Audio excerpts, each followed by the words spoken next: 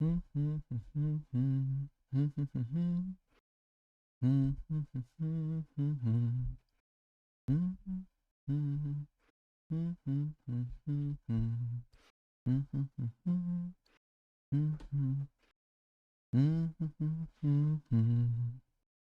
right, friends, I think we are up on both of our fucking Facebook pages, YouTube pages. Should be up on TikTok here in a second and on Twitch. So welcome in, friends. If you're watching on Twitch, I know our crowd is slow but readily building every stream. If you're watching on Twitch, say hi. All the comments get aggregated into my comment loader, so I can actually see your comments over on Twitch, even though there's so many other comments on the other platforms. But love to hear from you. And looks like we are live on the vertical stream. Let me double check our horizontal stream just to make sure. We're live on the horizontal stream as well. Good. All right, should be ready to rock and roll. Hey, welcome in, friends. It's Wednesday, so we're on Hump Day. I assume Joel's live as well. I didn't look. It is Hump Day, Dump Day over with the dumplings. So hey, thanks for popping in over on my live stream to say hello. We should have a fun one tonight. Hopefully everyone had a good St. Patty's Day. I believe that was yesterday. Hold on, let me make sure I get that right.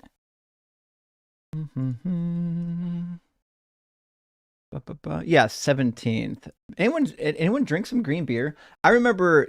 Are you guys old enough to remember back in the day? St. Patty's Day tradition was to find whatever clear alcohol you can and put green Skittles in it. We used to do Zima. For those of us who are old enough to know what Zima was, an absolutely failed malt beverage, clear malt beverage. It was like the Crystal Pepsi of beverages for adult beverages. It didn't work out well, but we used to buy it. It was mildly flavored. We used to buy it, and we would put the green Skittles in it, or even green Jolly Ranchers, and color it green, and enjoy some of that. I know there's some old ones in the chat reminiscing about Zima. It was a real thing, y'all. If you remember what Zima is. Also, welcome in everybody from the Ian Raid. Great to see you. Hope you're doing well. And yeah, if you're old enough to remember Zima, you're old enough to remember some shit.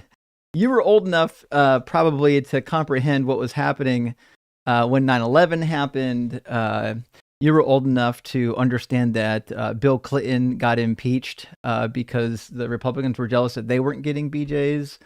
You're old enough to figure out all kinds of shit that was going down in the 90s. You're also old enough to remember read my lips, no new taxes. That was something, if you were paying attention to politics at that time, you might have caught. But nevertheless, happy fucking post St. Patrick's Day. Actually, we didn't stream on St. Patrick's Day, and we also didn't stream on Pi Day. Pi is another great March holiday, and we didn't get to stream on Pi Day either. But it is what it is. Hopefully everyone enjoyed Pi Day and St. Patty's Day.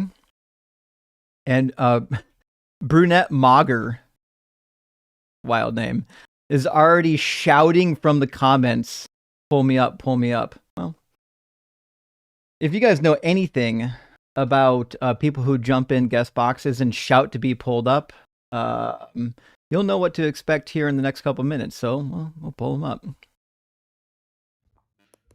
Welcome in, Mager. Yo, what's good? Not too much. What's good with you? I'm good. So what is do you want to go off of my reasons or like your reasons? Both. First of all, are you at least 18? Yeah, I'm 19. Awesome. And which God do you believe in? The Christian God. Awesome. What do you think is the best reason to believe in the Christian God? Well,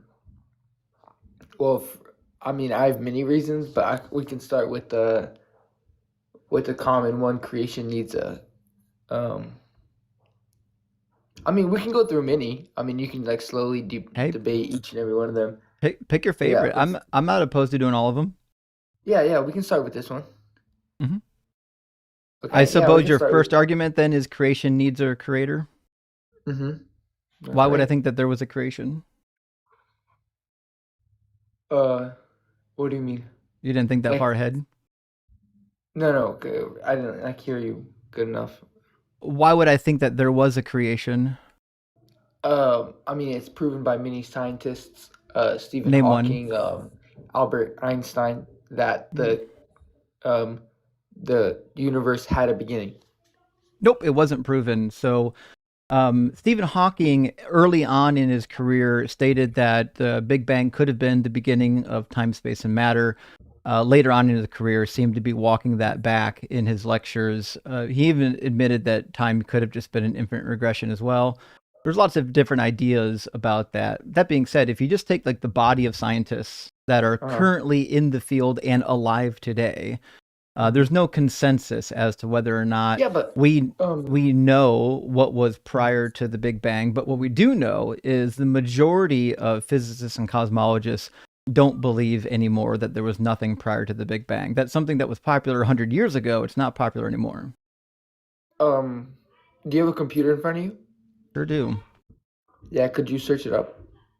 I Like I which I have the scientist? survey if you want to see it.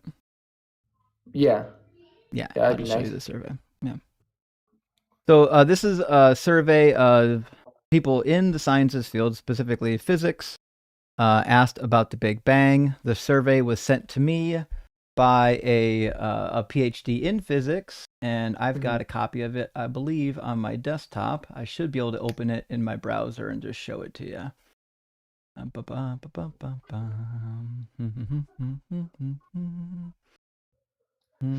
Oh, there's the survey. Let's see. Open with Opera. Awesome. And then I'm going to put it on the screen so that you can see it. Give me Hmm. one moment.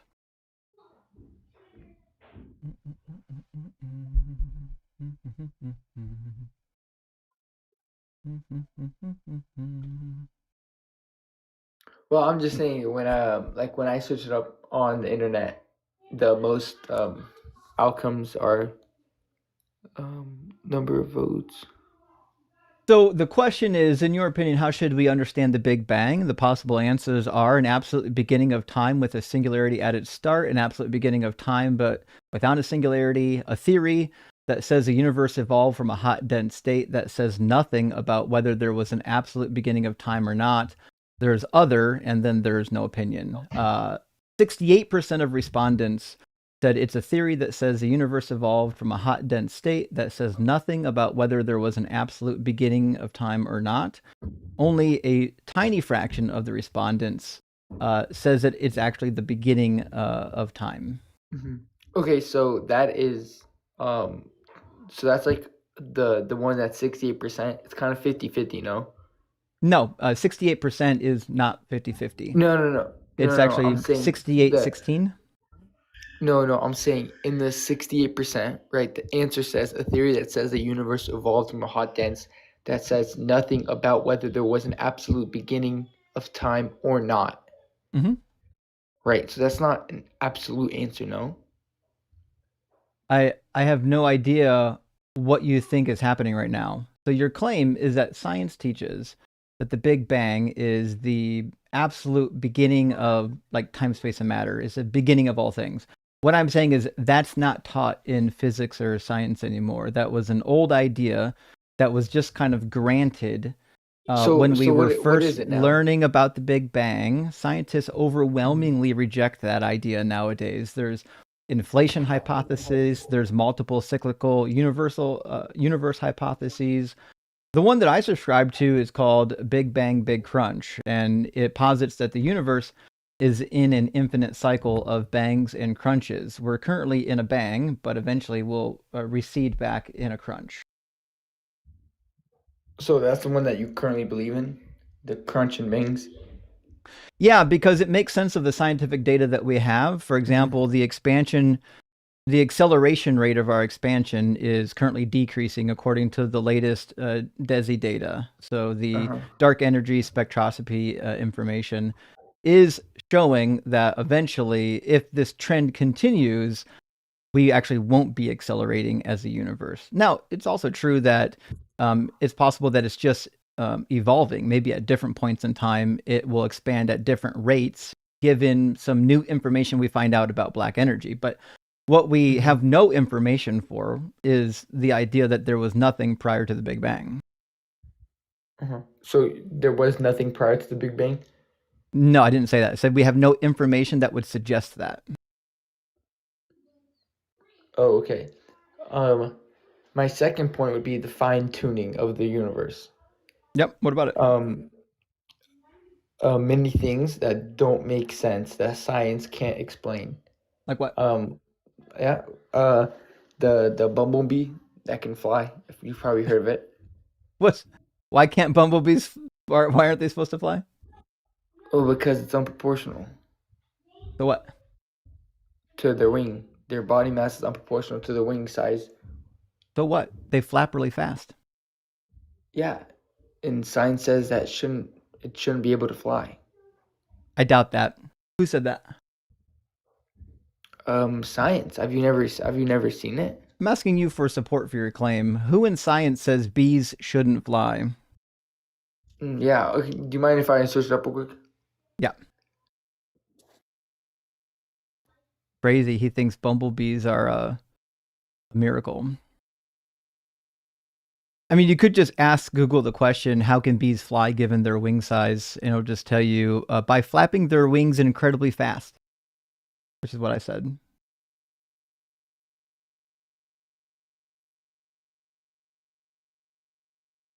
I did not think bees would make it into the fine tuning argument today. This is entirely new, completely Yeah. unexpected.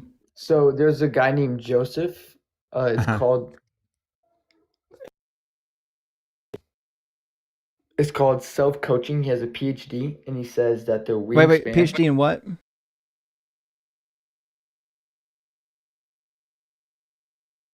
I'll bet $1 million he has no relevant education in this field. His name is Joseph J. Lucian. You can search him up, and the website is Lucian, self-coaching. Uh-huh. what's his education in? I'm not sure. Because I don't think a guy with a degree in psychology, which is what it says, he's a psychologist, has any business telling science what it should think about bees' wings. Hmm. Like So I have a degree in electrical engineering. That doesn't Mhm. mean I should be like giving people psychological advice or telling you that I bees mean, are miraculous. Like you do need some mhm. kind of relevant education in the field to be considered an expert. Just having a PhD is meaningless. Right, I understand that, but if their point is still validated, right? Still But it's not valid, there's no validated. reason.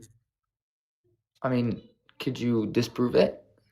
I don't have to disprove it. You haven't proven it. So your claim That is that at bees that shouldn't be allowed to wait, hold up, hold fly. up, hold up, hold up. Your Earlier you claim gave is me that an article. your claim is that Wait, bees chill. shouldn't be allowed to fly because Mhm. their wings are small. If you And literally just Google how do bees fly, they'll tell you by flapping the wings really, really fast, which yeah. of course is obviously the answer. If your Okay, wings are now small, now you can search make up. up Now for your search wing up. size by flapping faster. Yeah. Okay, now search up. Are bumblebees supposed to fly? Supposed to or able? Supposed to. Because we know that they're able, we see it. What do you mean by supposed to? They're Supposed to not supposed to implies be able, they're not supposed to be capable of flying. bumblebees. Oh, well, you're wrong. Literally just Googled, are bumblebees supposed to fly? And it says, yes, bumblebees are absolutely supposed to fly. They're very skilled at it. There's a popular myth that they defy the physics stems from the outdated 1930s calculations that wrongly applied airplane mechanics to them. Bumblebees actually fly by flapping their wings rapidly. The same thing I said. This is crazy. I gotta write this down. Bumblebees can't fly. Okay. Okay, I guess we can go to the eye, right? If What how about the it? eye was created. Yeah, what It's about it? another part of the fine tuning of the evidence.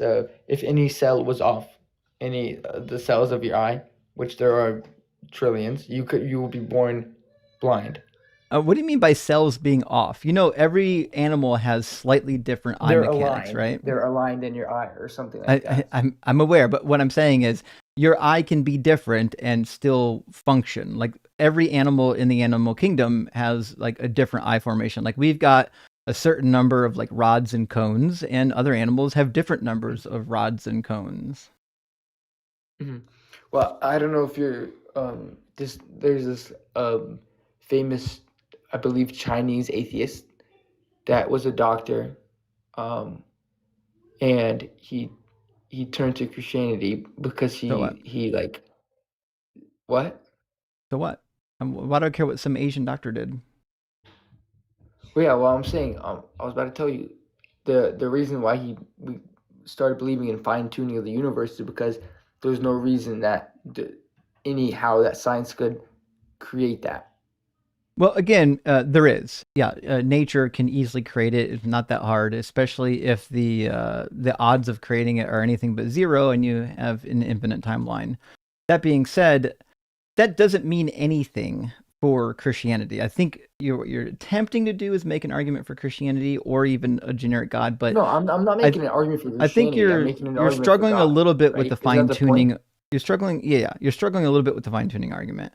So the fine tuning argument is supposed to say, hey, listen, if parameters in the universe were somehow different, we wouldn't have the parameters we need for life.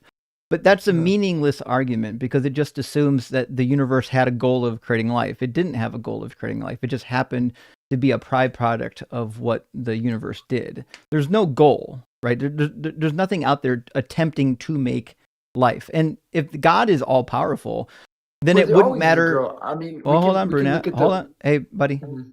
If God's all powerful, it wouldn't matter what the parameters were. God could take any set of parameters he wanted and make life out Mhm. of it. So Mhm. the fine tuning argument is kind of a nonsensical argument because no matter what the parameters are, we could have life. You have no idea what parameters are actually necessary to create life. But those parameters only matter if, in fact, you have a world without a God. In a world without a God, then we can say, hey, there seems to be some parameters necessary for life. In a world with God, there are no necessary parameters for life. Any parameter God wants for life is a parameter for life. Mhm.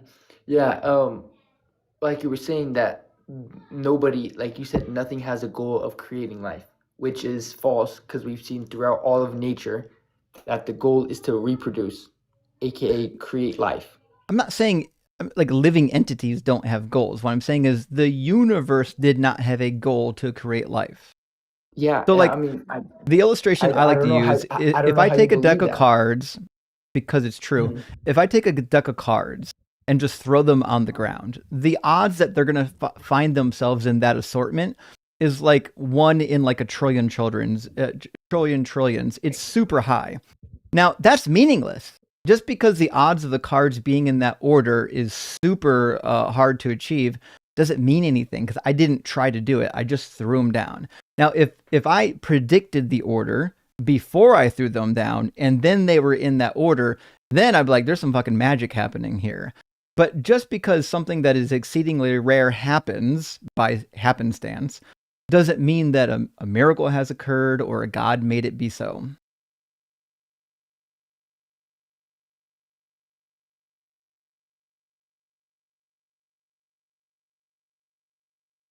We lost him. Guess he's got to go look up more William Yeah, Lane I Craig mean, of arguments. course, I'm not looking at arguments. I was looking at what scientists were talking about the fine tuning of Albert Einstein and him. Could you give me a You second, real quick? you do know that Albert Einstein is dead, right? And science has moved on since him. Yeah, of course. But Okay, Albert so Einstein like was a genius past he was his a time. he was a genius, but he also only had access to information available in his lifetime. New Yeah, information has been made available. yeah, of course.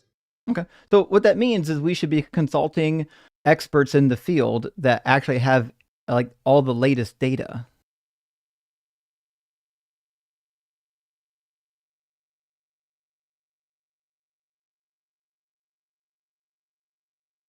Yeah, Mangy May says it. Roger Penrose agreed. Roger Penrose, well respected, super smart, way smarter than me.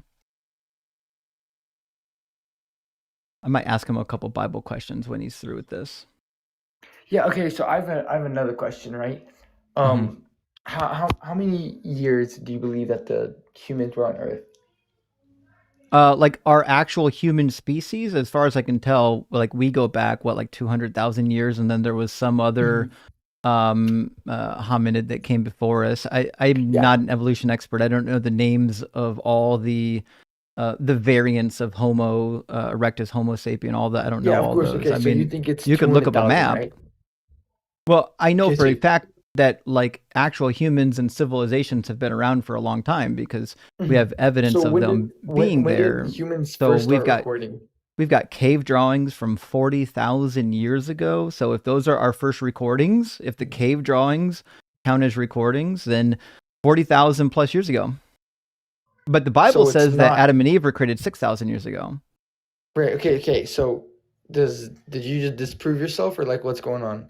No, I just disproved the Bible. So what I'm saying is in Luke chapter 3, if you just add up like all the lineages from Jesus all the way back to Adam using the Bible, you get to roughly 4,000 BCE. But we know for a fact, based on actual science, that people lived on the earth prior to 4,000 BCE. We've got cave paintings, drawings. We've got archaeological remains. Stonehill, Turkey is a popular site that's 12,000 years old. There's also Kara Tepe, Gobekli Tepe, other sites. And we've even got a site in the Americas that goes back 8,000 years. So the Bible Mhm. timeline just can't be right. Okay. Yeah. But neither can your timeline then. My timeline is science. Science says that it goes You back. so science says it's 200,000, No. but science also says it's only 40,000. No, science says that there are living things on this planet, and the planet has been here for over 4 billion years. Life Uh-huh. started on this planet like within the first billion years. Human beings like you and I are obviously latecomers to the scene. But what I'm saying is, we've been on this planet for a long time. Human beings have been on this planet for a Okay, long so how come time there's no more records than 40,000 years? because their intelligence has to grow over time. The system of writing didn't develop overnight. We started by drawing basic pictures and then logograms. And then eventually we moved into syllabic languages. And then we So learned how to do consonantal languages. you believe that it took 160,000 years for the human brain to develop to draw up stickman pictures? That's how evolution works. So think about right Mhm. now, maybe an ape of some sort.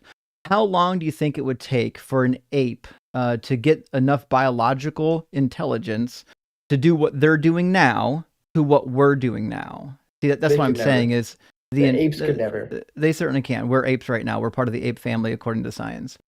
So Okay, what I'm so the saying reason is why apes can this never, is an the reason. this is an evolutionary adaptation. Human beings keep getting smarter over time because that's the Because we thing have a that brain gives us capacity. our well, most of us do. That's what gives us Mhm. our survival advantage. Right, but that we have a brain capacity that monkeys don't. That's why monkeys will never get there. That they do, but it grows over No. time. And I don't know if Well, you so know okay, this, so but how if can you in say that they fact you do when there's have no a evidence of it? spectrum of we do have evidence of it. So Of monkeys intelligence is drawing? just pay attention for 5 seconds. Maybe you'll learn something. So the evolution is on a spectrum as well. So every animal in the ape family is on a spectrum of intelligence, just like every human is on a spectrum of intelligence.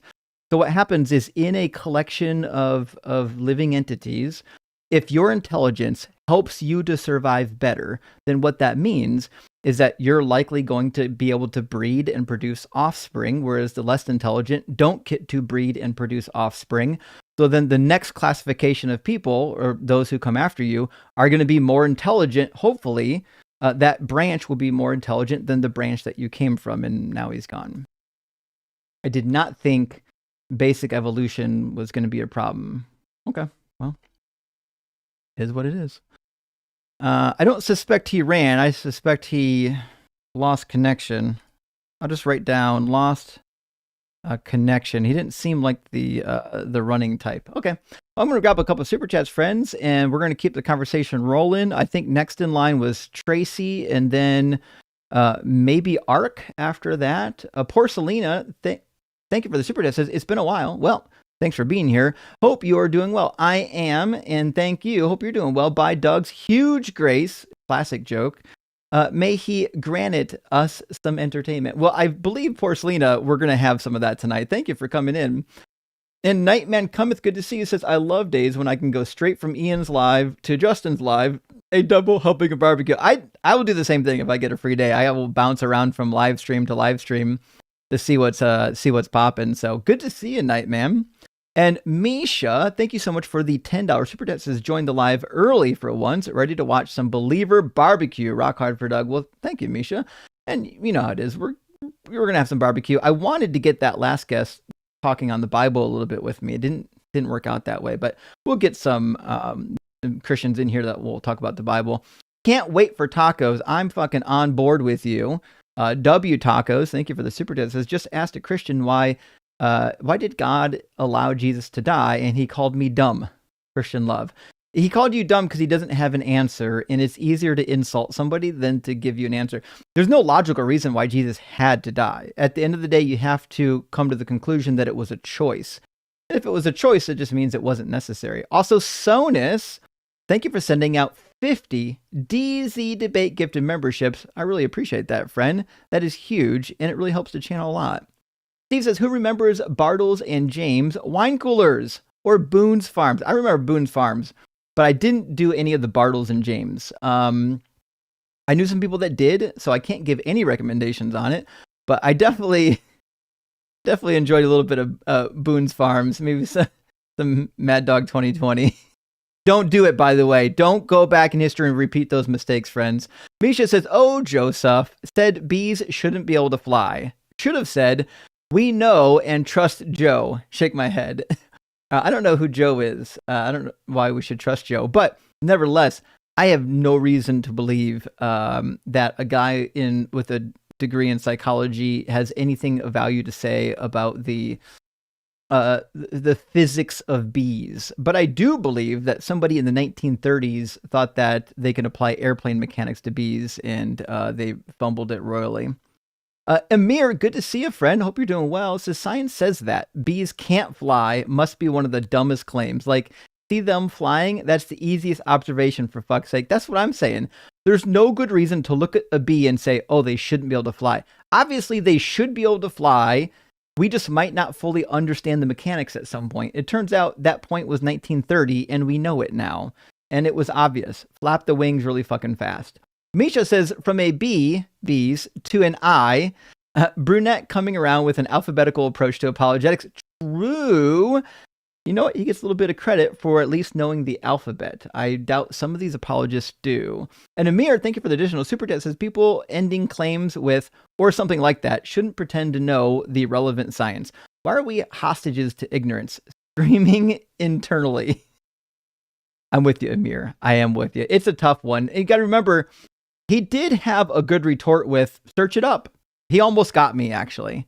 Amir, thank you for sending out a Deconstruction Zone gifted membership. I appreciate that. And last super chat from Matthew, says, there's also this. The world's oldest known cave painting is a red hand stencil in Indonesia dated at 67,800 years old. I didn't realize it was that old. I knew it was really old, but not that this would likely be not that this would likely move a needle. Yeah, it's interesting. Like, I know the dating methods for some of these cave drawings are notoriously difficult, but I know that they're incredibly old based on the dating methods we do have. To think that life or human beings have only been on the planet for 6,000 years is preposterous, given the massive amount of evidence that we know. That's why believers have to attack things like radiometric dating, carbon dating. Like, they have to attack the dating method, because otherwise the only thing you could do is say, well, science is wrong, but I don't know how. I just know it is. Okay, sure, that's the case. Let's get Tracy in here, and we'll keep the conversation rolling, hopefully. Tracy, are you at least 18, and do you believe in God? Yeah, hey, I am older than 18 and I do not believe in God. All right. Well, thanks for being here, but we are just debating, okay? All All right, fair enough. right. Cheers. Bye. All right, friends. Hey, thanks for being here if you're an atheist, but everyone's here to watch a debate. So I do have to actually keep the debates rolling. So we'll get Ark and then we'll get Sam after Ark. Welcome in, Ark. Are you at least 18 and do you believe in God? Yes, I am at least 18. And yes, I do believe in God. My one question I have for you is can you manifest imagination? Define what you think manifest is. Um to bring about, to bring forth, um to um to externalize an image from your mind.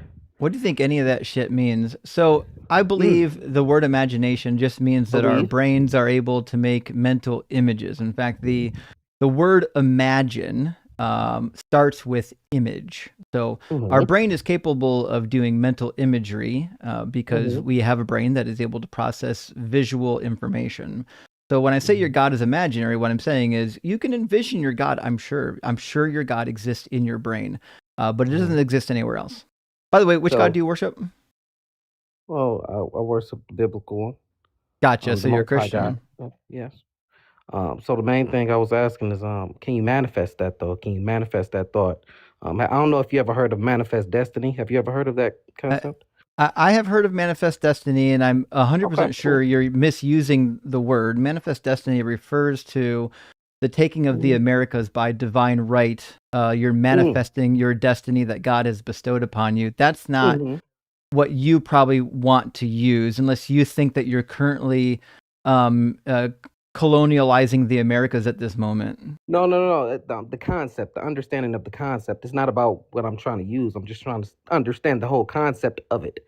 So to Hey, manifest, the manifesting destiny or manifesting imagination or I've got a manifest. question. If you can Yeah. manifest one good reason why Christianity is true, I'll Venmo you $100 on the spot.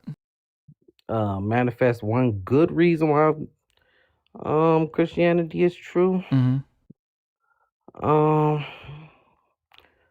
because I believe in the Holy Spirit and I believe in energy. Oh I boy. believe in consciousness. So I think you put all those things together. I think you get the most high once you So understand what energy is. I do actually understand energy very well. Okay. In fact, my background is in electrical engineering. I'm gonna guess that you Right. don't know what energy is. What do you think energy is? Oh, it's you can say it's molecules, it's atoms, it's the smallest movement of protons and electrons in the universe. It's all connected. It's all one thing. It's Um, not. oh, so all energy is connected in some form or fashion.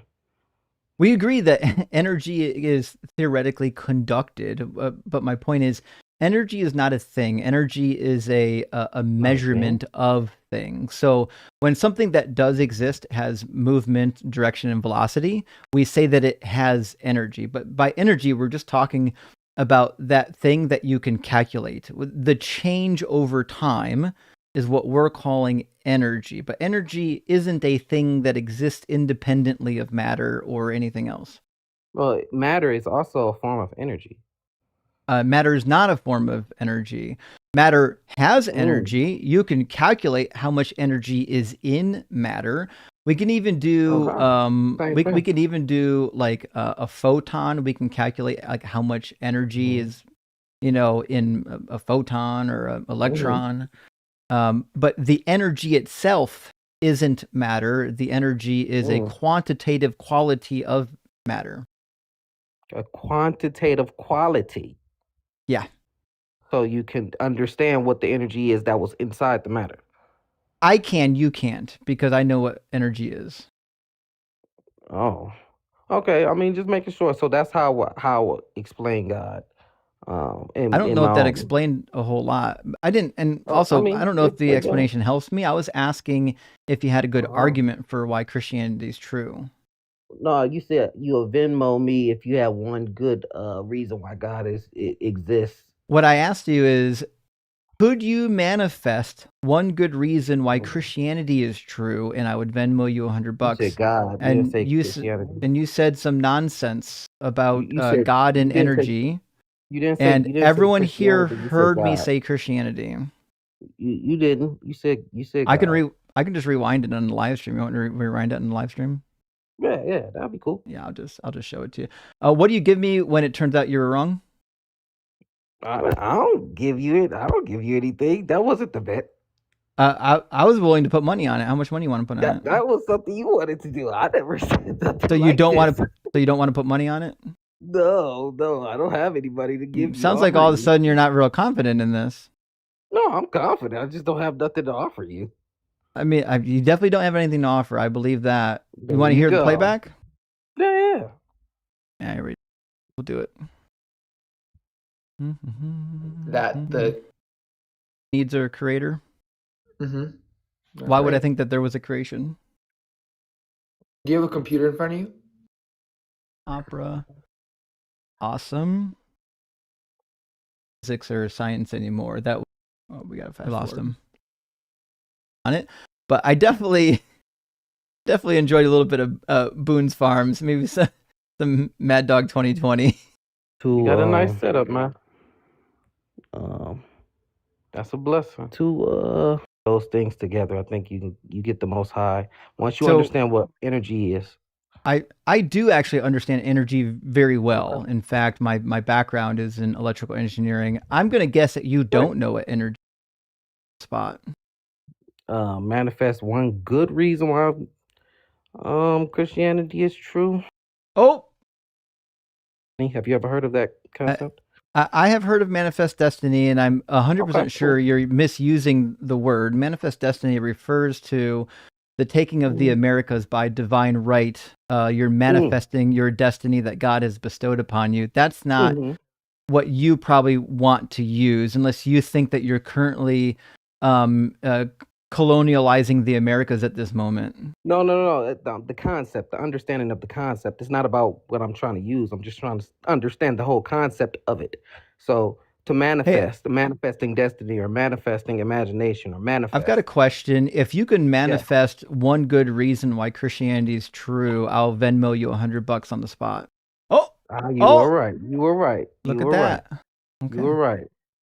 Good. You was right. I can't really say too much about that. Well, it was good talking to you. Okay. We had fun. Do you Venmo me money now? How does that work? I didn't say nothing about no money. I'll take your tithes and offering. You have a good day, man. All right. Have a good one. Yep. Well, that was fun. Okay. I'll grab 5 super chats and we're going to get Sam in here. Josh, Rude Music. Sorry to hear about your music. Says, I sent Cash App and email earlier. Hope okay. Praise Doug. Well, thank you, Josh. I appreciate it. I've been busy all day. I didn't check my email yet today, but I'm sure I got it. I really appreciate the Cash App, Big W, and I'll definitely get to your email. Thank you for supporting the stream, friend. And Spirit Animal of Chaotic Copybearers says, argument from incredulity is wild, and that's an amazing use of words. You deserve a medal for that, friend. That was phenomenal. And Misha says, I guess I've got to give him credit. Look at the bees is a nice change from look at the trees. True. It does roll off the tongue okay. I think I would accept look at the bees. In fact, this summer I'll be looking at some bees. I'll let you know if I get converted. And a salient monk says apparently Mager was never taught about the birds and the bees. I believe that. If I have anything to think about that particular individual, I'm going to assume that they're in somebody's like grandma's basement right now and they never had a date and they probably listen to some weird people like Nick Fuentes. But who knows? Who knows? A Barnabas, thank you for the super chat, says, hey, Justin, longtime YouTube fan. Well, thank you for watching. Would you say there's any comparison between the Catholics only reading in Latin and Islam only reading in Arabic? I would. In fact, the Catholic Church for a long time fought really hard to prevent people from reading it in their own language because they don't want you to read the book and either know for yourself what's in it, or some of them legitimately had concerns that noobs would read it and fuck it up, not understand it. And both are kind of true. They wanted people to not have access to information, and they also wanted people to not fuck up their teachings. They didn't want a bunch of people to create heretical teachings. So, nevertheless, I think it is probably both. And in Islam, the drive towards learning the Quran in Arabic seems to be for purity. Like they want to make people read it in the purest language so that they don't mess it up. I don't know a lot of people in Islam that think that you have to read it in Arabic.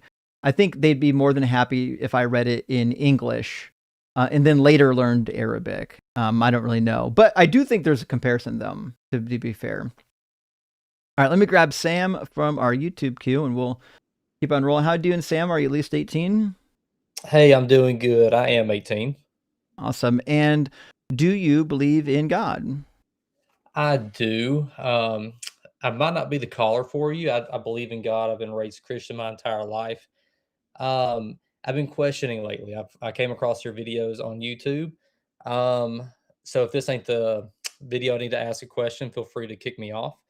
But I'm 31, been in the church my entire life. And this past year, I've kind of just started reading the Bible for what it says instead of reading it through what everyone's told me to read it for. And I was just going to see, do you have any good advice? Because I'm still just trying to figure out, do I want to follow through with this, or You it's don't. just also new. This wasn't on my bingo card.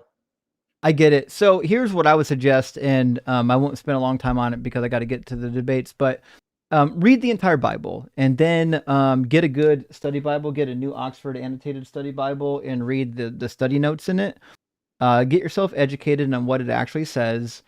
Never commit to believing in any book until you've read it. Now, I think personally, once you've read the entire Bible, you're going to be like, well, this obviously isn't true.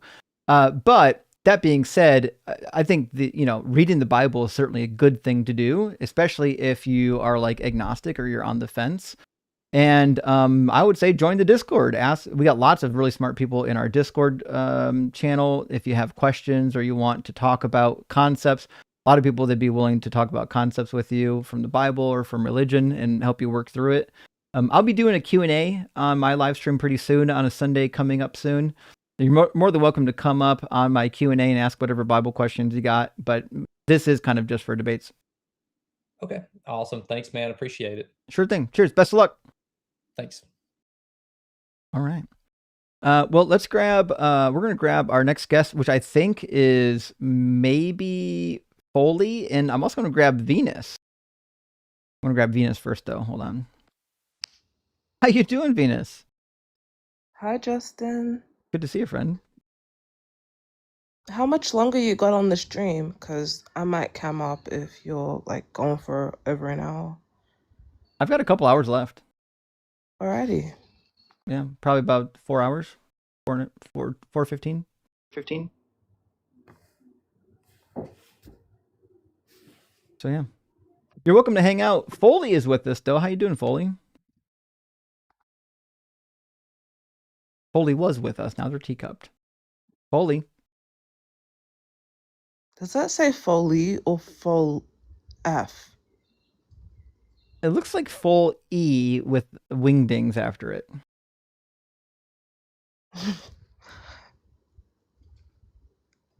Foley, are you up here on purpose? Do you know that you requested to be up here? Are you up here by accident? Well, we'll fix it. Bye. All right, we'll get Nardo next. Welcome in, Nardo. Are you at least 18 and do you believe in God? I'm 24 years old. And do you And believe in yeah. God? Yeah, I believe in God. Sure. And which God do you believe in? The Christian God. Of course you do. What do you think is the best evidence or argument for the Christian God being real/true? Best evidence? Well, I mean, I suppose it's... when we talk about evidence in God, I'd say creation. But ascribing the Christian God of the Bible, I mean, I could just ascribe creation as the biggest evidence. It's subjective. I think that's good enough. I have a really good argument for why God doesn't exist. You want to hear it? Yeah, sure. I'd love to hear it. It's a brand new syllogism. I hope you like it. It's going to be P1. Look at the trees. Conclusion: God does not exist. What do you think about that? Holy shit. I mean, it's very vague. What a I brilliant argument. I don't never in really my see how this is philosophical Which an premise do you excellent reject? argument. Reject? Mhm. Well, I mean, I disagree that God does not exist. Did you reject the premise? Do I reject I can't. How can I reject something that I can't objectively prove wrong? I can't prove you wrong in saying God does not exist, because that would require something like me asking God to reveal Himself in front of you right now. So it's All right, like, we'll try. Premise number 1 is look at the trees. Do you accept or reject that? premise number 1. I mean, I wouldn't say ultimately like just looking at the trees as proof of God. I say you'd have to account for everything, all creation. Gotcha. So your argument then would be premise number 1, look at creation. Yeah? Yeah, I say that's bad. Okay. I don't believe there was a creation. So premise number 1 is the problem. You don't believe? I mean, I think that requires a certain amount of ignorance to just What's the evidence that the universe once didn't exist and then it came into being? What's the evidence? I mean, there isn't really. When we say evidence, what in what way? Scientifically speaking, are you asking like demonstrable tests? Obviously, scientifically speaking, would be the best way to give the argument for why the world came into being from nothing. According to who? According to humans. That's how we figure things out as we do science. Yeah, like, but if I asked you what size is this book, you would use science to tell me what size the book is. If I asked you how old is this book, you would tell me using science how old the book is. So when we're talking about how old something is or how something came to be, we're going to use empirical means to do it. Yeah, but when you bring God as a factor and like spirituality, who told you the scientific method is an appropriate tool to use to test these things to be true? Because it works.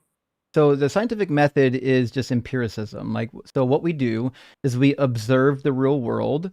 We take empirical measures and data from the world, and then we can actually build a hypothesis. Hey, based on this scientific data, it seems like we should be able to run a test and this would happen. And then it's interesting. We can determine if the test actually comes true. We can also say, well, if the test, if our hypothesis is false, this is a test we can do to prove our hypothesis false. So science is in the game of observing, measuring, testing, and even trying to debunk its own positions. It's the best thing we have for knowing anything about the world around us. In fact, you're on a cell phone right now, brought to you by science. But again, the problem you have, right? I'll tell you your problem. Yeah, tell me my problem. The scientific method is the answer for everything. We don't know everything. Give me another method. The method isn't perfect. Well, give me another method. Another method. Well, you'd have to look. If we're looking towards the Bible, why would I look at the Bible as a method? Well, okay. So if we're not that's what I was asking. Objectively speaking, well, you'd have to. Well, which God first? Like, which God would you ascribe? I'm asking you, why would I look at the Bible as a solution for anything when the Bible just repeatedly says things that are untrue? Well, I mean, you have testimony. You have millions of Christians who. So what? Christians weren't there. They didn't witness any of this stuff. I suppose in regards to trust in the Bible, like that's a foundation. If millions of people claim, I'm asking, well, millions of people trust the Quran. Doesn't make the Quran true. I'm asking, why would anyone trust the Bible other than a bunch of people do it? Well, I mean, the whole point is to test if it's true by using the biblical method, prayer. Well, it's not true. The Bible tells you that whatever you pray in my name, it will be given to you, which doesn't happen. The Bible says to pray for your daily bread, yet 3 million children die of starvation every year. The Bible tells you all kinds of stuff that will never come true. Okay, so but that's interpretation. Like you can interpret those verses in the way I guess you have. I don't think that your interpretation is necessarily right. What interpretation?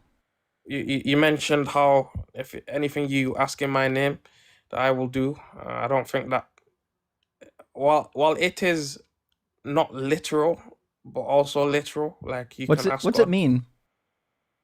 Well, that you can pray. You can pray if you pray for something, and if God wills it, He will, give you that what you've asked for. Did it say if God wills it, or did you have to add that to the passage? Well, no, that's my interpretation. I'm saying I'm No, giving you my I'm interpretation. asking you, did the passage say if he wills it, or did you have to add that to the passage? Well, no, I added that as my interpretation. Yeah, you added that, exactly. I'm not doing that. I'm not adding anything to the text. So when it says in Matthew 16, they will pick up snakes, and if they drink any deadly thing, it will not hurt them. They will lay their hands on the sick, and they will recover. It doesn't say if it's the Lord's will. It just says this is what will happen. Well, I mean, I don't know why we're doing a game of interpretation. It's kind of away from the topic. Like I don't dispute interpretation. Like it's not an interpretation. So I told you my interpretive method is not an interpretation. It's that the words literally mean what they say, unless there's an obvious idiom. Like popular idiom in Hebrew is like the hot nose of God. God obviously doesn't have a hot nose. It's an idiom for being angry. So we know how idioms work, but unless there's an idiom being employed, there's no reason to think that this doesn't mean exactly what it says. This says, hey, listen, you're going to do miracles. Yeah, but I don't know why we're talking about. What's your point here? Because you're bringing up interpretations. Oh, my point was you said that people should trust the Bible with what it says, and I plainly showed you why you shouldn't trust the Bible with what it says, because it says you'll do things that won't happen. It says God will do things that he won't follow through on. In fact, God even makes promises to the Israelites that never come true, like in Ezekiel 12. He promises in Ezekiel 12 that all of the promises that were made to Ezekiel would be coming true immediately, imminently, like not many days away. And unfortunately, they just didn't come true. In fact, I'll read you the passage here from Ezekiel, because I know that you're going to assume that I'm making stuff up about it. But it says, mortal, actually, so, there we go. Mortal, what is this proverb of yours about the land of Israel that says the days are prolonged and every vision comes to nothing? Tell them, therefore, thus saith the Lord God, I will put an end to this proverb, and they shall use it no more as a proverb in Israel. But say to them, the days are near, and the fulfillment of every vision. For there shall no longer be any false or flattering divination in the house of Israel, but I, the Lord, will speak the word that I speak, and it will be fulfilled. It will no longer be delayed. But in your days, O rebellious house, I will speak the word and fulfill it, says the Lord God.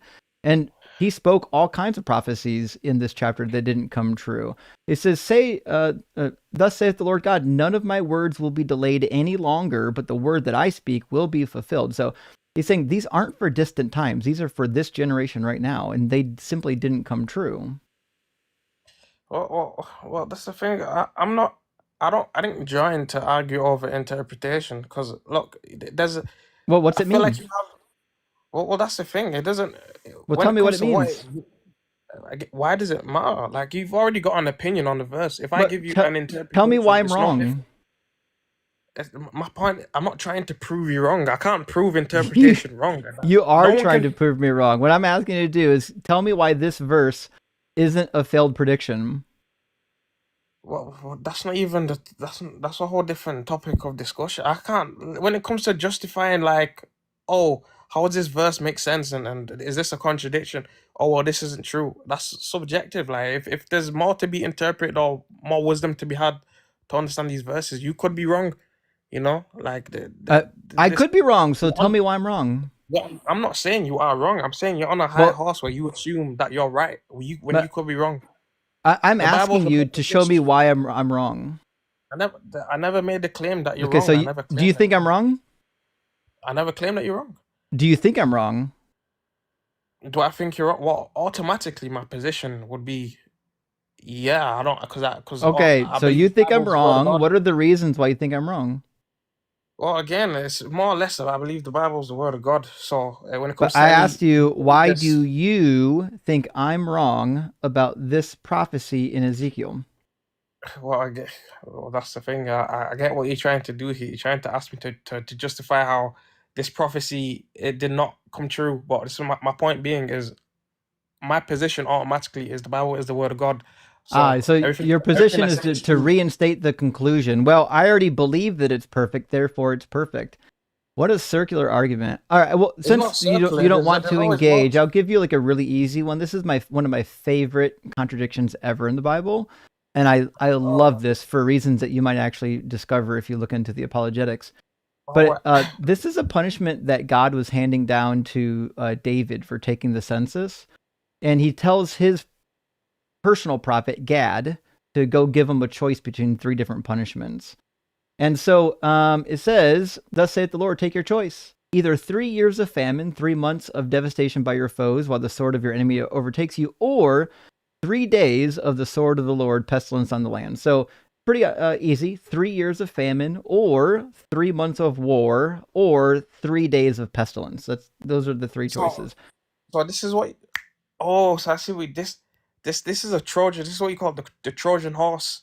You Nope, said you it's haven't a even Trojan heard horse. the rest of the passage. No, because look, the life says your God is imaginary. Prove me wrong. So I joined. I tried to speak, It's and then you talk about crazy contradictions. right now that you're This is a trying to not read the Bible as a Christian when your whole argument It's 5 minutes ago irrelevant. was that you should trust what the Bible says. I'm just demonstrating This is to you right irrelevant. now why you shouldn't trust what the Bible says based on your claim. I'm only reading the Bible to you because you told me I should trust what it says.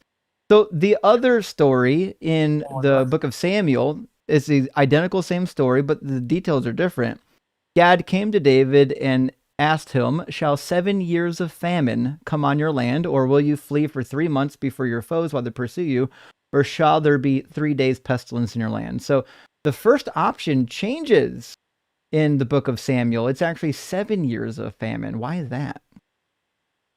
So this is about contradictions, not prove my God is imaginary. I'm So more we're than talking happy to about do different. it. I'm actually addressing the point that you raised right now. So if you didn't want to address the point of the reliability of the Bible, you shouldn't have said it. So that's Well, on that's the you, thing. bud. Well, that's the problem. When it comes to again, all these verses you're bringing up, right? You could be wrong. Like in your interpret, you could there could be more to. Then show me why I'm wrong. Well, again, it's not about me. It's something that you need to do yourself. Like I already that's have. something. That's why I know I'm right. I've already Yeah, done the study and you haven't, okay. which is why you don't know this exists and I do. So again, I'm asking you, what are we supposed to make of this? Why does one say 3 years and one say 7 years telling the same story? I never again. I don't try to justify contradictions in the Bible. That's not my thing. Gotcha. So you have no But defense. It's subjective. It's very subjective. You could be again. Well, everything's interpretation. subjective. Could you be wrong? Anyone, we could all be wrong. My Okay, so then interpretation, your interpretation. just saying you could be wrong is meaningless.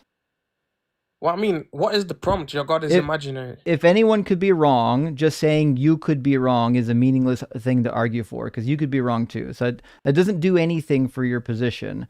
I've showed you 2 Bible passages, actually 3 Bible passages that are just demonstrably false, untrue, and you have no response for it, which proves my point, which is I don't think there's a good reason to trust the Bible. Well, again, how do you? It's like you read the Bible like it's any old book. It's like there is. Yeah, you fucking got it. Yeah, I read it like an old book. That's what it is. Yeah, but that's the problem. That is the problem. It's not just I'm a sorry. simple Is it book. old? Is it old? Of course, it's old. Is it a the book? problem is, again, it's about having a relationship with God and Him giving you the wisdom and understanding. It's not. Well, If God you couldn't give read- you wisdom. Pray to God for wisdom on the passages I just showed you and let me know what he says. No, because that's a whole different. I didn't come up to justify this contradiction. Like that's not. So God won't give you the information?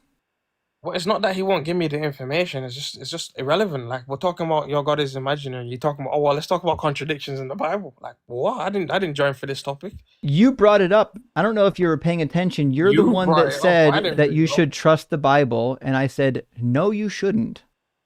You know, is your name deconstruction? Is that your name? Holy shit, Nardo, you are so low tier. I can't believe it. Venus. But I don't know It's why shocking, I isn't don't it, know why we're Venus? name I calling. can't believe this, I don't know why we're man. name calling. No, Let's stick I'm on. not. Listen, Yo, I'm not guys, trying to bicker with please, you. let's stick on topic. Let's stick Yeah, to the so topic. I'm not trying to bicker with you, but you're kind of disappointing everyone and boring them the fuck out of their Because you're mind. talking about contradict. I never cared to talk about Nardo, this contradictions in is the the Bible. most beautiful tap dance I've seen in a long time. Okay. The thing is, right? You guys could the Bible could genuinely be true, and you guys could all be Hey, wrong. That's Yeah, why I but you're don't. just read the speaking in passage the on the realm board. of. Oh my gosh, like, you guys, horse, quit playing hard to get. Like genuinely, you guys just Read it. all play hard to get. Why? Read it. Okay, let's read it. I don't know why this is relevant, but let's read it. Okay. When they bring you to trial and hand you over, do not worry beforehand about what you are to say, but say whatever is given you at that time, for it is not you who speak, but the Holy Spirit. There we go. Does the Holy Spirit speak through you? Because I'm not feeling like it does. But I'm inclined to believe the Holy Spirit's speaking through Venus and not you. I mean, who knows? I can't objectively prove the Holy Spirit speaking for me. Like, Sure. So that's another promise that didn't come I true. can Huh? believe it is. I can believe it is. Like, I can't objectively prove it is. You know. Get Yeah. off this high horse, because look, it's gonna kill you, bro. This high It's horse. certainly I'm not so right. certainly not a problem for me. It seems like a You problem for don't you. know everything. Deconstruction. Listen, you don't know everything. Okay. I know the Bible's You need to untrue. No, you don't. You assume Actually, it's untrue because of how you let me read the ask you something. verses. Is the Quran true? Is the Quran true? I don't believe it's true. No. But how do you know? Well, again, it's an opinion that I hold. Like, Right, it's but how do you subjective. know? There's no way to know. Like, there's no way to cannot know.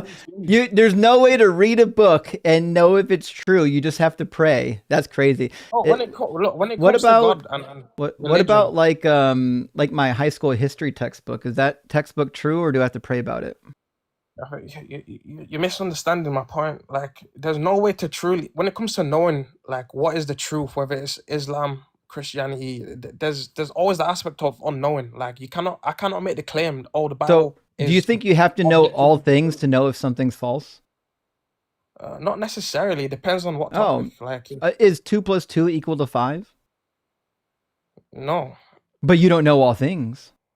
Well, I mean, I feel like you're not getting my point. I feel like I got your point and I just cooked you with it. You don't actually have to know all things to know if something is in fact false. And I can just go to the Bible and show you all kinds of things in it that are untrue, which means despite my inability to know all things, I absolutely know that the Bible says things that are untrue, both historically, both scientifically, both mathematically, promises for the future. The Bible literally says that rock badgers chew cud. They don't. Again, that's a conclusion, though. You're making a conclusion and you're It's assuming a fact. it's false. It's a fact. According to what? Science. If you're religious, yeah, according to science. Yeah, because we know about rock badgers. Okay, you interpret data. That doesn't mean it's true. Like, it's no different to reading. Does it mean? Do you think rock badgers chew cud? Again, I believe what the Bible says. It's not. So, I'm not. So again, you do believe that rock badgers chew cud, then? Again, that's what the Bible says, right? It does say that. Okay, so what do I believe in, science or the Bible more? Like, what do I? I mean, it sounds like you're going to pick the Bible. So just to be clear, I just want to make sure when the Bible says in verse 5 of Leviticus 11, the rock badger, for even though it chews the cud, it does not have divided hooves. You're like, yeah, rock badgers do chew cud, huh? That's what but that's what it says. If you listen to, let's say, scientific data, what if we just say do rock badgers chew cud? What do we get? Rock badgers do not biologically ruminate, re-chew regurgitated food from multi-chambered stomachs like cows or sheep. However, they make particular continuous chewing motions with their jaws that resemble chewing cud. So they don't chew cud. The ancient people thought that they chewed cud because they make mouth movements that are roughly similar to cows, and they assumed that they chewed cud. Okay, point being is, like, if you believe in the scientific interpretation, that's subjective. Like, it's all subjective. Like, I don't know what you think that phrase is doing for your argument. What do you think yeah, that because means? you think science has this high. Do you think the this Bible's higher horse. subjective? The Bible is. I believe it's objective. It's objectively It's the certainly truth. not I can't prove certainly it. not I can't prove objective. it to be. And that's not Well, how that's the word objective means. objective. That's not how the word objective Okay, works. deconstruction. What do you know what objective means? It Tell me means what it's objective means. Let's see if you know what it mind means. independent, and the Bible was written by people with minds, which means it's entirely subjective. Okay, and who inspired those minds according to the Christian faith? God, right? So Yeah, but that's what objective. you have to prove. And even Oh, if God inspired it, God's a mind, which means it's still subjective. well, again. Just because What? something comes from a God doesn't make it objective. Again, you Well, we're need talking to about learn truth. you need basic word definitions. Yeah, okay, Something but we're talking about existing truth. objectively has nothing to do with its objective truthness. So if these minds were inspired by God, and the truth, and if the truth is the Bible is God is real, and the God of the Bible is the true It'd still God, be then it subjective. would be objective. What? Nope. How are you saying? Please, Because clarify, anything like, how that is that comes not? from a mind is subjective. That's what it means to be subjective in nature. Which, if the So Bible came from God and God is a mind, that means the Bible is subjective. Basic definitions. so let's take away the Bible. If there was a God, any God, would you say that's subjective I would or say objective? reality exists objectively. Yes. So if there was a God in this reality, would it be objective or subjective? Anything that exists, you would say exists objectively. So if the Bible is true, then the God of the Bible would be objective. Everything would be objectively true The according to the Bible. Bible wouldn't be objective. Just because something that exists objectively does something doesn't mean that what it does is objective. So when we're talking about whether something is objective, we're talking about its nature of existence. Like, it exists objectively.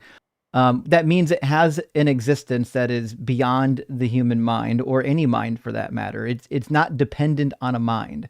Anything that comes from a mind, meaning a mind produced it, is in fact subjective. And it happens to be that the Bible is something that was produced by minds, both God's mind and then humans' minds, in your Hey, worldview. host, Which means in can I, your worldview, the Bible is still subjective, even if you think God's existence is objective.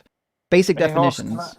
can I ask you a question? Can I please I ask have you no a idea why question? you would think I wouldn't let you ask me a question. I've done nothing but answer your questions. Oh, beautiful. It's just one question. You say God is imaginary, you prove me wrong. You don't believe in God. You don't believe the Bible's true. Okay, fair. I have no good But reason what to if, believe in any God. okay, beautiful. But what if you're just wrong? Like, what if all these conversations and all these What if debunks you're and wrong about deconstruction, what if you're Islam? wrong? What if you're wrong I about mean, that's Islam and you go to Islamic hell? that's the thing. Always, it's like there's so much that we don't know about There's life so much, and Earth so in much that general. you don't We, know. well, I mean, so much that you don't know either. Was you there when the Earth was created? I know Was you enough to there? know that the Bible's not true. That's not how it works. You can't. It is how it Okay, works. So for you if to you know demonstrate the enough, Bible isn't. if you know enough to know that the Quran's not true, I can know enough to know that the Bible is not true. Again, you don't have to know all things in the universe to know if something is not true. It's Well, a that's really easy calculation. All you need to do is look at the evidence for something to determine if it's true or not. Not simple or not difficult at all. It's super evidence. easy. Yeah, but that's interpreting. That's still interpreting data. So that's subjective. It doesn't matter. Anything you're going to do to say that the Bible is true is subjective. You're using your own mind to come to the conclusion that the Bible is true, and I'm going to guess you haven't read it, which is why you think it's true. Those of us who have actually read it know that it's not true, because anyone with a brain would know that whoever wrote this didn't understand science, they Well, didn't that's it. understand Well, history, they I didn't think that's understand the natural world, they didn't even understand, like, God claims to be the creator of humans. He doesn't even understand how like virginity works. He thinks that if a woman yeah. I doesn't think bleed on their wedding night, that they're not a virgin. Do you believe I that? Do you think think if a woman doesn't bleed on when she has her first intercourse that she's not a virgin? Is that your belief as well? I think that I get the disconnect. I totally understand it. You read Answer the everything's question. physical. Everything's physical. I'm answering the whole question because you asked many questions in your question, so I'm answering it all in one. I did not ask more than one question. I said, do you You believe said many that statements. Many statements. I did make many statements. Statements are not questions. Lost. My Okay, question go was, ahead. do you believe that women bleed the first time they do the deed? No, I don't think all women do. You got it. So that means the God of the Bible is either wrong or he's a moral monster because he's instructing people to stone women on accusations that are not founded. So if a woman doesn't bleed on her wedding night, there's no blood on that sheet, that's not a good reason to stone her because there's no way of knowing if she was actually a virgin. Okay, wait, hold on. If you're the moral king, do you think the death penalty is a good thing, like in No. America? No. So if not so only do I not like the death penalty, I absolutely think it's wrong. Even if I was for the death penalty, it's always wrong to kill somebody on faulty evidence.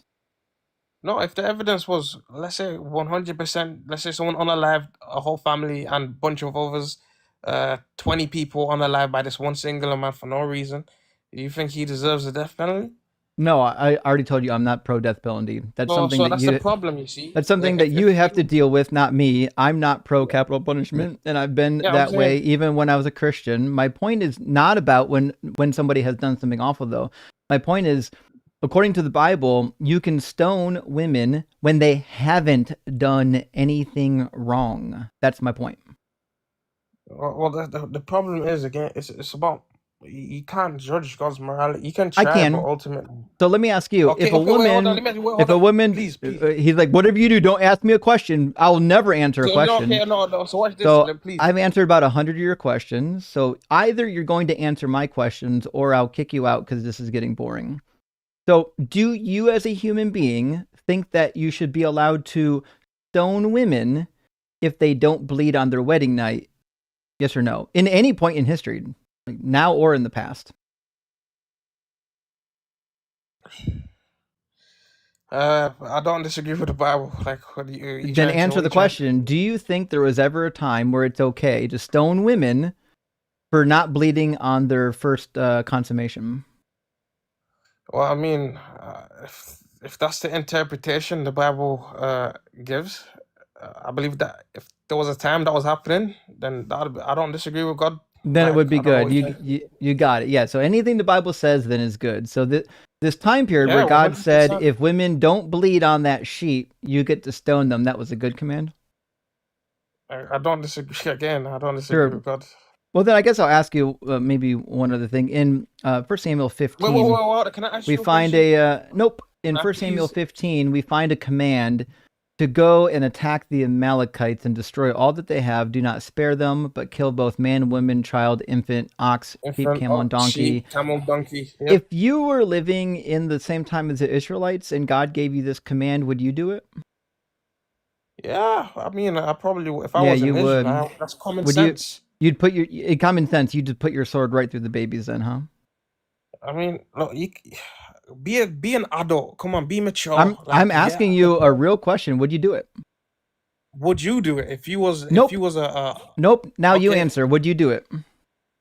I mean, honestly, I probably would if I was an Israelite. If God commanded me to do so. I'm sure you would. Yeah. It takes a special POS to do that. So, can I ask you one question? Last question then. If you can't question God's you want to run away? You're more than happy to ask me a question when I'm done with you. The guy who's literally run from every question I've asked is now accusing me of running when I've answered 100 of yours. So get your fucking shoes on, Trackstar. So right now, my question is, if God commanded you to execute a baby, would it be wrong to do it? Or would it be wrong to not do it? Well, that's a loaded question. I mean, if God is God and he commanded me to do something, that was if it was a good command in his eyes, then yeah, I mean, I don't know if I would do it personally. I don't know. What do you mean you don't know? God told you to. And again, I didn't ask you if you would do it. I asked, would it be wrong to disobey? Well, that's the thing. Technically, it would be wrong to disobey. There you go. So then your disobedience would be wrong in your worldview? Well, I mean, it's common sense. If God commanded me to do something, common sense. God, if some Yeah, if some guy dropped down from the sky and told me to kill a baby, I'd tell him to go fuck himself. So what's your But question? again, I never said. Okay, my question is, since look, do you watch this? Watch this. I'm gonna get you here. Watch this. Do you Anytime anyone's ever said "watch this," the next thing out of their mouth was the dumbest thing I've heard all day. Nah, I'm gonna get you. Watch it, because you're such. Yeah, a you're moral, really good. You're gonna get moral me. high I'm horse. sure you will. Yeah, yeah. Ask me the abortion You're question. gonna Is that ask what you're about to about do? abortion. So watch this. He's about Okay. he's about to ask about abortion. These fucking clowns have no new talking points. Bro, so, do you think abortion is a good thing? Ah, we You agree with fucking knew abortion? it. Yeah. What a You think clown. abortion is a good thing? No, because Prophetess Venus has struck this once moral high again. I horse. told you guys I was I an know. oracle. I told you guys. Come on, answer the question, Ho. Since you're such These a good people person, are not moral smart. is Nah, so abortion's good. evil. Totally, it's totally evil. Since your Now, morals what's your are above point? God. So, No, so it's evil. the- So would you execute kids, Nardo? So you're asking me a question when I ask you a question? No, I answered. I said it's totally evil. Now answer our question. Wait, Would you you think execute the abortion? kid? Hold on. You think abortion? Yeah, is it's evil? totally evil. Now answer our question. Are you the host? I asked the host the question. I don't know No, why he thinks the same thing. So answer our question. yeah, Totally. Venus, I host- have never disagreed on anything ever. Yeah. Wait, so host, you think abortion's evil? Yeah, totally. So answer the question. Yeah, it's so bad. No, Answer I'm the waiting for question. the now. host to answer. Why is the He's host not drinking a answering? drink. He can't answer you. Now he's rinsing his Oh, mouth. so he wants to run. No, he's not a not horse. running. He wants to rest his mouth. He's Is his answered a tongue million. tied? I No, already he's gave you. answered- I already gave you the answer, Nardo. I agree with Venus. Now answer the question. Wait, so you agree that abortion's evil? Yeah, it's I totally already agree. evil. Go ahead and answer the question. Okay. Wow. Okay, that's Yeah, defining. great. Again. So would you plunge a sword through babies if God told you to? Me personally, no, I don't have that Why? type of. So is it wrong to disobey God? I'm human. Like I've disobeyed God in the past, so I don't. Why think would you it'd be disobey any God? different. Because again, I've lied in my past. Like Yeah, but I'm asking, why would you disobey God in this instance? I don't have the type of obedience to unalive a child. I don't think so. But it still doesn't answer the question. It said, why would this be the time you disobeyed? Because I'm a human being. Like I'm flawed. What does I don't that have mean? nothing. Yeah, I mean, if God came to me and told me to unalive a child, like if this was the real God and he told me to do this again, I'm flawed. I wouldn't have the obedience to do such a thing. I That's think my what you honest mean answer. what you mean to say is you don't have the fortitude to actually do the right thing in your worldview. You personally would be troubled to the core if you had to kill a baby, which is why you would disobey. That's what you should say. Yeah, I'm human. I'm a human being. Yeah, I'm flawed. Like I'm sorry, God. I Yeah, just you got couldn't it. do it. So why would you be so troubled to execute a baby when you know it's the right thing to do? Well, again, because I've never unalived the baby, and I don't think So what? it's like I don't see myself as. I don't have that type of obedience to do such a thing. Even if it was a true God, I couldn't. I don't think so. Okay, fair enough. Well, what we've learned Well, today question is is that though, Nardo At least would kill a baby if he was an ancient Israelite, but he wouldn't kill a baby today. Although he will admit that killing babies would be the right thing to do if God told you to do it, which demonstrates quite a objectively, that few would be things. true. It demonstrates quite a few things, Nardo. One, that you don't have the capacity to think for yourself. Two, that your religion is dangerous. And what were you going to say there, Venus? No, I thought that we skipped over the whether it was wrong part to disobey God. I thought we skipped over that. We did get that one. That was the first question, yeah. At least we all agree abortion is evil. We all agree, and that's some common ground that I like about you guys. You guys agree that abortion is evil. Yeah, we So love all that you about viewers you. know this. All you viewers have seen. Yep, we're not going to preach on here, though. All right, I guess we'll move on to the next one. That was fun.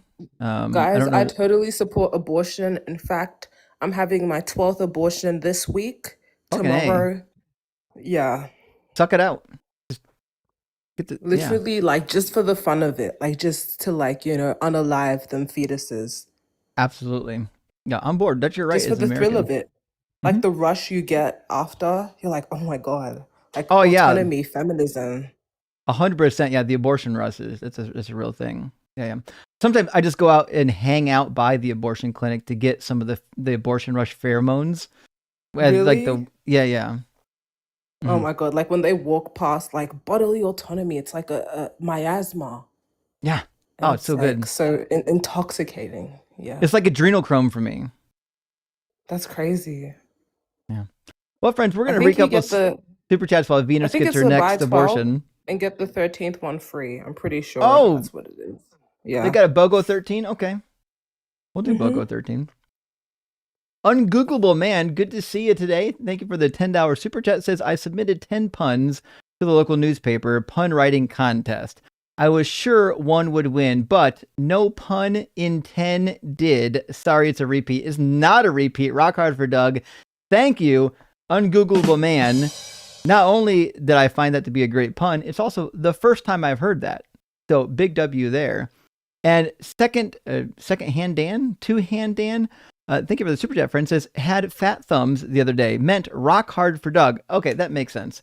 Also, HRVD, whores rule first drool. The schism is not going away, apparently. I thought we ended the schism. It still seems to linger.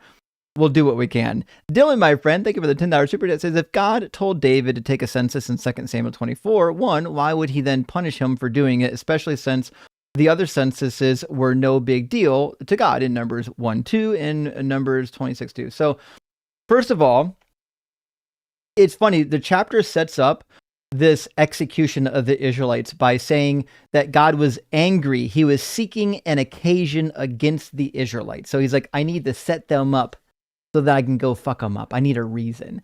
It's like what you ever see those awful parents that are like, I'm just waiting for my kid to fuck up so I can ground him. That's basically what God was doing. He's like, I'm just waiting for him to fuck up. So he incited them to do something that theoretically they weren't supposed to do. And then he went and fucked them up. He killed 70,000 of them. That being said, it's not clear why the census was wrong. Now, there are a couple passages in the Hebrew Bible that would lead you to believe that, like, taking a census for the purpose of, like, war and taxes should only be done when God tells you to, and, like, only in times of war. But it's clear that they were in times of war, and God did tell them to do it. So it's like, scholars have never provided a good answer for why God was mad about taking the census, ever. I've never seen a good one. I've read almost every commentary on this problem there is. I've never seen a satisfactory answer. I've never seen a scholar even like one of the answers to the point of their own satisfaction. It's just one of those great mysteries of the Bible, and I wish I could give you a better answer, but I won't be able to because I don't think that there is one. I think the real answer is that there's probably a command that was originally part of the Torah somewhere that is now missing. It probably got lost in history, and we just don't have access to it. Whereas back when it was written, people might have at least still known about it, even though it wasn't in the text. And they're like, oh yeah, because of the thing. But we don't know about it because it didn't make it into the book. XJW, thank you for the super chat, friend, says, no matter how firm Yahweh tries to make us, he'll never make us as rock hard as Doug. Hell yeah.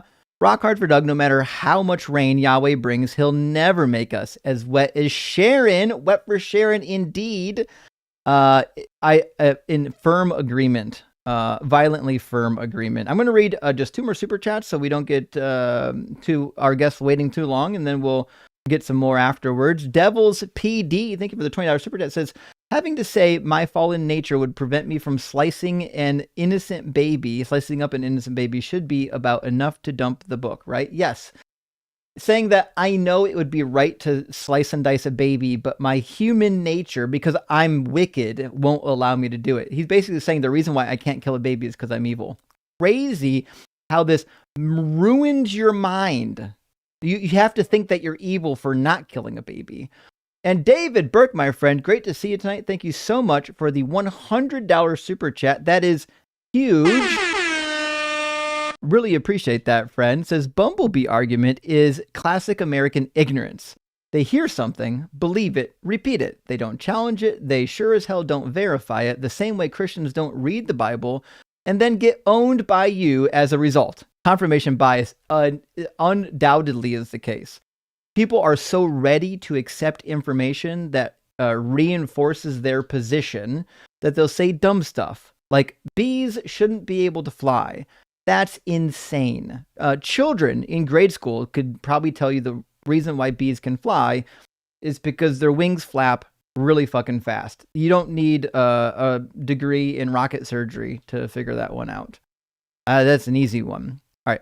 I'm going to bring in real quick Ems and get Ems on the panel. And then I believe Crystal wants in for either hangout or announcement. We'll find out. Welcome in, Crystal and Ems. I just came to hang out. Hey, I what's know up? Awesome. it's you, and I thought I'd come hang out. Let's fucking go. That's what I'm talking about. All right, give me a second to get the panel the right size. Then we're gonna get our next guest in here. Now, waiting the longest so far, if I caught them coming in the queue, was Sykes. So after Sykes, we're going to get Yusta, and then JZA, and then after that, the nameless person on TikTok with the guitar. So I'm not really sure what we're going to call them for now, but maybe I'll call them Guitar.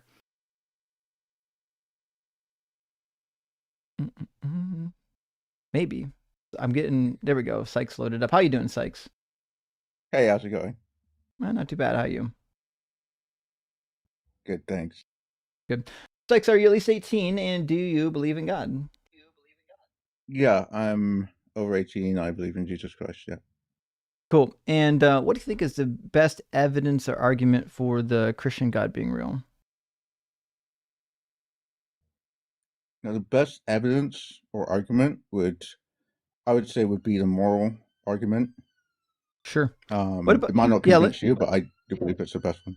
Well, lay out the the moral argument for me, and we'll see how far we get. Okay.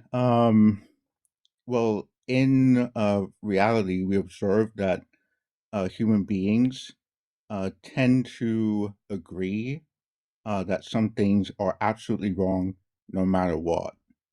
That would be my first premise. Do you agree or disagree? I disagree. I don't think everyone has that intuition. I don't have that intuition, and I don't think most atheists have that intuition either. Well, I didn't necessarily say that it was an intuition. I said it was more like an agreement. Most humans would observe that there are some things that are absolutely wrong no matter what. I don't think that's necessarily intuition. I think that can be derived through the scientific method as well. No? Well, I don't think it's meaningful. Like, if a bunch of people believe that morals are objective, it doesn't make them objective. Like, if a bunch of people believe that the Earth is flat, and they certainly did for a very long period, it wouldn't make the Earth flat. Well, I agree with you, but again, this is my first premise, so I haven't reached a conclusion yet. Okay, I mean, so for premise one, then I'll just write down lots of people think morals are objective. I guess that's premise one. Okay. Well, I mean, it's a bit of a straw man, but whatever. I mean, how do you want it premise worded? two. Yeah. So what I said was that, in reality, we can observe or we can see that human beings agree that there are some things which are wrong no matter what, and there's no circumstance where they can be permissible.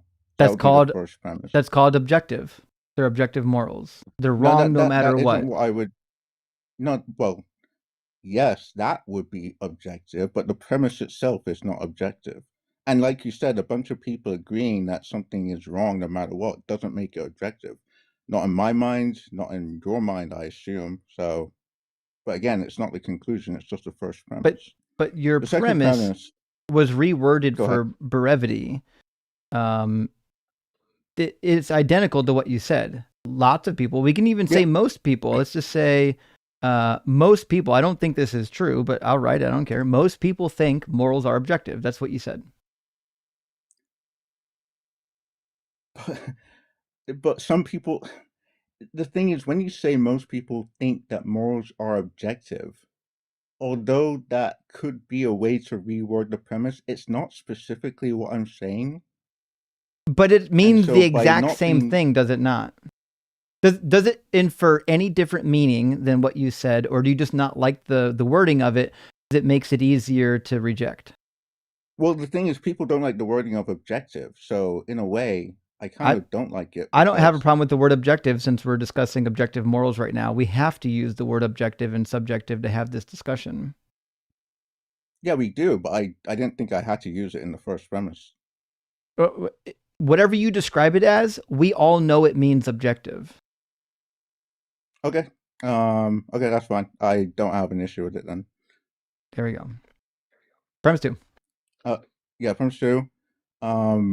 With this observation, it suggests that people will not do things which people or most people agree are objectively wrong.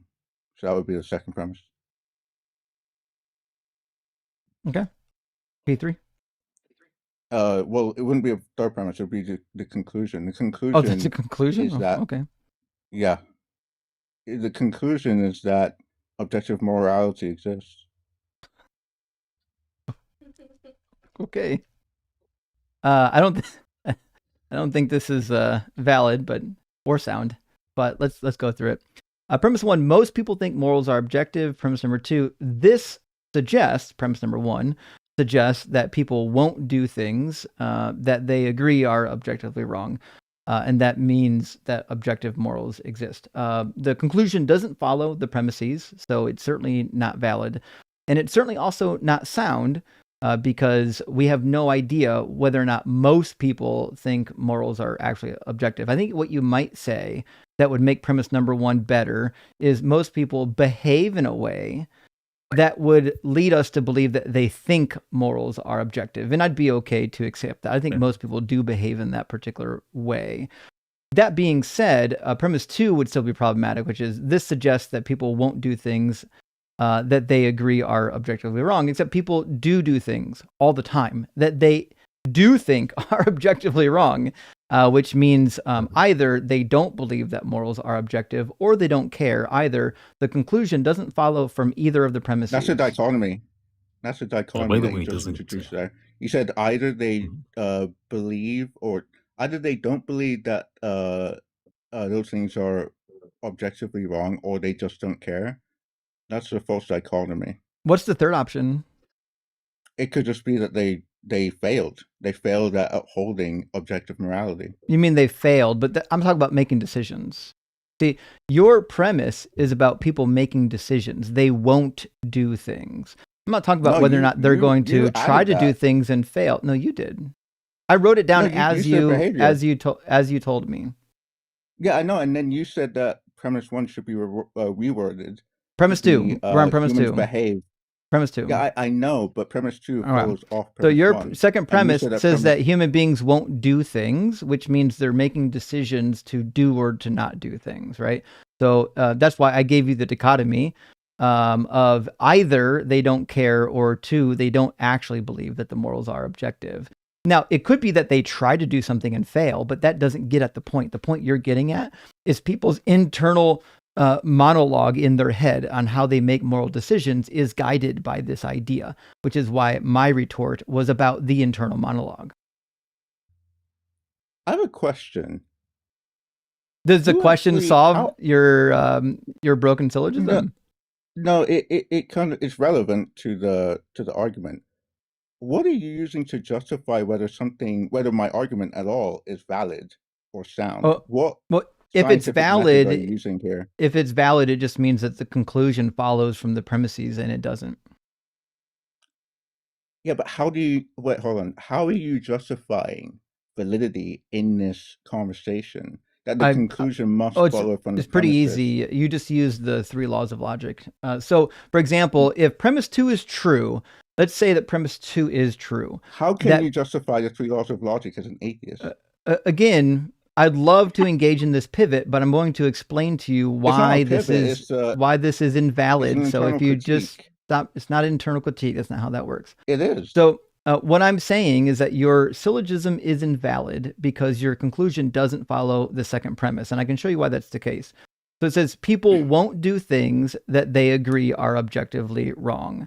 But first of all, that's not true. People do things that they think are objectively wrong. But even if it were true, even if it was true, that if all people believed something was wrong and then they didn't do it because they believed it was wrong, it would still only mean that they believed in objective morals. It wouldn't prove that morals would be objective. It would only prove that they think it's objective.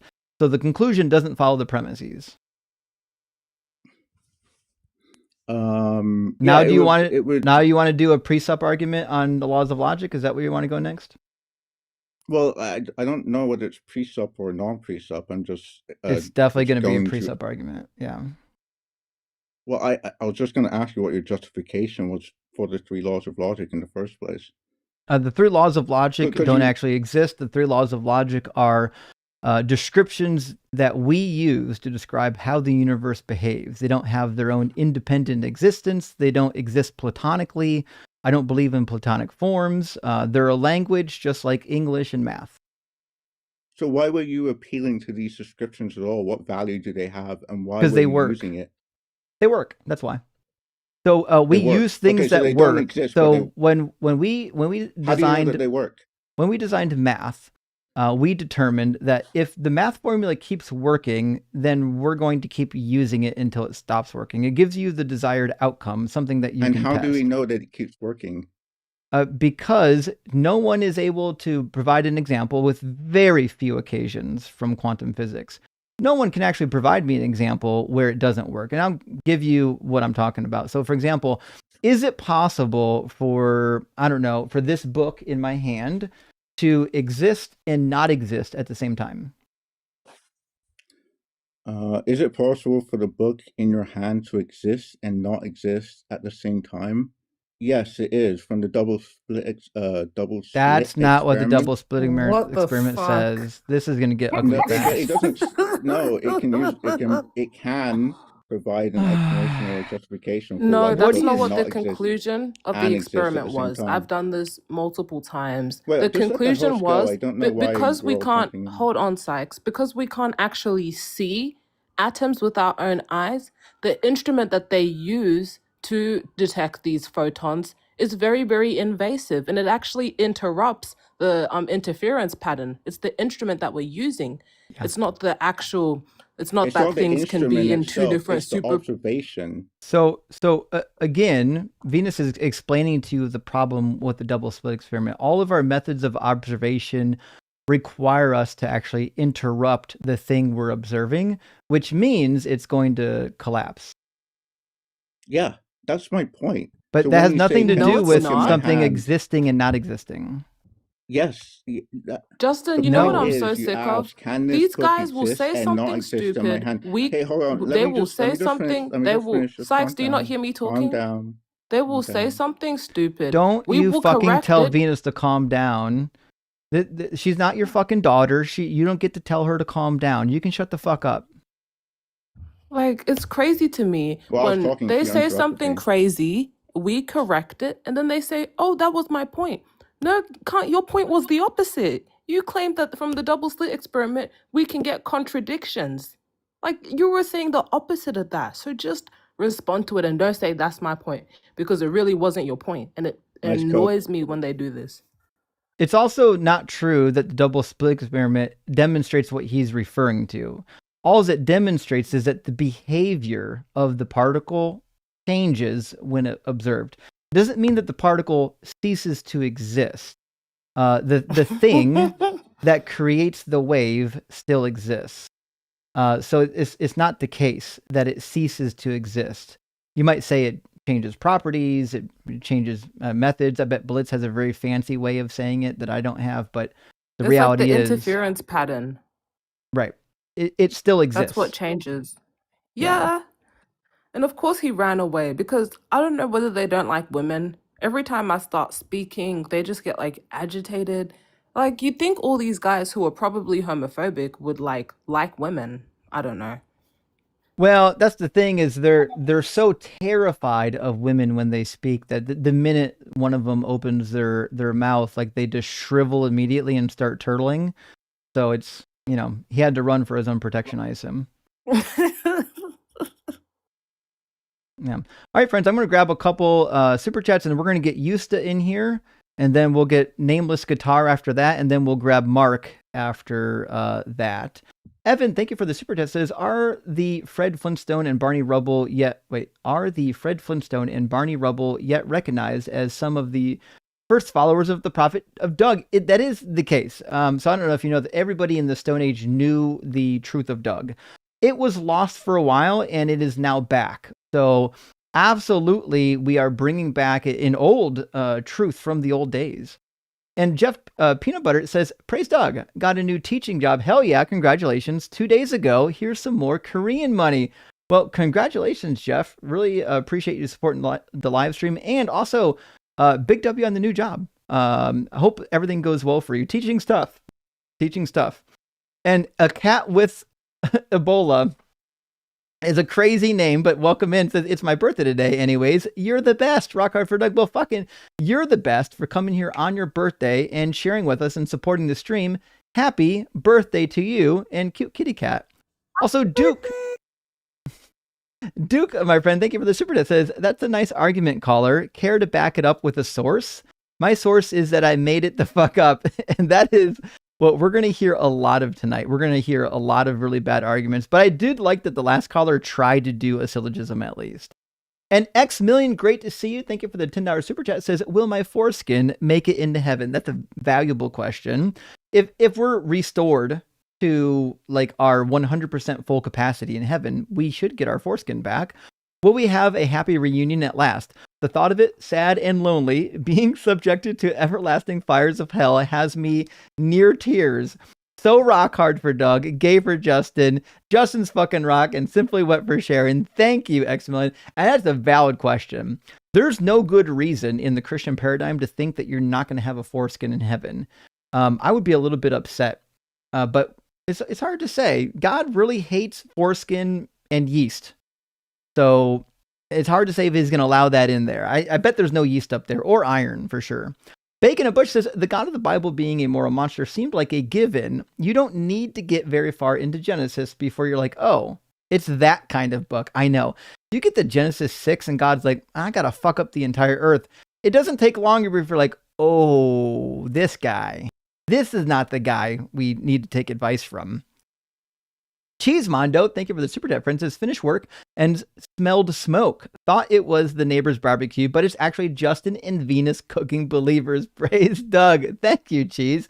And listen, if you need a little bit of barbecue and smoke, remember, you can make flaming cheese. It's not hard and it's delicious. Bryce Aroni, good to see you, friend. Thank you for the super chat. It says, scholars can't answer why doing the census was wrong. Neither could the chronicler. I agree. The chronicler had no idea. That's why he put Satan in there. Oh, that's what you said. That's why he changed the story to make Satan responsible. Exactly.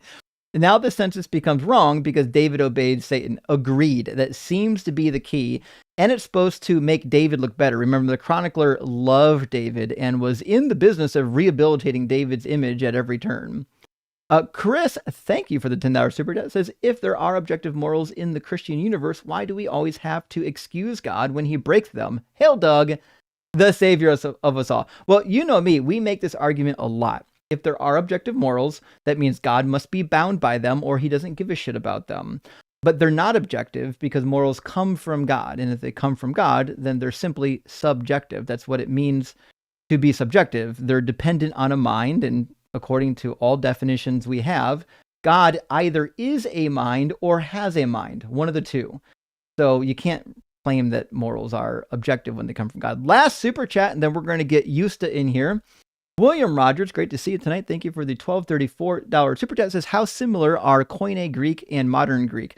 You know what? I haven't done modern Greek. My understanding from talking to Hanji and others who have like learned modern Greek or grew up with it is it's very similar. It hasn't changed all that much, but my guess is it's a little bit like learning modern Hebrew. There's like a 70% crossover between modern Hebrew and biblical Hebrew. There's probably roughly the same with modern Greek versus archaic or classical Greek. But I don't know because I didn't take modern Greek. I only took classical Greek when I was in school. If you know modern Greek, I don't. But I would say this. I bet you if I look for a survey on how much of classical Greek can you read if you only know modern Greek, I bet somebody has a number. Let me find out how.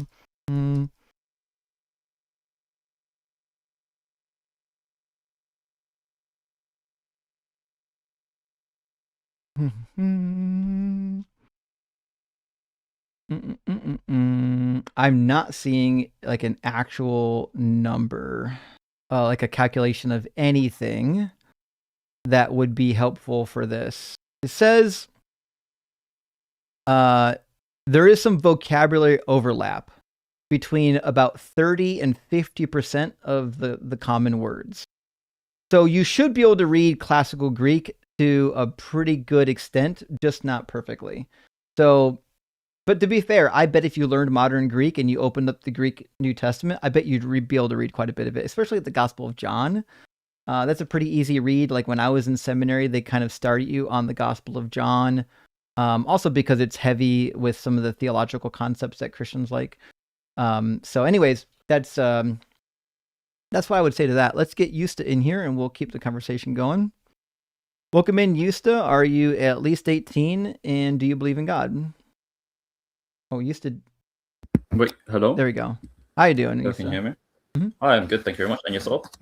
I'm doing well. Thanks for asking. Oh, that's nice. Yes, I'm 24 and I do believe in God. I'm a Muslim. Sure. What do you think is No the... way. I know, we could... M's never I would have was guessed. guessing it in the chat. What happened? What do you think is the most compelling evidence or argument for the Muslim God? I mean, I don't think you need to make it like a complicated kind of conversation because I think religion's for everyone, like no matter where you are in terms of intelligence or if you can read or not. So I think just like you were talking about a book to the last guy, and with that book, like it's there, it's physical. You know that someone made it, right? Mm-hmm. Yeah, I'm Someone, pretty sure how books yeah. get made. So, and have you met the person who made that book, or the people that no, you didn't make it? But that doesn't mean that that person doesn't exist. That's just the basic. But with us humans, we are way more complex than that book. Like we have DNA, we have our hearts. Like that book that you had, it has a purpose, right? I don't know Sorry, which book you're referring to. The book that I the held book up earlier. yeah, the book that I held up. um, But it could be anything, even the microphone that you have in I front of you mean, as the well. people that put it together certainly had a purpose, it seems. But Exactly. I don't know what that has to do with God. No, I'm sorry. I'm not really like versed in all of this. I'm just giving my viewpoint, if that's okay. Like we're Yeah, just I having a mean, we're discussion, no? asking Like, for yeah. your Yeah, we're exactly. asking for Yeah. your viewpoint. I'm just trying to figure out what this means. Exactly. Yeah. Okay. So also with that microphone in front of you, it has a purpose and it was made by someone, right? It turns out, yeah, my microphone is something that was made. Uh-huh. Yeah, exactly. And like you can now compare it to the humans. Like we have a heart, and does our heart have a purpose? Oh, you're trying to It do the does, but it's watchmaker very analogy. important. Yeah, No, go like, ahead, yeah, Ems. like It does have a purpose. It does have a purpose, yeah, but it's very poor at it. it's very poetic. That's it. You say? Uh-huh. Uh-huh. Okay. Does it not keep us alive? Does it not beat It and does, but give blood? it's designed in a way that causes it's designed in a way that is very, very, very how would you put this? Inefficient. Okay. Well, if you think it's inefficient or not, that's not even the point I'm trying to make here. It's like it has a purpose. So now it comes Sure. to the point of us humans, we're humans infinite. Like could we have our parents and our grandparents and their parents. Will that go on forever? Will that go on forever and ever and ever? Or was there a point where it had to start? No. It does start somewhere, yes. Yeah, it starts somewhere. And whether you believe in, the evolution from a single cell, or if you believe in Adam and Eve as the first humans, it had to start somewhere. And even the Earth itself 100%. and space itself, Sure. like But it came from. Yusta, before you continue, please, could you Yeah. read the topic on the screen? On the screen? There's nothing on the screen right now. The topic on the screen. Oh. So the topic on the screen is your God is imaginary. So God is imaginary is the word behind it is your God. So it is specifically your God. Okay. I don't think anybody on the panel has a problem with a possible deistic God existing. Like Oh, we is that don't what you think guys it are does, saying? but So you if guys it believe? does, we don't. Sorry. No, it's not that we believe. We don't believe in it, but we have no problem with it existing. Justin doesn't have a problem with some form of deity existing in which it hasn't communicated with us, but he has a problem with Allah existing. Does that make sense? Okay. Yeah, that makes sense. But I was sorry. I thought like you guys didn't believe in God, so I was gonna go and like. Well, we don't. We don't. You know? That is the point. We Okay, don't. yeah, so, yeah, But the topic is so- specifically to your specific God. Yeah. That is the topic of And the that's- life. So and that we is talk what about I'm also specific getting God to. concepts, not. Yeah. Go ahead. Yeah. So that was what I was getting to. Like, so we've agreed that it had to start from somewhere, and we know. Wait, why had to space start from itself- somewhere? Did you say why? I said what? I don't think the universe Or had to humans. start. First, we spoke about humans. Oh, We were humans. talking about humans. I- So it had to I start don't- from somewhere. Yeah, our species evolved at some point. Yeah. Yeah, exactly. Yeah. Yeah, exactly. So it had to start from somewhere. And do you believe in Sure. the Big Bang theory? yeah, we That the universe believe in the Big expanded, Bang. and But it started from a single mass at the start. no, I don't believe that. I don't think You science don't says believe that? that. So That's it certainly wasn't the single mass of a star. I think what you meant to no, say was mass might and have been energy. the size of a star. Mass Mhm. and size are different. But no, I don't believe in a singularity, and I don't believe that there was nothing prior to the Big Bang. Okay. Uh-huh. So you think the universe existed forever and ever and ever? Mm-hmm.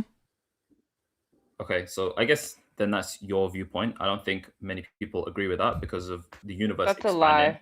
I think everybody on the panel does except you. The Yeah. thing is, Okay, then if you guys as all believe that, then that's as fair. Justin was saying, Yeah. as Justin was saying, the Big Bang does not necessitate the start of the universe. It necessitates the start of the expansion. So you have a thing, and then the Big Bang is the start of its expansion. But Okay. this thing existed prior to the expansion.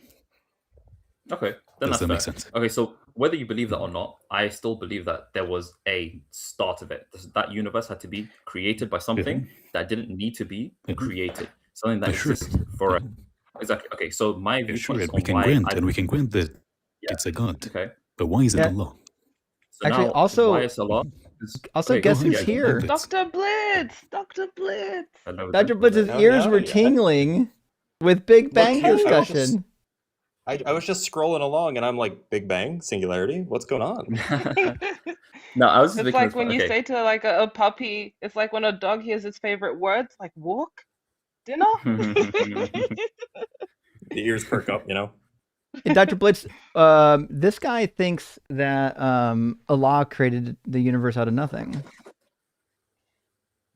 Well, that's certainly a take. Sure. What would be the evidence that there was nothing and that Allah did it? Because we were told that. Because there has to be someone that wasn't created, someone that's always existing, someone that's independent. But of why is it a everything. someone, not a something? Well, you can say someone or something, and that's what we're trying to get down to. What that Sure. is. Yeah, and that's why I'm So saying it could that be is it could be a Allah. thing. It could be a thing could that be a thing. caused the universe to It could be a exist. It thing. doesn't have to be an entity. Yeah, it doesn't have to be. Sure. But Now, then why? that's Why do you think it's? Yeah. Why do you think it's an entity? Now, with me, because first of all, we have the Quran. That's what we have right now. Of course, I we're I not love alive Quran for the talk. We should talk messengers. about that. We could talk about the Quran, but like, of course, we weren't alive for the messengers right now. But each messenger came with a book, a holy revelation message. from God. Mhm. Exactly, and then that was passed on to the people, and over time they get corrupted, and then after that, a new messenger comes to refresh that message to the people. And How then right long now, the does last it take to messenger get is corrupted? Muhammad. I mean, however long people corrupt at whatever rate, I don't really know an exact number. Well, But what I'm saying is that Yeah, the so- Bible was claimed to have been Yeah. corrupted. The Quran Yeah. says it was corrupted. Yeah. And the time literally between the New Testament and the Quran is like a period of 600 like years. 400 to 500 years. Yeah. And Yeah. that being the case, if it only takes 500 years for a text to get corrupted, why should we believe Mm. that the Quran's also not corrupted? Because it's specifically been told to us that this Quran is the So what? final It's message, corrupted. and it won't get corrupted. No, it is corrupted. It isn't corrupted. That is We can the- talk about that. That is So the funny go for part, it. Justin. So the Quran is not So you corrupted have some because the points, Quran so- says that this book is preserved. That's wild. Yeah, it's And preserved. it's in the second page of the Quran, the second verse. It says Yeah. that this book has no doubt, and in Surah Yeah. Al-Najm it says that we have sent the scripture and we are the preservers of it. Yeah. So the Quran is telling you that it hasn't been corrupted, which is Yeah. circular, but we can grant it. Hey, can go according to into the Quran, this is a trick question. Ems knows the answer. Mm-hmm. According to the Quran, was the earth created first or the heaven created first? By heaven, we mean the universe. Right. I mean, it's whatever was created first. Well, Well, whether the heavens or the earth, like it doesn't. I mean, It I does don't really matter know. because where is the earth? Where is the earth located? the It's earth within the is- universe, right? It's inside space. Yeah, it's in the universe. Inside the universe. So Yeah. could the earth exist prior to the thing that contains it? If God willed it to, by the way, God can create absolutely anything from nothing. So God could create the earth and I then agree create with the you. heavens around it. Yeah. Sure. But then it would imply that the Earth is older than the entire universe, correct? And this implied. Mhm. I mean, can you show me the verses and we It's can talk about it? sure. It's in Al-Fusilat 9 to 12. The problem, it's Yeah. 41, I believe, chapter 41. The problem is Yeah. that again, it would imply that the Earth is the oldest thing in existence because it says that he made the Earth and then he turned to heaven when it was shapeless. When, by the way, the smoke of in verse number 11 that is mentioned, Yeah. according to the scholars, means that, or is described as the evaporated water of the surface of the earth when it was created. That created the smoke of the heavens, and then the heavens was layered into 7 heavens, each being given its mandate, with the lowest heaven being the earthly heaven, the universe, and that gets adorned with stars.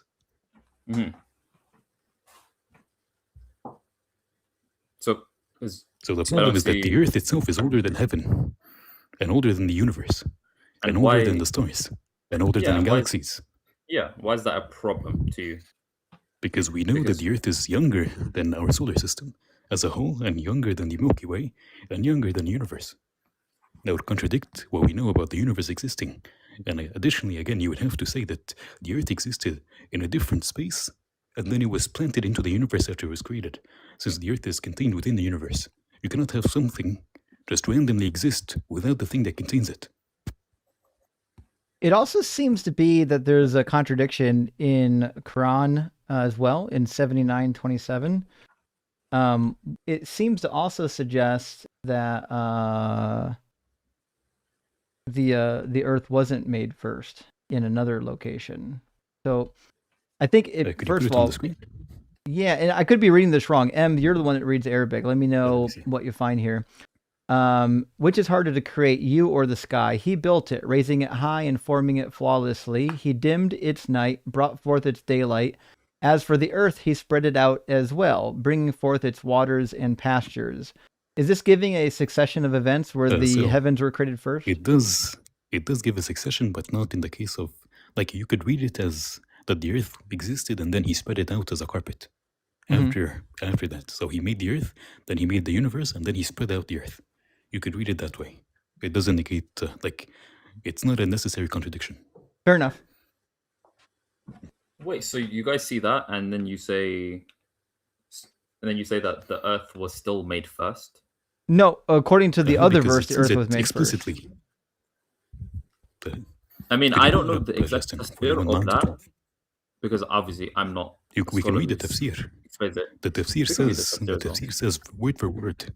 It says it word for word, and Ibn Abbas says, and Ibn Kathir, that this is God describing the order of creation of the universe, in which He has created the earth before the universe, because you have to build the foundation before building the roof. And then He says that the earth was created first, and then the steam coming out of the earth's water created the smoke of the universe, and then the smoke of the universe, which was made from the water, was separated into 7 heavens. Yeah, I've got Ibn Kathir pulled up, and it says, He it is who created for you all that is on earth. Then He, istawa illa, the heaven, and made them 7 heavens. So the earth, then the heavens. Could you control F and say, and write the word foundation? Sorry, if you said that again, I didn't hear that what you said. I'm asking the host to just control F the word foundation. It should be. Yeah. See if it'll highlight. Sometimes when I'm trying to find something in the tafsir, it doesn't always highlight it the way that I hope. How about the word roof? Oh. Yeah, we got a bunch of roofs. That is proof. After Allah mentioned the proofs. No, we don't have roof. Yeah. I mean, either way, it's fine. It could be there. It's in the Arabic, at least. That's what I know. Right. So, but it should be here too. Did you highlight the word roof? Yeah, I looked for roof. It only came up proof. How about the word first? First. I think this is one you're looking for. The one about smoke. The word first. All right. Could you search up the word first? Mm-hmm. There you go. Says these ayah indicate that Allah started creation by creating the earth. Then He made heaven into 7 heavens. This is how building usually starts, with the lower floor first. So He made the earth and then the heavens. Uh-huh. Okay. And it describes it as a building. So you build the floor first, and then you build the ceiling. Which implies that the earth is a flat earth, by the way. But yeah. It doesn't really imply that. They were, It does, I mean... because you would have a foundation on the bottom and then the roof being built above it. I mean, I know I read a different tafsir earlier, but I can't remember that, and it'll probably take some time. Like, of many of verses when people try to explain it like this, and then there's refutations. I haven't got them. I don't remember them right now, and I can bring them maybe later on. But what I would want to say is, when, like, imagine there are some other scientific things in the Quran that people today might be like, oh, that's really basic. I'll say them in a second. But then we don't, right now, science changes over time. People experience, like, they look at different things and then they change their theories, and they're like, okay, maybe it was actually this, and then things change over time. So the fact that some things do, not everything. Not everything, exactly. Some things do. So, for example, do you think that we would ever wake up and realize that the sky was actually not blue and it's green? I mean, someone in science might say that. They might say, oh, the sky is actually green, but we just see this blue part. You never know. I'm talking about how we preserve it. Like how we not preserve, how we see it. So would somebody just wake up in the morning and say that we actually don't see the sky to be blue, we see it to be green, but we were wrong about the color? I mean, what we see, we still see the color blue, but maybe someone in science in the future might be like, oh, but so some things do not change. Some things don't change. Yeah, exactly. Some things don't change. But some things do change, and a lot of things in science do change. And you have to remember, 1,400 years ago was when the Quran was revealed. And a lot of these things, there is no way for someone to know or like correctly. People say, oh, this already existed here, this existed there. I've never seen anything in the Quran that you wouldn't have known in that time period. I've heard lots of people make claims, and every time I look into it, it's always something that they would have known in that time period. In fact, most of the times, it was already in the Greek literature. Okay, so let's talk about the mountains having pegs. The roots. It is mentioned in the Bible. It is mentioned in the Bible verbatim. So it is not anything that is novel. By the way, with the Bible talk, we don't say that the Bible is like completely false. Yeah, because obviously before.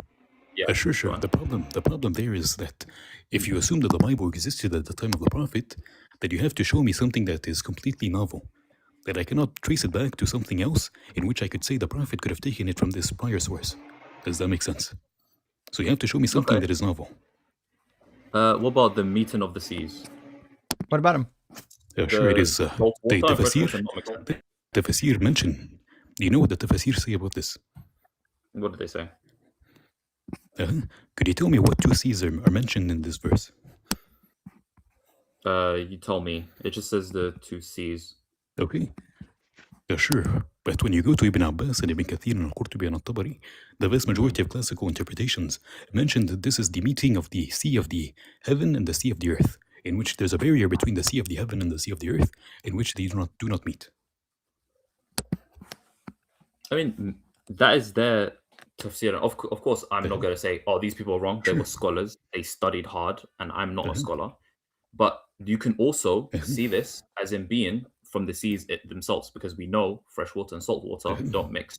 I know there's a specific ocean where there's an actual line. They do. But like they don't cross they over. Do love. A barrier. The problem. They do meet. The problem here is that it is describing a freshwater sea and a saltwater sea. There is no such thing as a freshwater sea. That is number one. Number two, the scholars who haven't said that this is talking about heaven and earth said that this is talking about the Arabian Gulf and the Indian Ocean. And there, again, the water is not separated. And there is no place on earth in which water is separated by a clear mark in which water does not cross. Because it says between them, there's a line in which they do not cross. That is not true. They do cross. Water does mix. I mean, you're taking it in the sense that there's a straight line and nothing can go past that. I mean, I have to follow what the scholar said, though, right? I mean, If the scholars, most of them said that this is talking about, if most of them have said either one opinion, that it is talking about the water of the, or the sea of the earth and the sea of the heaven, which makes more sense in the context of the verse, because it says that between them is a barrier upon which they do not transgress. That would make sense in the context of the sea of the heaven and the sea of the earth, because they do not actually transgress. But if you look at the Arabian Gulf and the Indian Ocean, water does transgress. It's going to move. It's going to flow. Okay, wait. There is no barrier. I would touch up. I don't want to waste time, but I know there was an ocean that way. You're talking about pictures of the Gulf of Alaska, in which you have glaciers melting and giving you a different color before mixing into the Pacific Ocean. Yeah, I'm familiar with this picture too. They still mix. Well, all I'm seeing is that they don't mix, so I kind of want to see where you guys are looking. You're seeing glaciers. You know what? I can tell you what to do. Go to the pictures of ships crossing through the Panama Canal from the Atlantic to the Pacific, and show me how water doesn't mix. So I know because again, the pictures you're referring to are pictures of glaciers melting off the coast of Alaska into the Pacific Ocean. So they're recently melted. Before mixing, they give a different shade of blue. That is all. But there's no mix. There's no difference between, again, an ocean and the other. That is not a thing. That's the image that's usually used. As said, this is the Gulf of Alaska, and the water does in fact mix. But just like any two bodies of water, when they're different colors and temperature, when they meet, the place where they meet is going to have a small section where they're mixing, and then backwards from where they come from will be slightly different colored. That's just how it works. They're not going to be the same color because they have different sources. There's no barrier. They're still mixing. And there is no barrier. Yeah. That's why most scholars have agreed that this makes more sense to be talking about an actual barrier that doesn't allow water to transgress between heaven and earth, which is usually understood as the firmament. That's fair. If the scholars say it like that, then fair enough. But I've seen so much information saying that freshwater and saltwater don't mix because of their densities. But I guess fair. I'm not a scholar. Sure, but then the problem there is that there are no seas that are freshwater. Do you know a single sea that is a freshwater sea? I did know. Was it? Seas by definition are saltwater.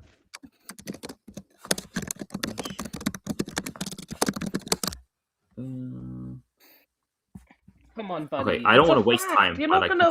How can a freshwater sea exist? How can that exist?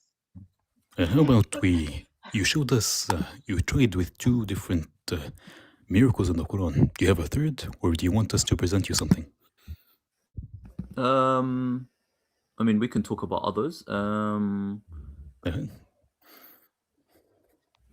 mean, there's expansion of the universe, but you're probably going to say he stole it doesn't say that in the Arabic. It doesn't. No, it doesn't say that in the Arabic. What does it say? Oh, really? What does it say then? You read it in Arabic then. What's it say? جميل. وإن والسماء بنيناها بعيد وإنا لموسعون. لموسعون is not a verb. It's translated in Mustafa Khattab's Quran as a verb, but it's not a verb. It's a name of an action doer. اسم فاعل. See someone's Quran? Yes, in Mustafa Khattab's translation of the Quran, yes. So did you get just one person's translation of it? Sure, if you look at other translations, it doesn't translate it as a verb. What verse is it? It is translated 5147. The vast majority of translations translate it correctly into meaning expander.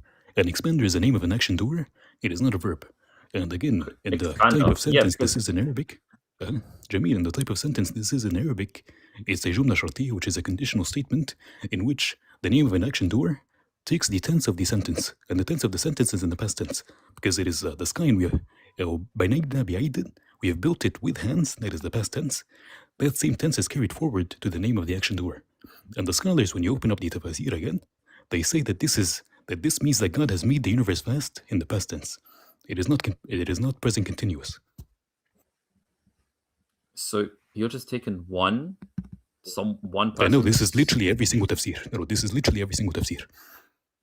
This is not. You cannot find that. You can't find an actual classical tafsir that says anything besides the fact that this is in the past tense. I've looked into every single one of them.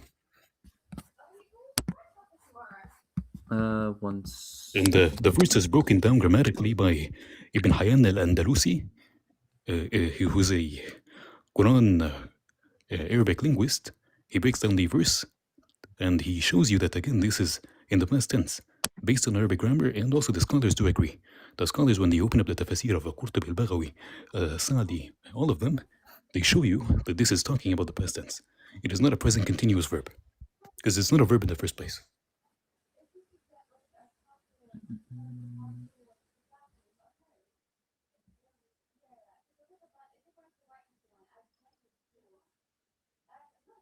I mean, from what I'm reading from his, it literally says we made it vast and we brought its roof higher without pillars to support it, and thus it is hanging independently. Exactly. This And is the in next the past part, we have tense. made it a resting place for the created, and the next part is Jamil, meaning we this spread is it the past for its tense. inhabitants. We spread Past it. tense. for its Past tense. Past tense.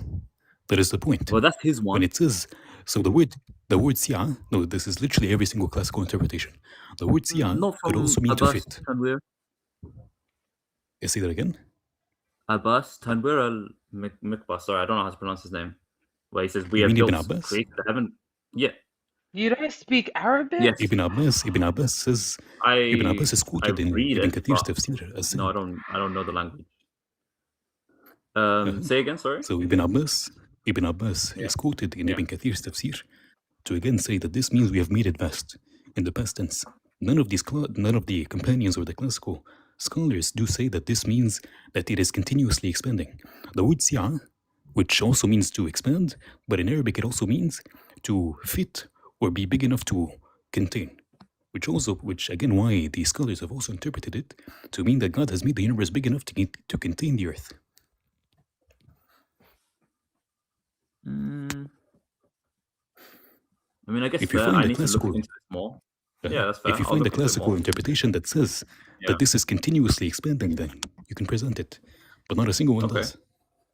Yeah. I will look into that because I know a lot of this will take time. I don't want to rush anything and just take any source. Well, it needs to I'll tell be you like what. an actual source. Take your time, go look up some sources, and come back and hit us up again, and we'll discuss it again. I've got a bunch of people waiting to get in and talk tonight, so I'm going to move through the queue and try to get everybody involved. But thanks for coming up and chatting with us and being kind. You know, sometimes when we tweak people on their holy books, they get a little upset, but you seem to do well. No, I love the discussions. No, thank you very much. Have a nice day. Yeah. Cheers. We didn't get to the semen part. Oh, fuck. You know, we didn't get the semen or Aisha, but you know what? The night is still young. I think we'll still have an opportunity, won't we? All right, we'll take care of that. Yeah, I'm sure it'll happen. It's absolutely going to happen. All right, friends, I'm going to grab a couple super chats, and I said we'd get Nameless Guitar in here next, and then Mark after that. So that's the order sorry we'll for grab. sneezing on camera. I know that was loud. It's okay. It's okay. Don't worry. Not loud. User says, is it true everyone on the flood or in the flood were Nephilim? No. It doesn't say that at all.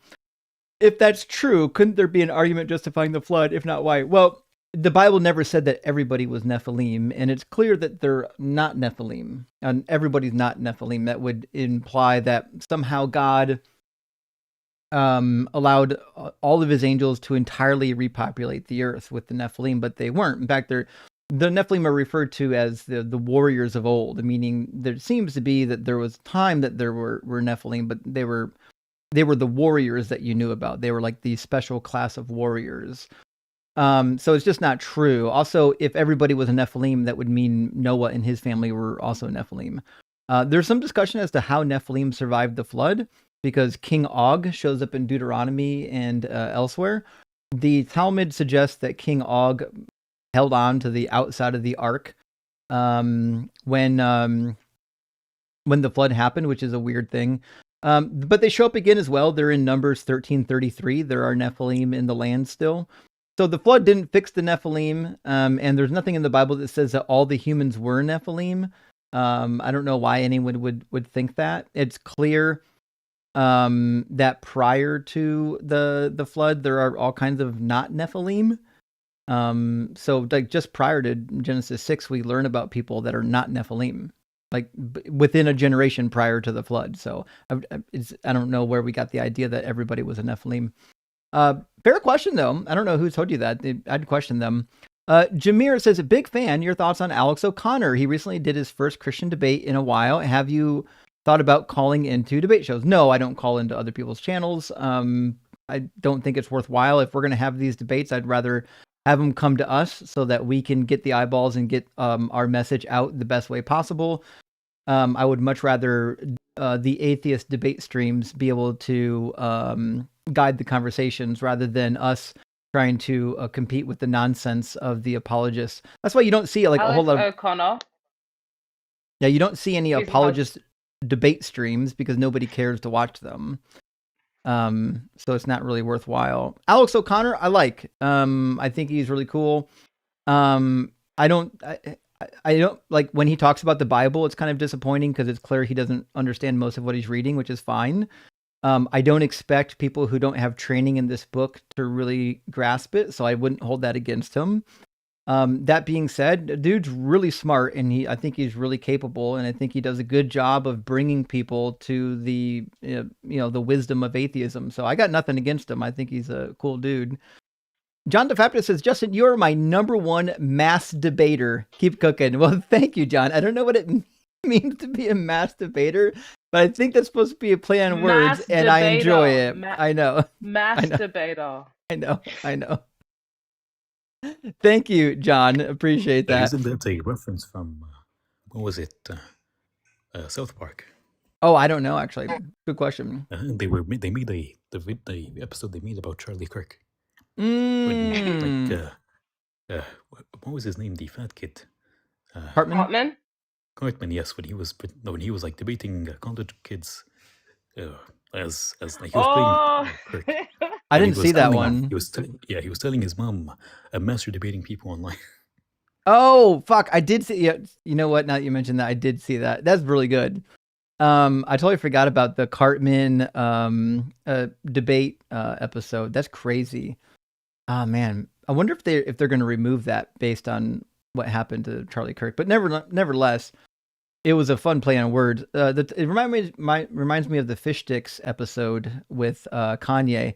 But the toddler Jesus says, if Jesus came to die for our sins, why didn't they nail the newborn to the cross? I've had this discussion before. If they just need somebody that's innocent to shed blood, like any newborn baby is innocent, you could shed that blood. Like it didn't have to be Jesus. It could have been any baby. What a nonsensical thing to have a grown ass man do it. And Miss Meg, I'd love to see baby Jesus. Meg says, if everything doesn't line up, people would be blind. Amazing that he didn't know people are, in fact, born blind. Oops. That is a whole nother topic of conversation. But yes, the Bible God will make you born blind, Exodus chapter 4, and then also curse you later for being blind. That's Leviticus. Lancelot, cockblocker of Galahad, good to see you. Says, so apparently there's a preacher who wants his members to show W-2s. Be sure they tithe enough. Grab your ankles and I'll give them you, buddy. Rock hard for Doug. So I'm aware of this, and it's not the first time. In fact, Creflo Dollar, the name alone should give you an understanding of what he's about. Creflo Dollar did a monologue a while ago about how he thinks that if people don't tithe, they should be able to line them up outside of the church and take care of them execution style, just for not tithing. So these types of people, they're pretty. These televangelist types are pretty serious about giving you all of their money. And XJW says, no matter how many holes Yeshua lets us observe, he'll never make us as happy as Justin. Gay for Justin. Well, thank you, XJW. And you're right. Jesus, while he may have been full of holes, he's never sent anything that's filling yet, which is why everyone's just constantly disappointed with this religion and this supposed Messiah. Reverend Nate says, Doug sent Rock Jeebus down to the world for summer vacation. Rocky Jeebus is perpetually stoned, so he crashed and burned off the coast of Mexico. No more dinos. Oh, he crashed and burned and caused the extinction event for the dinosaurs. That does check out. In fact, Morgan Lee has a video that confirms this of Caucasian Space Jesus. If you don't know about Caucasian Space Jesus, you need to check him out on Morgan Lee's channel. And Beard of Empathy says, it may seriously be time to reconsider the nuh-uh argument. A lot of people, well, not people, apologists, seem to think it's a powerful argument. And to be fair, if you don't know anything about anything, I can definitely see why you might say nuh-uh and just hope you don't get called out on it. It's a viable defense. It's not a good one. Brian says, yes, contradictions in the Bible and falsehoods in the Bible mean the God you personally believe, the triumphant God, split into three, but not split is fantasy. Yeah, the idea that you have a triune God, it's three separate persons, but also they're identical, the same person, is a preposterous thing to believe. It's absolutely They're asinine. triplets. They're triplets, okay. I got just 2 more super chats, friends. We'll get our next guest in here. Dr. Fudge says, I'm not a real doctor. I think we do know this. I do perform pregnancy terminations at a discount. Oh, now we've got an Oh my god. in the community. Not a doctor, but Thank you. we can perform probably even more abortions than what we were previously going to do. I Do think you do 2 a day? Because I've been having trouble finding one that does 2 a day. Yeah, Like on the you know, same the one person. I like has 2 for Tuesdays. Like you buy an abortion, you get one free on Tuesdays. Wait, where is this crystal? Where is this place? We gotta come to Cali, Venus. Come out here. We Californians, we're so horrible. We love abortions every day. We should go get an abortion together, Crystal. Oh my Yeah. god. And then We'll matching BOGO. tattoos to celebrate. Matching tattoos and abortions together. I love that. Hank, thank you for the super chat. Says Nardo is beyond low tier. He skipped into minefielding wearing clown shoes, and Justin buried him deep under the list.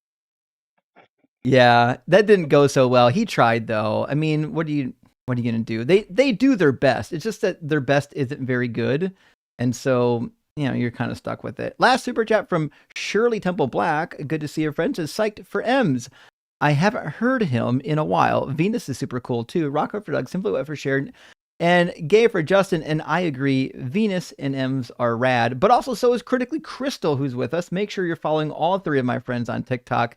Don't leave them hanging. They're all amazing creators. And with that, friends, we do have a guest waiting to get in. I've been waiting patiently. It's Nameless Guitar, and then we'll grab Mark after that. Hopefully Nameless Guitar will maybe even have a proper argument. We'll see. How you doing, Guitar? What's up? I'm doing good. How you doing? Doing well. Guitar, I love you. is there a name you want to be called? Yeah, you can just... Actually, I would prefer you call me Guitar. Okay, If Guitar. that's fine with you. If it's not, I can just give you a name. That's fine. Guitar it is. Are you at least 18, and do you believe in God? Yes, I am 20, and I do believe in God. Okay. And what God do you believe in? The Christian God.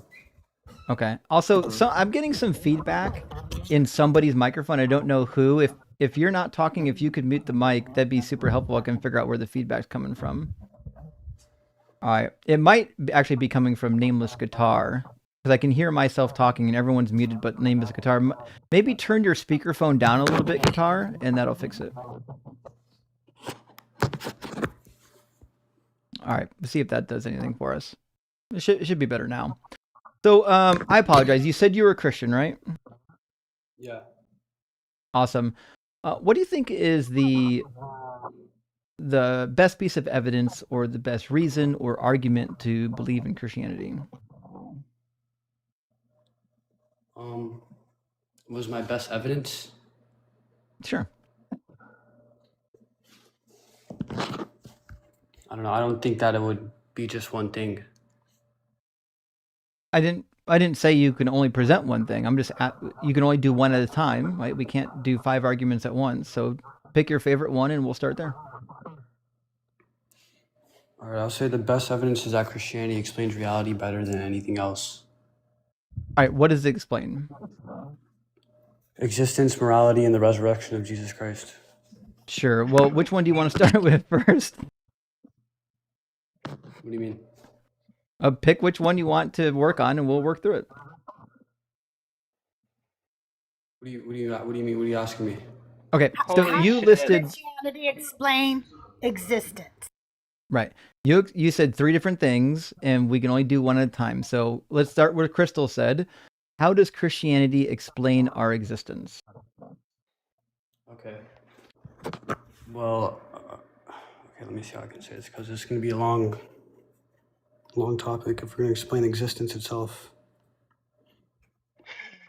So, Well, I mean, you mentioned it. How does Christianity explain Christianity existence? explains our existence by saying we're not here by accident. We were created on purpose by God. So instead of the Sure. universe just existing for no reason, there's a real cause behind it. Sure. And why would we believe that? If everything in the universe needs a cause, then the universe itself needs one too. Well, I don't believe that everything in the verse has a single cause, like it goes back to a God. I believe that the universe has always existed, so it's an infinite chain of causes, just like your God would be. Oh, okay, so you're saying it has no starting point? That's exactly what I'm saying. And the universe has no starting point, just like your God has no starting point in your worldview. Okay. So an infinite chain doesn't actually explain anything. It just pushes the question back forever. You still haven't explained why Actually, anything exists neither at does all. God. Putting it on God just begs the question, but who here's the created thing, God? no. So having an infinite universe is the No. identical same answer as having a universal God. No, an Yes, infinite yes, chain. yes, No, yes. the thing here is an infinite chain doesn't actually explain anything. It just pushes the It question does. back forever. Yeah, and so does Okay, putting it on okay, God. okay, So okay, having an all right, infinite, all right. crash out's coming hard. Having a God explain it just gives you the same question. The question really is, why is there something rather than nothing? That's really the base question. Now, nobody has an actual answer for that because you're going to explain it with God, but you have no explanation for why God exists. And I'm going to explain it by saying that the universe has always existed. We didn't need a magic man in the sky to create it. Can I say something? I'm hoping we're having a conversation. Usually when Listen. we're having conversations, you get to say things too. Okay. If every cause depends on a prior cause, then nothing ever really starts, and you never get an explanation. At some point, you need a first cause that is independent. That's not true. That's Every what I mean by cause God. was That's what I caused mean by by its God. preceding event. If everything is caused by something else, how does the chain ever begin instead of nothing Well, so first of all, everything doesn't have a cause because you believe in an uncaused cause. You think God is an uncaused cause. So first of all, your argument fails because you're saying there can be uncaused causes. Like you think there's no logical problem No, I think with that something was uncaused something is causes. necessary and cannot help There's to exist. yeah, that's the universe. Universe is necessary. So let me explain what you've just done. You said everything must have a cause. And then you said, my God doesn't have a cause. So what that means is not everything requires a cause. And it also means that you believe that logically it's okay. There doesn't violate any rules of logic for you to say that some things, whether it's a God or anything else, don't need an initial cause. Some things can be uncaused. So what that means is you can't then say that the universe requires a cause, or it can't be an uncaused cause. And again, it's kind of meaningless because I've already told you that if the universe is infinite, it's just an infinite chain of causes. And I realize that you've been told that having an infinite past isn't possible, but I will bet money that you'll not come up with a single good reason to believe that. Venus, what do you want to bet that he's going to bring up some bad, broken rendition of Hilbert's Hotel? That or the Kalam cosmological argument, and he'll try and argue the universe is contingent. Hi. Yeah. Hi. Hello. So I never said everything needs a cause. I said things that begin to exist need a cause. The whole You question didn't say that. I did. Oh, hold on. Demonstrate the universe has a beginning. So listen, the whole question is, did the universe begin or not? If He's doing it. He switched the clam. He just switched to the clam, like you said. I didn't even think that was going to happen. Now he's at the clam. All right. They've evolved. They've started evolving. It's like a bacterial Hello? pathway. Like the common cold Hello? used to infect our cells. I don't by believe in the injecting- Quran. Oh my god, bro. All right. God we said like the universe. God didn't begin, so he Kalam. doesn't need a cause. But the universe shows signs of beginning, so it doesn't need one. It So doesn't. it does need All one. right. That's So the difference. That's the difference you're missing. So we'll do the Kalam Do and you show you have why. any reason to think that the universe never began, or are you just assuming that? Yes. So we'll do the Kalam for you since you wanted to do the Kalam, and then we'll do the eternal universe since you wanted to pivot.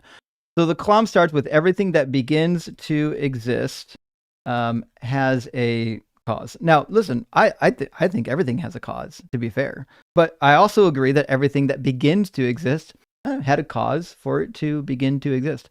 Premise number 2, though, is where we're going to disagree, which is the the universe began to exist. Can you support that?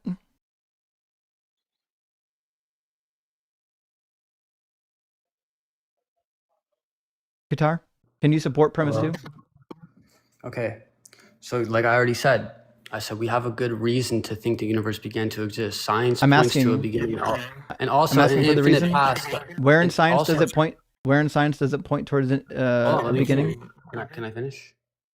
Well, no. also- I'm pushing you to give support for premise 2, and your support was science says so. But I'm asking you to demonstrate that science says so, because as it turns out, Okay. science doesn't say so. Science said it 100 years ago. They don't say it anymore. What did they don't say? They don't say that the universe didn't exist. Who? Science. Science is one person? No, science so- as a consensus. In fact, there was a survey done not that long ago about whether or not they believe the Big Bang was the beginning of time itself, and the majority of respondents said no. So we have a new model of the Big Bang, the Lambda CDM model, and that no longer posits that the Big Bang is the beginning of the universe. So, good sir, the universe doesn't have an observable beginning. We can't go before Planck time. So, unless you can give me a physicist that says that the universe has a beginning, you're wrong. Cue in the Russell's Hotel. Absolutely. Absolutely about to happen. So I was just trying to finish, but I guess we're going to switch the topic. No, we were just teasing you. Go ahead and give the support that the universe had a beginning. Okay, so can I finish, or do you want me to switch to what I was Go saying? ahead. I go literally ahead, just go asked you ahead. to finish. Do you not know how conversations work? Yeah. So an infinite past doesn't make sense. You wouldn't ever reach today. If Like I time- said, Why wouldn't we've you? gone to Russell's. Holy But shit, listen, I'm listen, an let me oracle. finish. Justin, did you see that? I know. They have nothing. They Okay, have to look. resort to these bad Okay. arguments. Sorry, go ahead, guitar. Okay. Go ahead, guitar. Even if physics can't see before the Planck time, that doesn't mean the universe is eternal. It just shows science has limits. Logic still applies. Whatever begins to exist needs a cause, and the universe shows signs of beginning. What are the signs? Look. That's what I'm asking. What are the signs? Science can What are model the only what we signs? can measure. What are But the whether or not we signs see that the the exact universe? actual infinite. Hey, maybe if you just keep shouting into your phone, I won't have to mute you. I'm asking you to support your claim. You keep saying signs point towards. What signs? What's the evidence that the universe had a beginning? You haven't given us anything yet.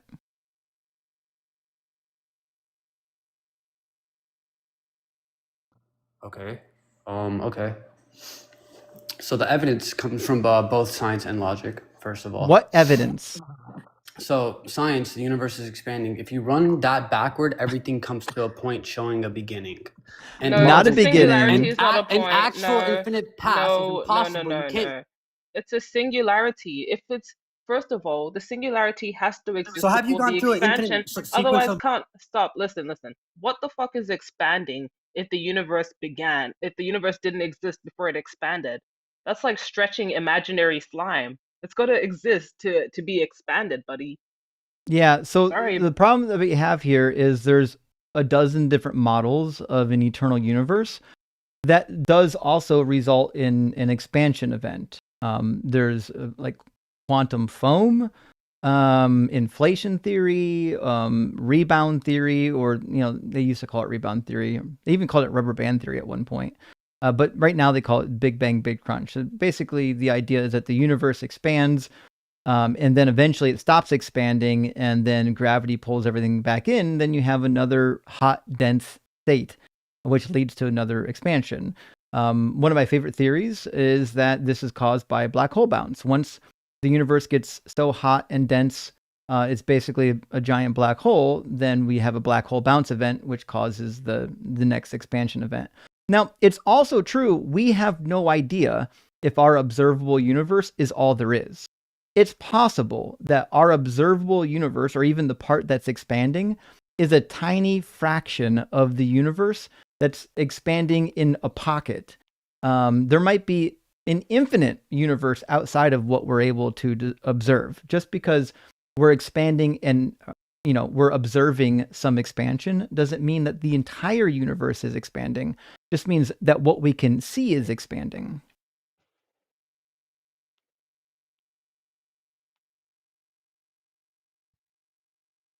Wonder how long he was shouting into the mute. So, like, you said a lot of stuff just now, but I understand what you're saying. But those are just interesting ideas, but they are just theories, not proof the universe is eternal.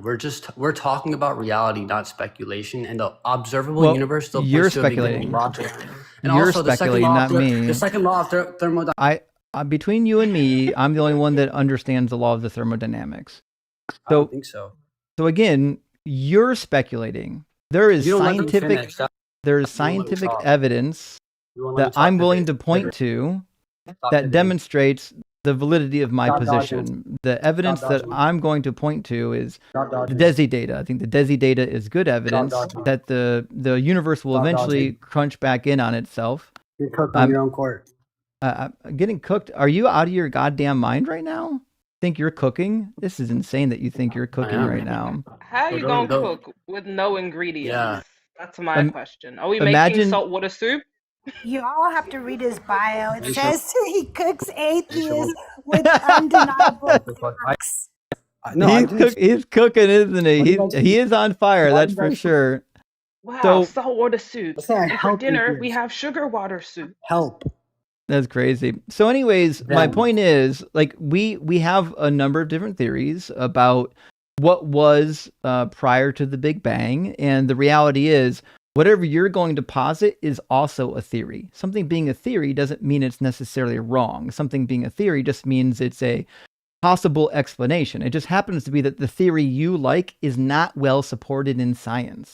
Whereas the theory that the universe doesn't have an initial beginning is well supported currently in the science and by scientists. I'm more than happy to show you a study that was done, or rather a survey that was done not that long ago, where the scientists agree with me and not you. Okay, so what am I claiming? What am I currently? Wait, what am I claiming then? What your claim is? This is Matthew. What's that? What am I claiming right now? Well, hold on. Crystal said something. Matthew. Who's Matthew? This is Matthew, the guy. I guess he's a guy who doesn't want to talk about the Bible with you, even though he says the Bible has no contradictions. I'll talk about the Bible. That's why I came up here. That's why I came up here to talk about contradictions. But this got into a whole entire different thing. Wait, is your name Matthew? Yes. Oh, so the chat was right. Yeah, it's in my actual name. Have we talked before? Matthew's in my actual name. Have we talked before? Yes. What did we talk about? We talked about God existing, and that's pretty much about it. I bet I wrote about it, actually. Give me a second. I keep a documentation or a document with people I talk to. I don't see a recent Matt, so maybe you're not a Matt that I've talked to recently, but I'm sure at some point we'll get to the Bible, since you said you're a Christian. So we'll take care of that. Pass is impossible. You can't pass through an endless sequence of moments to reach today. Also, yeah, you keep saying it. You keep saying it, but you haven't demonstrated it. So what do you want to do? Do you want to do the infinite? Do you want to do? Just shouting talking points is not helpful. Listen, Gish galloping through points will never help you here. Every time you make a claim, I'm going to ask you to support the claim. So your claim is that you can't have an infinite past. Do you want to talk about that, or did you want to talk about the other point that you mentioned? Because as it turns out, we can't debate 2 points at the same time. Well, we're not. You just won't listen. Awesome. Welcome in, everyone from the Mama Bash raid. Great to have you here. Hope you're doing well. Tell Mama Bash I said hi and thank you. So can I add something real quick? Sure. Stop running. Stop pivoting. So we need to address this. The fucking elephant. No, we need to address the point is, why are you talking with me? Anyways, the point is that if you don't think there can be an infinite sequence of events, then you also don't think that your God is eternal, because it would require him infinitely regressing into the past as well, like the existence of the universe, unless you can give us a symmetry breaker between the relevant qualities that allow God to exist eternally, but not the universe. Until then, we will forever be stuck here. Yeah, Agreed. We agree that you and I at least agree that God would live in an infinite regress. Otherwise, he's not capable of doing anything. God can't exist outside of time. But I don't know if this caller is willing to admit that. But we might get there in a moment. So you brought up two talking points, and I'm just going to ask you which one you want to actually address. You brought up the infinite past, and then you also brought up the second law of thermodynamics. Which one of those would you like me to break down for you? Let's talk about the infinite past. Sure. Why can't there be an infinite past? Because you would never reach today if time never started. Why wouldn't we? Okay, so... Okay, I just want to make sure that you understand that. I do understand. I've heard the argument 100 times. No, that we would have to go through an infinite amount of time to get to today, right? No, you wouldn't. All points on the timeline are finite. Okay, so wait. What theory of time do you think? Just a second, guitar, please. I think Venus's point was, or should be addressed. Wouldn't the same apply to God if God existed eternally? God would never get to the point God is at if he regresses in the past eternally. Right, but the guitar is going to say that God doesn't exist in time, so they're going to apply different rules to God. So it's not worth. It's not worth derailing the current discussion to do that. But I would like to get to that because I agree 100% with Venus on this point. I just don't know if it's worth side railing our current discussion to get to it. But I would like to get to it actually. So anyways, what we're asking you to do is to demonstrate why an infinite past wouldn't be possible. And what you're going to say is that, well, if you start at infinity, there's an infinite amount of moments between then and now. But the problem you have is infinity doesn't have a start point. So you can't say at the start of infinity because you've created an error. You can't put a start or an end on something that has no start or end, which is why your statement is stupid. Okay. Yeah, like I said, if there were infinite moments before now, how did we ever get to now? Because what is now? What is now? What is now? You can't finish. Okay, what is now? You can't finish. Guitar, what is now? Guitar, what is now? What is the now that you're talking about that we need to get to? What is that? What theory of time do you believe in? B theory. So what is now? What is now? So look, everything that you just now literally said was exactly my point. An actual infinite past. No, what is now? What is now? Because you're saying we can't get to now. So tell me what the present is, right? It's a gift. That's why we call it the present, Venus.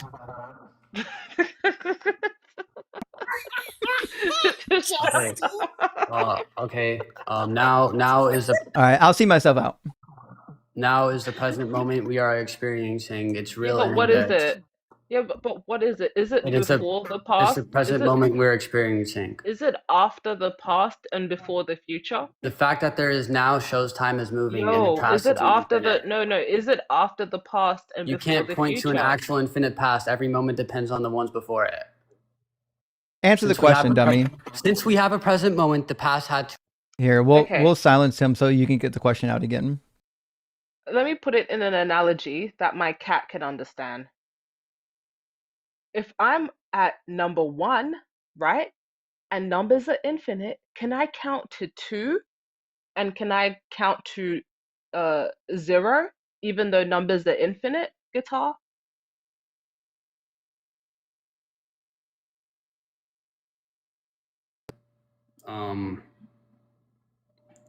If numbers really went back forever, you could never reach 1 or 2. Answer the question. I just did. Can I count from so I can't count from 0 to 1?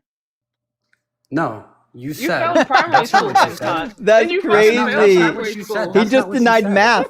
You have to deny math to be a Christian. That's not what you said. You said if I'm at number 1, right, and numbers are infinite, can I count to 2? Yeah. And can I count to 0, even though numbers are infinite? How many numbers are there? And said if numbers really went back forever, you can never reach 1 or 2. How many numbers are there, Guitar? What do you mean? How many numbers exist? What do you mean? What do you mean? How many numbers exist? Do you not know what numbers are? What do you mean? There has to be a point where there has to be. Okay, what's the first number? What's the first number? And what's the last number? All right. No, let him answer. What's there the first are number? Obviously, the first number is 1 okay. and the Listen, last there is are 100. infinitely many numbers, but infinity No, has no what's the starting first point. number? What's the first number? You Listen, said that I can't count to listen. one. What's the first number? You said Even though numbers go on forever, actually count them. You need a starting point. What's To the actually first count them, you number? need a starting point. exactly. Oh, he got it. He got it. Exactly. Yeah, so to you agree count that them, we you need a need starting a point. starting point. We need a starting No. point. No, Yes. no. Oh, you Nope. agree? Okay. Nope. You are Just so pay gross. attention and you'll Yeah. fucking get it. No. She's You got explaining the thing that I no. already said to Don't you fuck 10 it. Don't times, and fight if it. you would shut the Don't fuck fight up it. for 5 You guys seconds, are you would dumb. actually hopefully grasp You guys are it, making which is yourself look dumb. every Almost number there. Almost compares to every Stay point on cooked. the timeline, which means between any 2 points or any 2 numbers, it's just a finite movement. Anytime you point to something on the timeline or the number line, it's finite to go from here to here. And we can do that because it's finite. We're in time. We exist in time. And our moments in time are finite. So we can always go from point A to point B no matter what.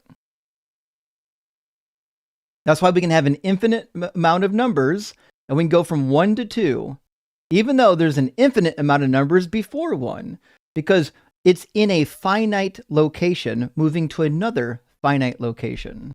Exactly. Okay. It's like yesterday, I'm always under- something. It's like, I don't let need me any add this. Let me explanations. get, no, it's not just I for you. understand. I don't Okay, need no, that. this is not just for you. This is not just for Stop you. interrupting her. It's for the audience as well, because this can be confusing. So when we talk about yesterday, These are ghost every arguments. day, holy shit, Ghost arguments. your god is a ghost god. Ghost So anyways, ghost when we have, arguments. so yesterday, Right. so anyways, yesterday changes every Ghost single arguments. day. What the fuck? Can you shut up? Imagine being on a live stream just shouting in between mutes, Like, thinking what's wrong with you? that you're moving the needle here. You requested me to unmute. So we're always at 0. If we were to put time on a number line, we're always at 0. Yesterday is going to change every single day. Yesterday, today would be, for me, I'm in Australia, so today's the 19th. Yesterday would be the 18th, but tomorrow, which is the 20th, yesterday would be the 19th. And then 2 days ago would be the 17th. As we go to tomorrow, 2 days ago would be the 18th. We are not moving anywhere. It's why I believe in B theory. We're not jumping up the number line in any way possible. We're always at 0. Yesterday will always be 24 hours before, which is a made up measurement. And tomorrow will always be, depending on what time it is, a few hours ahead.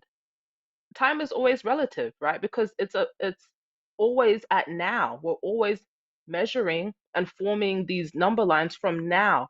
That's the referential point on the infinite number line. Now, 0. What is time? T0. Time is the sequence of events, so the instantiation of change. Okay. All right. Okay. Can I respond to what he said now or no? And that's usually the ahead. goal. When we That stop was- talking, we're hoping you're going to respond. It's crazy Well, that you was don't know for this yet. explanation to the chat. So okay, now that the chat understands, right? Okay, yeah. So listen, I understand everything you're saying literally, okay? And you don't understand that, yes, every moment or every movement or moment we experience is finite, right? But that proves the past can't be infinite because you can't traverse an actual infinity to reach now. Time had to begin. You can go from Nobody A to said B- that you can- could, you can dummy. go from A to B We'll because do this for the millionth time. No one's saying that you can traverse infinity.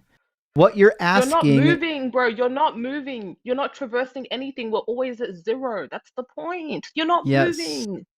The problem you keep making is you're saying you need to traverse infinity. By saying traversing infinity, you're reading from the beginning of infinity to now. There's no beginning of infinity.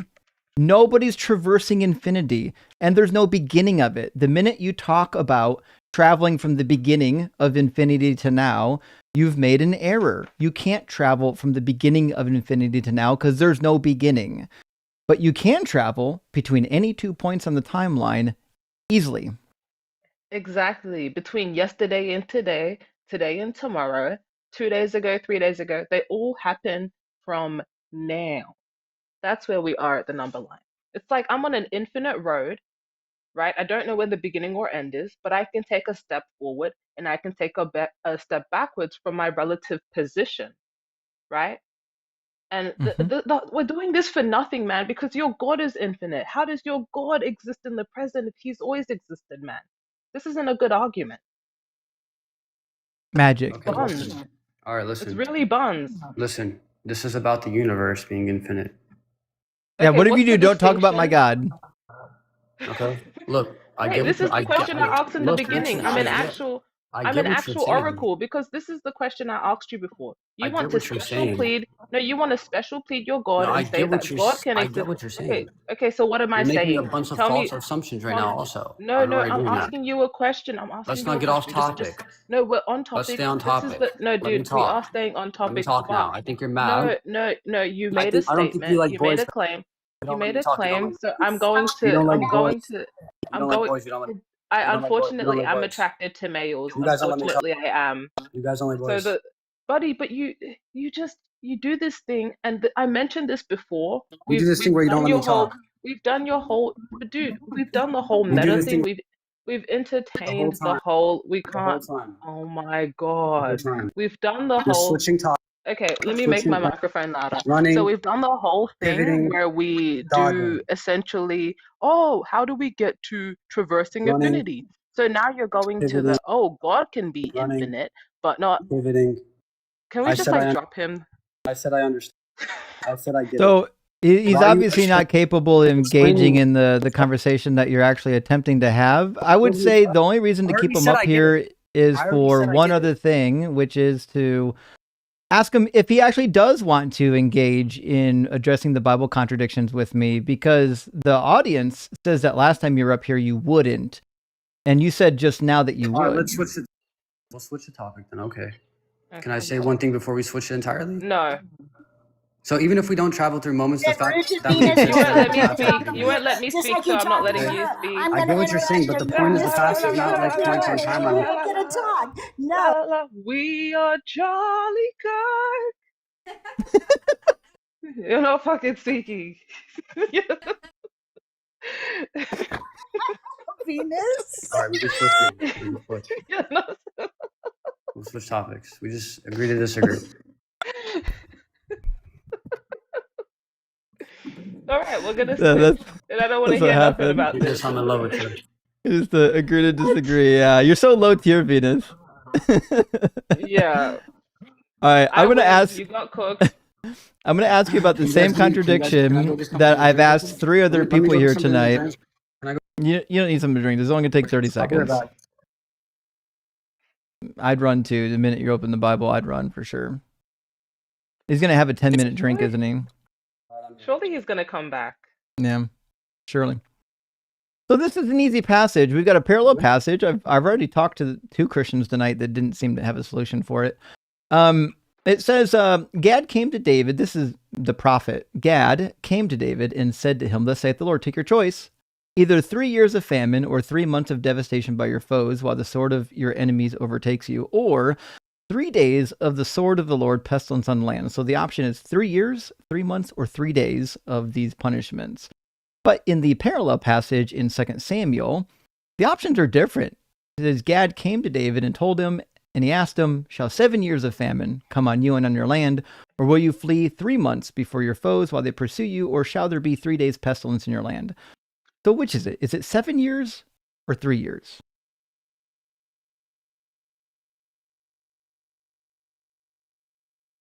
Did he not go to get his drink? Okay. He's getting All into right, a yeah. So, discussion. Well, he has to now let's traverse talk about infinity this. to get to now to So answer first your of all, question. So first of all, this isn't actually a contradiction. It's a textual variation, not a contradiction in the event. Oh, interesting. Where's the Okay. textual variant? So, in 2 Samuel 24:13, it says 7 years, but in 1 Chronicles 21:12, it says 3 years. The most widely accepted explanation, even among scholars, it's a scribal transmission difference. Okay. Sure. So listen, Where's the other one? listen. So ancient copying issue. Okay, these texts were copied by I'm Hayden asking for you, centuries. where is Hebrew the numbers were evidence especially easy that there's to miscopy. another 3 copy? versus 7 is exactly the kind of Okay. variation you would expect in manuscript transmission. He's just Okay, gonna read dummy. Apologetics website. We know that texts get corrupted. Nobody's disagreeing with that. What we're demonstrating to you is that the Bible has a contradiction. No one's caring like why it's contradicting. Like if it's a corruption, we don't care about that. We know it's fucking corrupted. The entire Bible is corrupted. That's why it's full of contradictions. No one's asking you to say why it's contradictory. We're asking you, is it in fact a contradiction?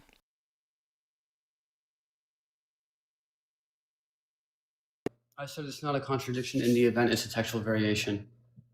Can you show me the other text that fixes it? What do you mean? Can you show me the other manuscript that has the alternative rendering? You want me to show you what? Show me another manuscript that demonstrates the validity of your point. Okay. Show you another manuscript that demonstrates the validity of my point. Okay, so listen.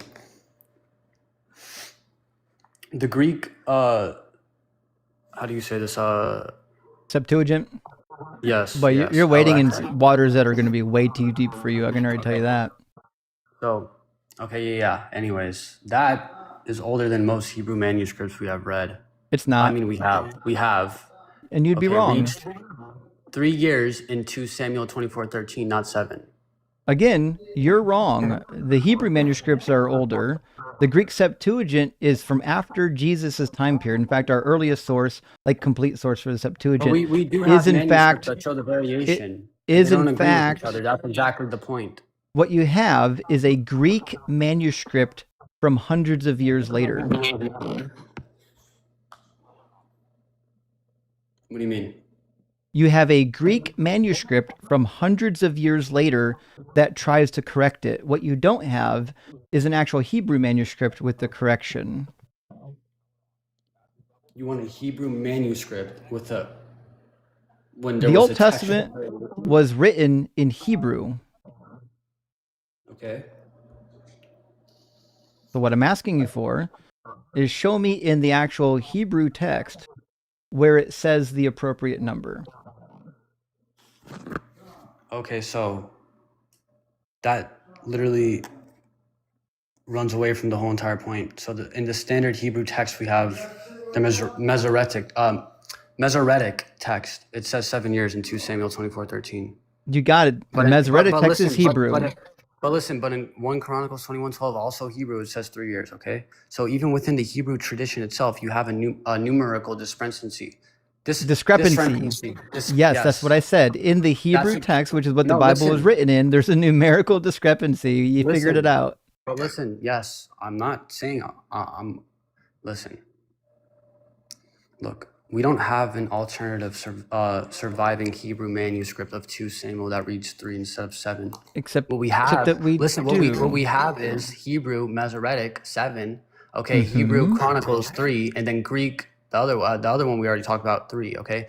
Textual criticism uses all manuscript traditions to reconstruct the most likely I original agree, version. which is why our Bibles have the contradiction still, because if you look at the critical edition of the Hebrew Bible, it's going to say what it says currently. It's going to have the contradiction there. Okay, I understand. Let me ask you a question. So are you trying to show contradiction in the original event or just pointing out that different copies of the text don't perfectly match? What I'm showing is that within the same Hebrew text, there is clearly a contradiction. You can't make claims about the original event because we have no documents from any of the original events. So what that means is all you can do is rely on what the manuscripts actually say. And what we have in our Hebrew manuscripts is a contradiction. Did somebody come along a couple hundred years later and correct it? Probably. In fact, they certainly did. I know that there are some Septuagint manuscripts that have this correction in it. Not all of them. Okay. Well, I've heard about, these things. It's just textual variations. It's not actually a contradiction. It is a textual variant because it is a contradiction. That's what a contradiction is. A contradiction is when you have two claims that can't both be simultaneously true. And those claims happen to come from the Hebrew text itself. Yes, but a contradiction would mean the text is affirming both 3 years and 7 years as true in the same account. But that's not what's happening. It is. Okay, Yeah. well, listen, It's in 2 Samuel, it's in 2 Samuel affirming. 24:13, one It's manuscript affirming. says 7, It's and 1 affirm. Chronicles 21:12 says another says 3, okay? Those Not are in Hebrew. parallel accounts preserved in different textual streams. In It's Hebrew, there it's is a not a single statement. contradiction, It's not a which is single what the statement Bible asserting was both. written in. I already said it's not a single statement asserting both. It is. They can't both be true. So either it's 7 years or 3 years. Which is it? What? Which is it? What'd you say? How long is the first punishment according to the Bible? 7 years or 3 years?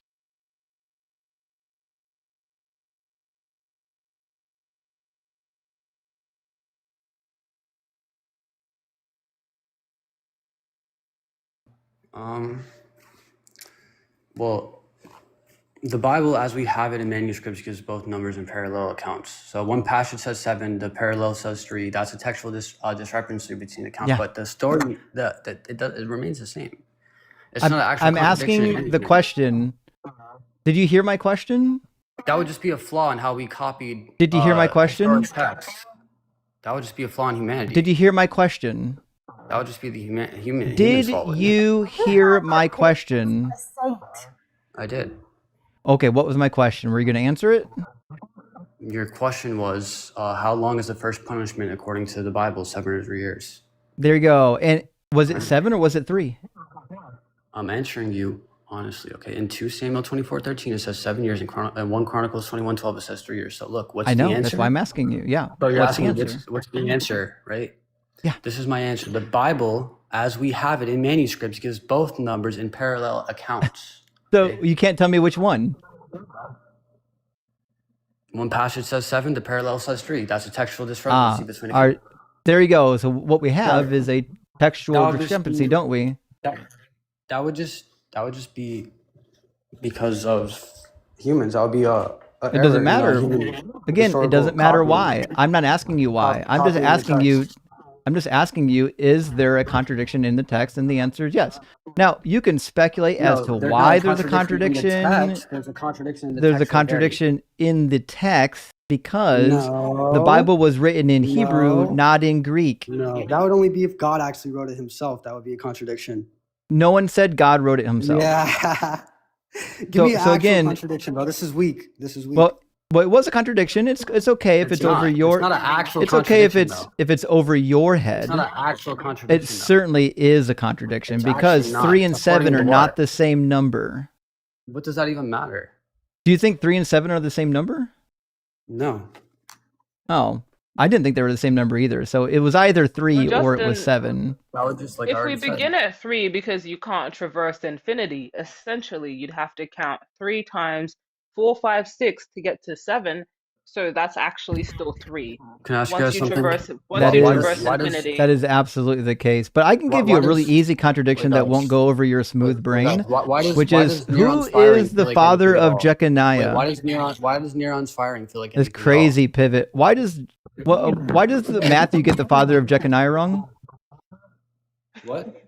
Why does Matthew get the father of Jeconiah wrong? What passage is this? Matthew chapter 1 and 1 Chronicles 21. So in Matthew, he says that Josiah is the father of Jeconiah. He's counting the generations between David and Jesus. And he says in these genealogies that Josiah is the father of Jeconiah. Okay, and what would the contradiction be? That's not the father of Jeconiah. That's the father of Jehoiakim, who is the father of Jeconiah. In fact, it says it in 1 Chronicles 3:15. The sons of Josiah were Johanan, the firstborn, then Jehoiakim, the third Zedekiah, and the fourth Shallum, the descendants of Jehoiakim, Jeconiah, his son. So he got the wrong guy. And he does it again with Joram and Uzziah.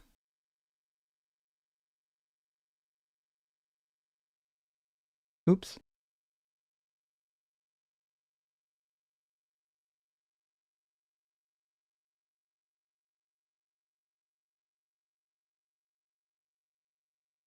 Okay. So, okay, you're saying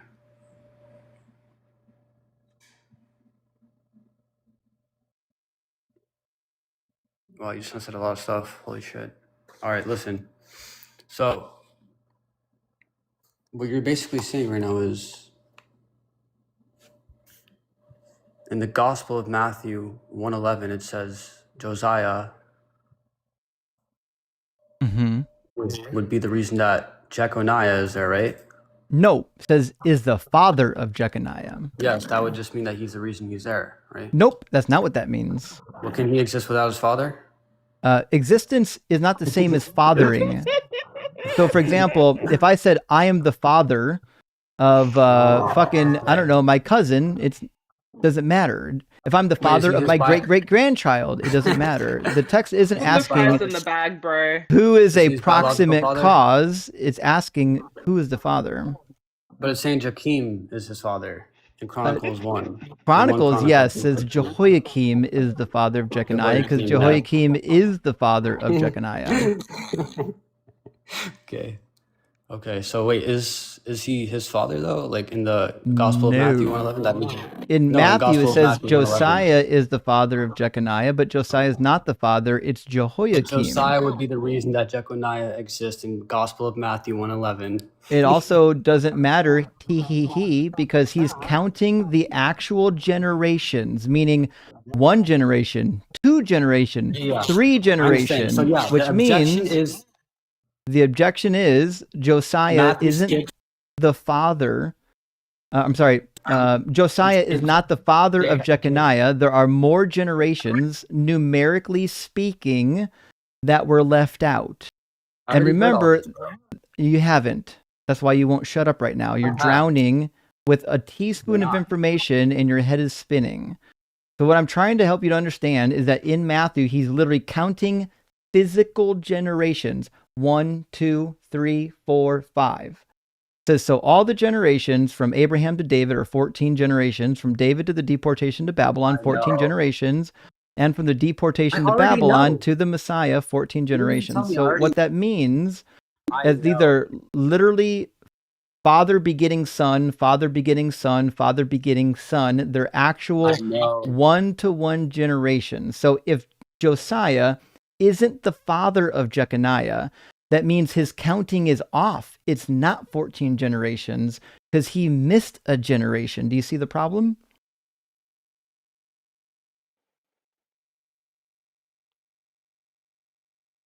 He's fighting the mute button so hard he keeps muting himself by accident. Can I talk now? I'm asking you to talk, dummy.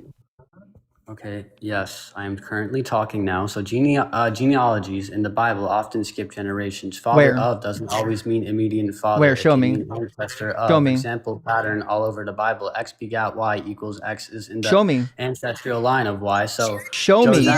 Josiah begot Jeconiah can legitimately show me in the Bible where it says that so-and-so begat so-and-so and they didn't begat them. What do you want me to do? Show me the evidence of your claim. Show me in the Bible where it says somebody begat somebody that they didn't begat. Okay, so same thing with Jerome, Uzziah. In Matthew 1:8, Matthew skips multiple kings also. Yeah, on accident, by the way. And I know why that happened. You don't. It's not a mistake. It is a mistake. I know why it happened, idiot. Yeah. Do you know why it happened? Do you think ancient Jewish genealogy were required to list every single generation without skipping because historically that's how genealogies do work.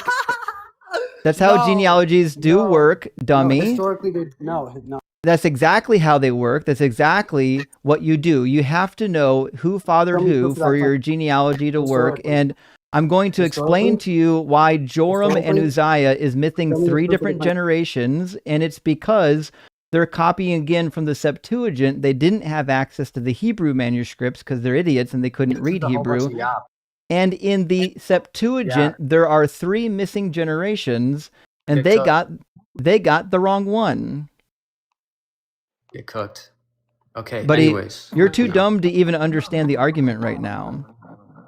Yeah, so actually, no, you are. So the question isn't, did Matthew skip a name? He clearly did that multiple times. The question is, does skipping names in ancient genealogy equal an error?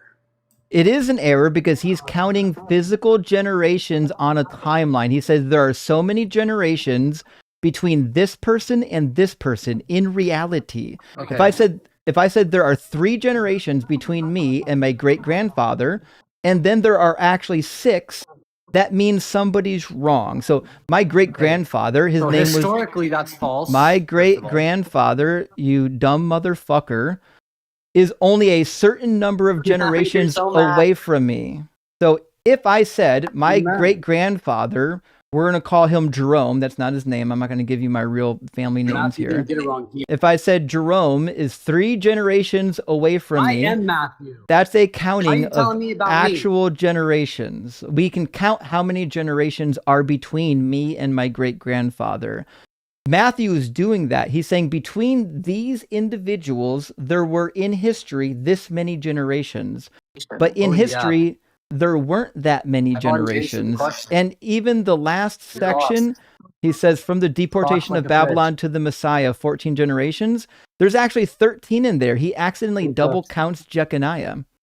Answer your question. No one heard your historically question false. because you were busy mumbling in the Historically, you're background of false. me explaining to you how stupid you Historically, are. you're false. Prove it. Anybody disagree? Prove Venus, it. do you disagree that he's historically false? Prove it.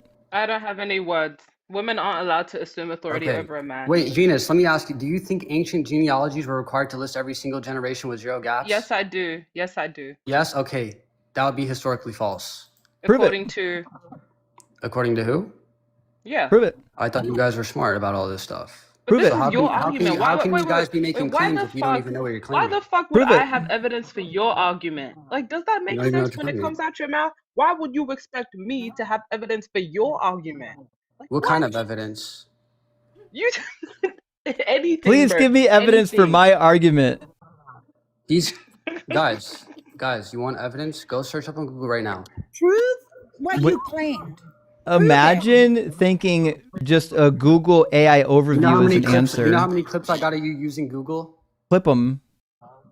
They're in this live stream about 30 minutes ago. Clip them. I told you. I've told everyone here that Nah, Google AI that- overview is not a oh, source. pivot, ad hominem. I don't even know anymore. What's going on here? That's not an ad hom. I didn't Yeah, just what does ad insult you hom in mean? lieu of an argument. You did. Apparently you don't even know what ad hom is. You're too dumb to even know what an ad hom is. So what is the An ad contradiction? hominem. This is an ad super hominem this is super attempt- embarrassing What is right the now. contradiction? An ad hominem The is a contradiction's fallacy. pretty easy. He says that there's 14 generations between these two individuals and there's not. Okay, Matthew is intentionally structuring the genealogy. Matthew literally tells you he's organizing it 14 generations. 14 generations, I'm 14 aware, generations. but he makes a claim about reality that's not true. He says there are 14 generations between the deportation to Babylon and the Messiah. He says there are 14 generations between David and the deportation. There are not 14, there are 18. Okay, Matthew didn't get it wrong. He abbreviated the genealogy, which was a normal practice. How many If this isn't- generations are between Listen, David if and the this- If this is an deportation? error, then you'd have to call. We'll make this really simple. Matthew, how many, in reality, how many genealogies, how many begats are between David and the deportation in reality?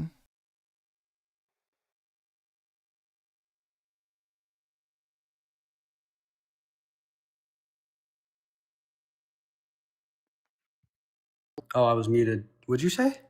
How many generations in reality are between David and the deportation? Oh, I thought I heard like a gad. Or I thought you said some word like that. I must be tripping. Or you said Mhm. begat. Yeah, you must be. begat. Oh, you said begat. I mean, my bad. Okay. Well, okay, yeah. So with Gospel of Matthew, Matthew 1:17 says 14 That's- generations from David. That's my Listen, question let me is, finish. Let is me it in finish. reality, Can I finish? how many generations are there? Can I finish? Are you going to answer already my heard question? you. Because my question needs to be a am. number. I am. Then what's the number? Listen, that's about 18 He's to 20 never going to give me a generations, number. Okay, 18 to depending on 20. how you count Gotcha. transitional figures like. Well, there's only one way Okay. to count a generation. So here, you're asking me a question. Let me give you my answer. Okay, so what's going on? You right? already So gave what's me the going on? answer. You gave me 18, and that means No. Matthew's wrong because Matthew says Yes. there are 14 generations, and you're I'm trying to saying- invoke that Listen, Matthew's you're not letting me actually finish. right. So what's going on, he just right? purposely left So out let me a give you the certain answer number to of what's going people on here. because he Let me wanted tell to you what's going rewrite on. history. Let me tell you what's going on. I already know what's Okay. going on. I just told you what you're about to tell me. No. All I'm saying is I'm trying to tell you what's going on here. Okay? I just Now told you listen. exactly word for word what you're about to tell me. Matthew compresses the genealogy to fit his 14 structure. He Yeah, that's what I said. said. He compressed the genealogies. He left some So out, the which conclusion is means the reality 18 to 20 the in Matthew 14 by the reality is that by Matthew design. Matthew can't By count even his design. own genealogies because By in his design. own I genealogies, am Matthew. Don't tell You're- me about you don't tell me about dumb Matthew. motherfucker, you're I not am Matthew the Bible writer. You're just the dumbest person named name is Matthew I've ever Matthew. met in my entire life. I know Maybe dumber Matthew, than bro. Matthew the actual evangelist. Yeah. So I'm my agreeing. point In is, reality, Matthew it's is making an argument in for Matthew Jesus 14, being really by special design. because he's 14 generations. not by But accident. as it turns out, By that design. that's not reality. In reality, He gets it wrong, and the reason why he gets it wrong is 1820. because he's got a copy of the text In that Matthew is 14, different from the actual design. Hebrew source. Not by accident. It's on purpose and it's stupid. He copied the wrong source. By design, not by accident. He copied the wrong In reality, 18 source. to 20 in Matthew 14. In by reality, accident. he lied. Matthew isn't giving a full genealogy. He's giving a He structured, did. compressed one. He didn't say that. He So said you there saying are. ancient He said genealogies weren't allowed to skip generations because the he Old Testament said itself does that too. he said no, it doesn't. He said that Yes, it so and so fathered so and so, and that Yes, there it were does. a certain number it of these does. fathering so and Yes, it so's in a does. row, and neither Yes, it one of does. those two were actually Yes, it correct. does. Because as it Yes, turns it does. out, Get this guy to do rap god. He needs to do rap god. How about everything? yeah, actually, he might be trying out for a job as what the fuck do you call those guys that do the auctions? He wants to be an auctioneer. He could be an auctioneer, although No, I'm trying out for the guy. I'm if trying I out for a was job like the guy like if you I on was gonna TikTok at hire 40. this jobless guy, I would hire him to push buttons because he's been fighting I'm on this for the mute job button like you. literally all night. I'm looking for a job like you. Yeah, I'm sure you are unemployed. This I is want your definitely what I job. would expect from someone who's I want to unemployed. be like you. You'll never fucking wanna do be it because like you're you. not smart enough, dummy. I want to be I'm like here. I'm here because I can do but you shit got that you cooked. can't do, and You I got can cooked. actually explain things that you got can't cooked. explain because I've actually read the I get more literature. viewers than you. Oh yeah, I how get many more people? viewers than How you. many people are in your live stream right now? I get more viewers than you. Show me. What's your channel? I get more viewers than I'll you. pull it up. What's your channel? I get more. Show me. What's your channel? On I this got account. YouTube. On this I got account. YouTube right now. On this account. Oh, on On this TikTok. How account, I get many more views you views got than right you. now? On TikTok. How many views you got right now? Are you On live? TikTok. I'm not Are you live live? right now, goofball. No. Oh, how many viewers you get when you go live? How can I be live if I'm live with you? I'll follow you right now. Hold on. I'm an atheist. What? Let's Those are some of see. my favorite Actually, Bible let me. verses. I'm Let's gonna start follow off simple you with 1 on the Samuel web because I can't follow you on my 6:19. phone But right the now. Lord Your killed name is 70 men from nameless. It's guitar, Beth-Shemesh because so I they can't looked follow into you. the Hey, Ark can of you the look Lord, that or shit the Ark down, of What's the your Covenant. what's Just your an what's your all-knowing, handle, dummy? all-powerful. Hey, pause that, dummy. What's your handle, dummy? What is the handle? Like my? What do you mean? What's your @ on TikTok, smooth brain? Oh. Matthew Red's live. Oh, you changed your fucking name. I know exactly who you are. Matthew Red Live. You're an idiot. What do you mean I changed my name? What was my name before that? You actually had that name. I'm gonna follow you back, and I'm gonna troll the fucking shit Hey, out of can you you. put my last video on? Put my last video on the screen. All right. In fact, I talked to you. Hold on. Let's see. Matthew Red. Yeah, guys, look at that. I even got Dean Withers. I don't. You definitely didn't got nobody. I got clips cooking up of you right now. I'm sure you do. I can't wait for you to post it for all 271 of your followers. I bet you bring in. When you said the universe is the chemicals that allow to. I bet you bring in massive views on your live stream with 271 followers. Your most popular video got 500 views. Wow, this guy's really fucking cooking. Holy shit. No, my most popular. What am I going to do? He's going to release a video of me. He's going to clip me, and 300 people might see it. I'm terrified. You get clip farm, buddy. Literally shaking in my boots right now that Matthew Red's live. In fact, I'm going to change your name here. Matthew Red's when you go live. I'm going to come in the chat and I'm going to say I got a video. I'm sure you are. I'm sure you are. No one's going to actually care. No, look. All right, I put your actual handle in my my clip list. so that we know who you are next time when you change your So what name would and, another and come back contradiction be? 'Cause you again failed to give me like a one. coward. You have failed to give me one So contradiction. we've given you 2, and you haven't You been able to failed. deal with No, you either one failed. of them. You have I'm going to failed. give you next one You of have my failed. favorite ones, which is You have Jeremiah failed. 7:22.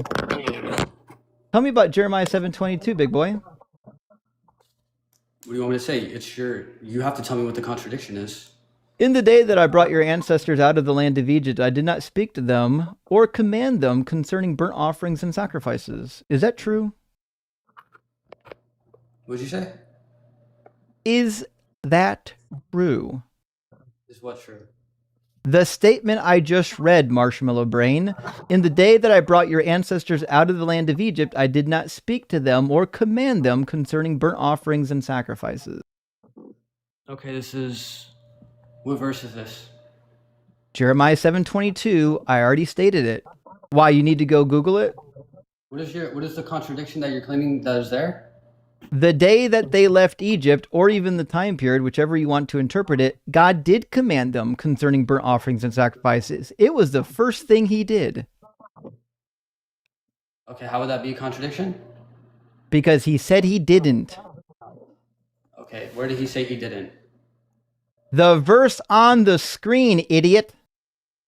Oh, okay. Okay. Okay. I understand now. Okay, so Jeremiah 7:22 says, if I did not speak concerning burnt offerings and sacrifices, but in Exodus, Leviticus, God clearly does command sacrifices. So they say contradiction. So you're saying a contradiction. Okay, I understand now. All right, so listen, it's not denying that God ever commanded sacrifice. It's denying that they were the main point. Here comes words mean words. They definitely don't mean words here. Okay, So it's not denying. We'll just go it's word. Not denying. We'll just go word for word in here, and you can tell me what the word means so that there's no confusion. Okay, so we'll start. In the day that I brought your ancestors out of Egypt. That's a single phrase. What does that mean? I just now read it. What does it mean? I'm telling you. No, the phrase, in the day that I brought your ancestors out of Egypt, what does that mean?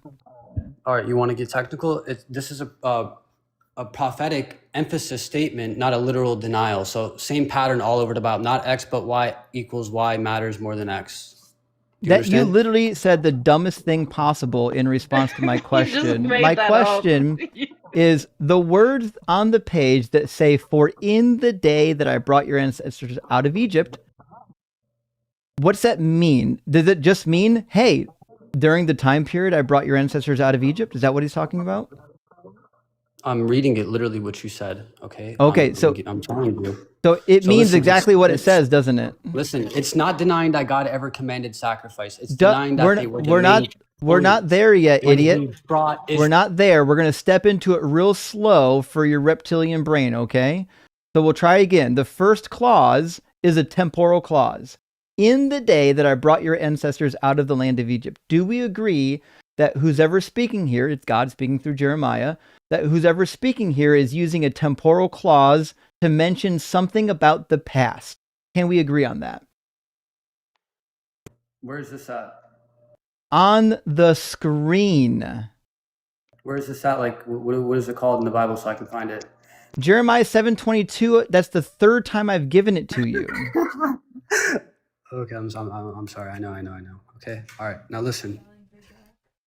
This is like. Yeah, he's grok stalling for sure. Look.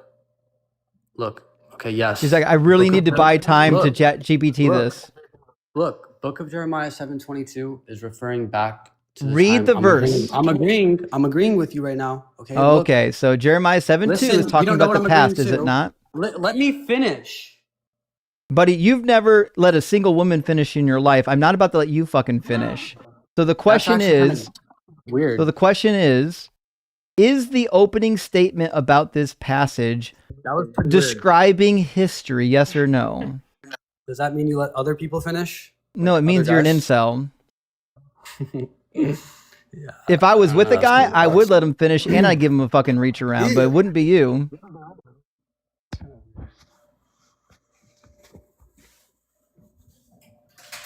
Why would you say something like that? Because you're a homophobe and I'm not? No, it's not even about that. It's just like kind of weird. I never claimed to be that. You are now. You just demonstrated it. So again, we can agree that the opening clause is a temporal clause about the past.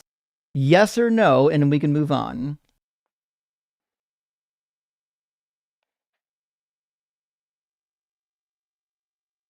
You let me talk. That's the problem here. Yes or no.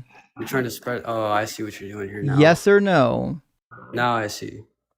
You're not mature enough to get full sentences now. Look, I need a yes or no. Do we agree that the opening clause is a temporal clause about the past? It's just yes or no.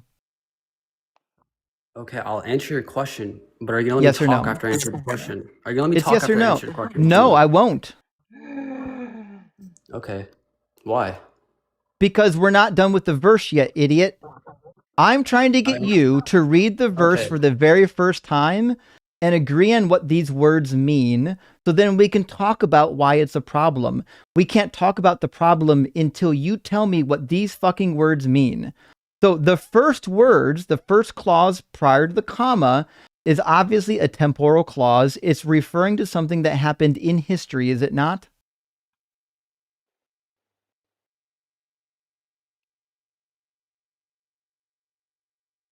Oh, I was muted. It's a temporal reference.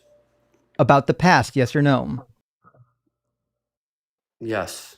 Okay, so the next thing we should ask is, what does it say about the past? The next part of the clause. I did not speak to them or command them concerning burnt offerings and sacrifices. So I'm going to go real slow with there. What does it mean to say, I did not speak to them?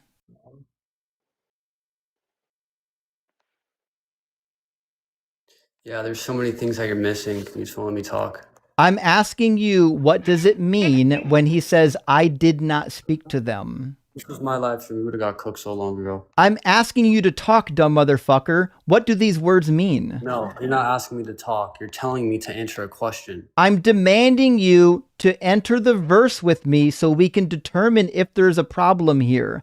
What does the phrase mean, I did not speak to them? What does what mean? The phrase, I did not speak to them. What does it mean? Are you okay? Like, He's why not are you okay. doing this? Why the actual fuck are you doing a this? temporal clause doesn't automatically mean nothing at any point. Answer the question. What does the phrase, I did not speak to them I mean? already know what you're gonna say. I talked about this before. Answer the question then. What does it mean? You're not smart. I know you're not smart. That's why you won't answer it. No, you want to keep jumping from You topic know, to topic. you know that the answer is going to cook you. So just answer the question. No. All right. Well, keep jumping from I'll topic tell to you what topic. then. Since you won't actually engage in the passage because you're a coward, I'll give you an entire 2 minutes to explain No, why I it's will. not a contradiction. And then that's the end of the conversation. You get 2 minutes and that's it. Okay. Okay. All right. Yes. Okay. All right. And we're moving on. But we will get Crystal back in here. And we'll hopefully have some conversation. Welcome back, Crystal. Justin, you have so much patience. Oh my God, you are Saint Justin. I do not know how you do it. I have no idea. That was so painful. Crystal, he cooked me. Oh yeah, he just like he cooked Dean on Santa Claus. It's Yeah. crazy. I actually wrote it in my notes. He crashes out and cooks host. So I guess I'll take my first L, guys. Holy shit. All right, then. Well, let me grab a couple of super chats and we'll get our next guest in here. Mark LS has been waiting the longest. We're going to get Mark in here. Amin Ra, thank you for the $20 super chat, friend. In the Catholic early tradition, all are born with sin. The Immaculate Conception doctrine is complex and creates to prove Jesus was born sin-free. What kind of... The Immaculate Conception is actually about Mary. So when you ask the question, how is it that Mary is free from original sin? Because if Mary has original sin, wouldn't she give it to Jesus? So rather than just explaining that, well, Jesus magically wasn't touched by original sin because he was God, they actually say that Mary was miraculously born without the sin, which is a weird workaround. I don't know why they would do that. It seems completely unnecessary. But you do at some point have to figure out how Jesus wasn't tainted by original sin, because he would have been. And that was the solution they come up with. I can't say it was a good solution, but it, I have a question.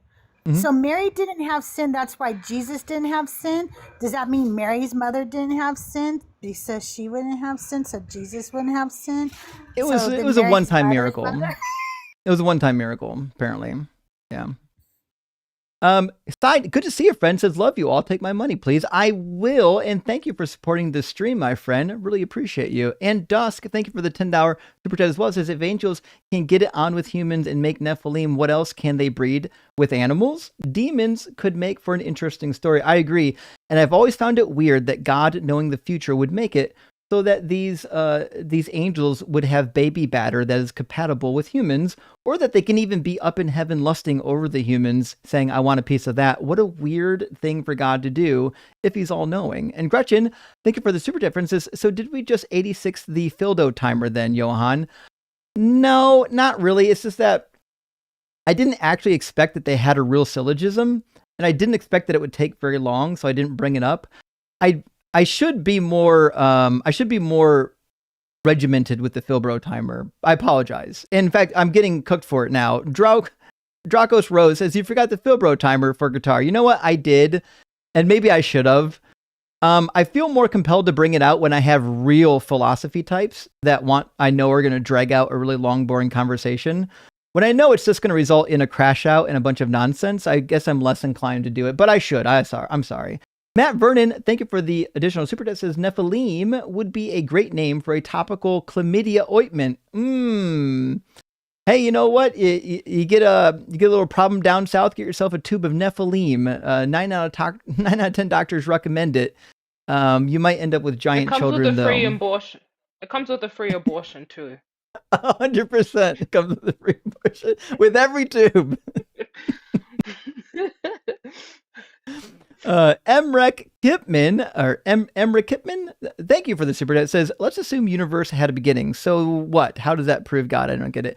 It actually doesn't. Sometimes I'll grant the Kalam anyways, just for funsies, and make them explain why it was God that's the prime mover, and they can't do that either. But they try. Tracy, good to see you, Princess. I don't like the hoodie. Oh, I'm sorry. It's cold, though, up here. It's hiding all the glorious, holy chest hair. Rock hard for Doug. Simply wet for Sharon. Gay for Justin. Praise Puff, John. Well, thank you, Tracy. I'm sorry that the chest hair is not out, but it's cold, and I have to do what I can during these cold winter months, and this is how we're doing it. But soon, once the sun comes out, my friend. And Bacon and Bush, thank you for sending out 10 DZ Debate gifted memberships. I really appreciate that. And also, Spiritual Animal of Chaotic Capybaras, again with another super chat. Thank you so much. How can you tell how much? Sent me one. Maybe. How can you tell how much Matt was bothered by a woman calling him low tier? Dude was hanging onto that wound for the whole conversation, waiting to throw it back at Venus. He's going to cry on the incel forums about it for years. That is 100% accurate. People get really bent out of shape when Venus cooks them because their manhood, they think, is on the line here. They don't realize that they look stupid no matter who's cooking them. Oh, Black true. And the woman. Double whammy. So they're racist on top of it. All right, I'm going to read one more super chat, friends, and then I have to run to the bathroom. I'm going to play our commercial from our sponsor for 1 minute and 30 seconds when I run to the bathroom. Retired Bomb Tech, and keep in mind, I got these sponsors so that I don't have to run ads on the replay. So everyone who doesn't get to watch it live, when they watch the whole thing back later, you can do it without any mid-rolls. It's fantastic because I've got a sponsor for a couple episodes. Retired Bomb Tech says, I hear a lot of Christian apologists say the religion never did anything wrong in war and battles in the name of the religion, and always point at others instead. Have you ever done an episode comparing these different wars?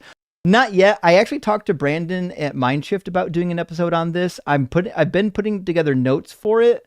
I am planning to do some content showing the horrors of the Holy Wars and the Inquisitions and the Conquistadors and the end of the Crusades. I am working on doing some work on that. I haven't put it all together yet because I'm constantly doing live streams, but I promise we'll be getting to that. Now, with that, friends, I'm going to leave you for a minute and 30 seconds with a word from our sponsor. I'll be back shortly.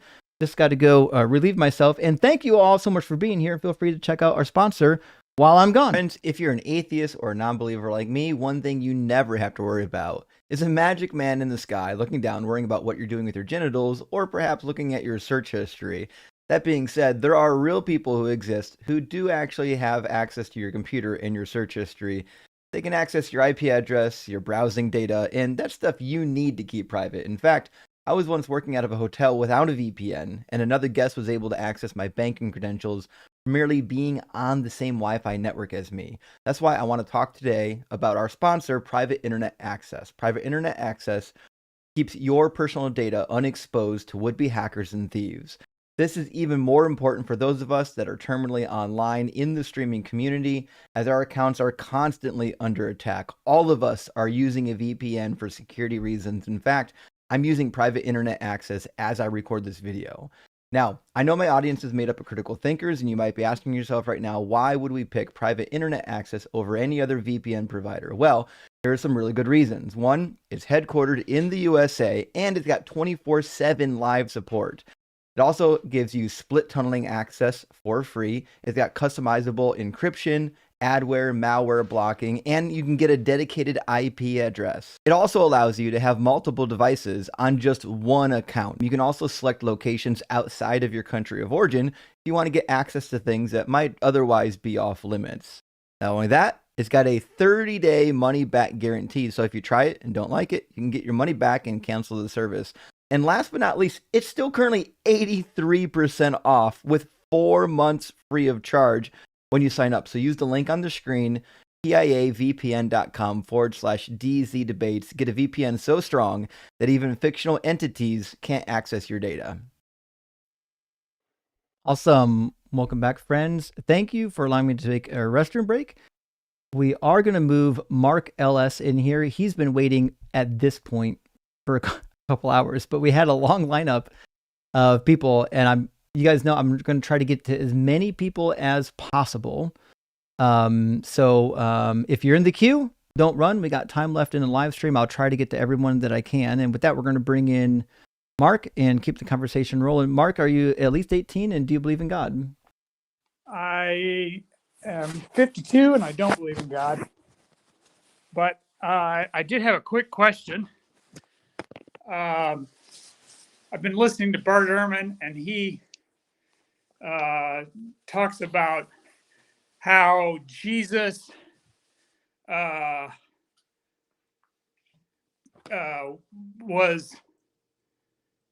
he brought out the idea of love your enemy, which he thinks is a new idea from that time period.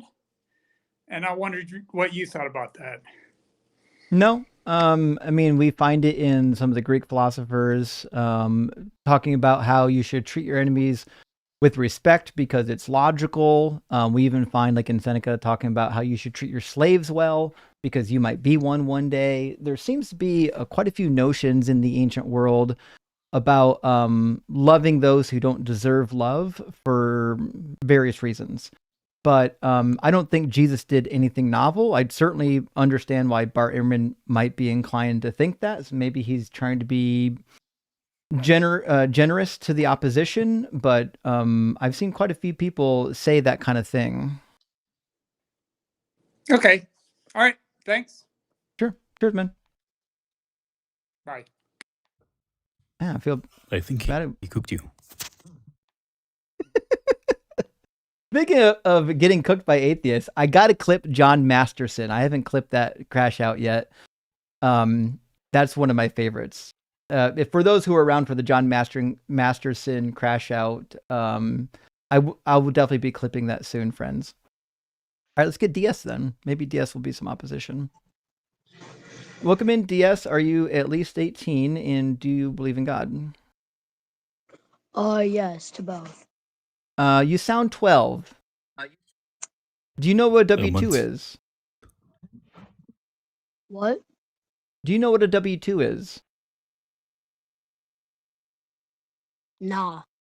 Nah, yeah, because you're like 4 years old. Okay. move on from that one. To be fair, I have no idea what that is either. So oh, if you're not American, you might not know what that is. Fair point. I need something more universal. But yeah, margarita. True. You could ask them what is Garfield's favorite snack. Maybe it's lasagna. Someone obviously. said Mezzo's kid again. Yeah, tell Mezzo to put his kid to bed, letting them join these lives. Damn it, Mezzo. On the iPad. Well, let's bring in Marcos and then Tom, and hopefully we'll get some conversation. How you doing, Marcos? Hi, can you hear me? I can hear you. Oh, okay. It's my first time here. I called in on the experience before. What are the rules? What are I gonna discuss about? The rules are you have to be at least 18, you have to be a believer, and hopefully you're not a clown, but that's not really a rule, more or less a desire. Oh, okay. I consider myself now as a mesotheist. I believe God exists, but like I don't like him. I don't like. Okay. Is there any particular God that you believe in, or is it just generic? I believe in the Christian God because that's what the miracles, make miracles make me believe. Okay. Let me ask you a question. Are you under the impression that miracles only happen in the Christian religion? No, but I never seen miracles that are out of other religions are unexplainable, like the Christian one. I come from a religion that has a prophet, and she did some weird stuff, and nobody cared to debunk it. And well, they're probably parlor tricks. There's a lot of them, like what was her name? Catherine Crick. She does all these fake like casting out of demons and like curing supposed autistic kids. It's all show. If you watch her show enough, you'll discover that a lot of times it's like the same person acting. These types of miracles are not impressive. I've been to many healing services myself of various Christian churches where people pretend to be healed. Oh, one leg is longer than the other. Let me pull your shoe off. These are nonsense healings. But my suggestion is that none of there's no people actually getting healed. If you could heal, like using the power of God, they would be showing up at the hospitals. They wouldn't be asking injured people to show up at church. Yeah. Can I discuss some of the miracles that she pulled out? Who's the person? It's Ellen White, from my religion, Seventh-day Adventism. Oh, you're an Ellen White believer. You're a Seventh-day Adventist. Oh my gosh. Yeah. I used to be a Seventh-day Adventist. I now consider myself more of a mesotheist. But she's dead, man. You didn't see a single miracle she performed.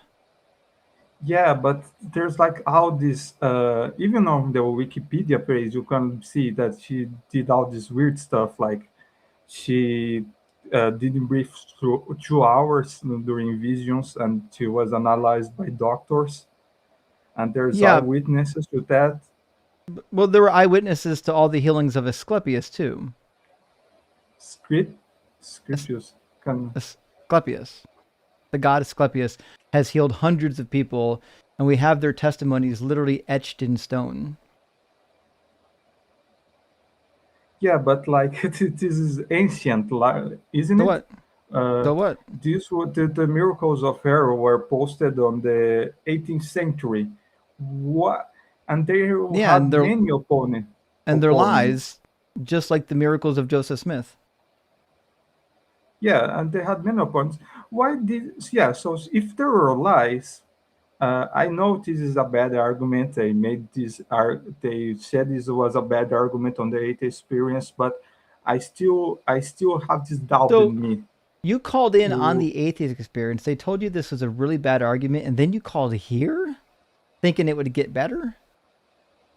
No, it's just Well, I didn't call about the exact same. I discussed another miracle with them, but What about the uh, what about the failed predictions of Jesus's return? yeah, I know all my church explain this.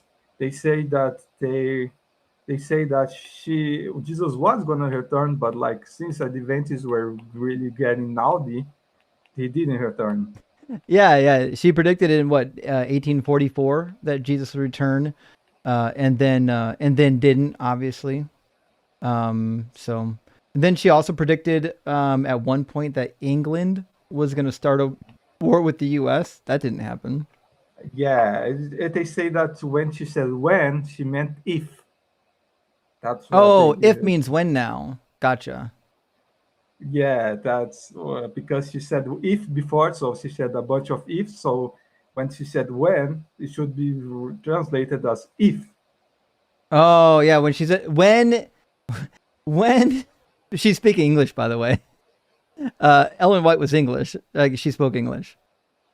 Yeah. Okay, so when she says when in English, we know what that means. It means when it happens, not if it happens. Yeah, but yeah, it comes down to Victorian use of the phrase when and how they read. So I know. Let me rephrase the argument. They had many Seventh-day Adventism had many Christian opponents. So if they are all lies, why didn't they simply go to the doctors that analyze her and debunk it? Like this doctor didn't say that. Well, they You're didn't. making this up. So again, show me the records from the doctors. Uh, there isn't none, but there I know is there isn't the none. You've got a woman who said she went to the doctors, and the doctors confirmed it. You don't have any records from those doctors. yeah, but you have the like three white witnesses from like So what? saying that the doctor said that she couldn't So what? didn't read. There are 11 witnesses that claim they saw the golden tablets. Why do I care about witnesses? Yeah, yeah. I mean, if I said that to an advent to someone in my church, they would simply say, "Oh, Joseph Smith did saw an angel of light, but it was a demon."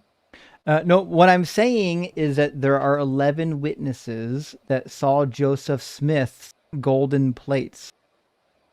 Just having witnesses doesn't mean that what they're claiming happened, unless you believe that the golden plates of Mormonism actually existed.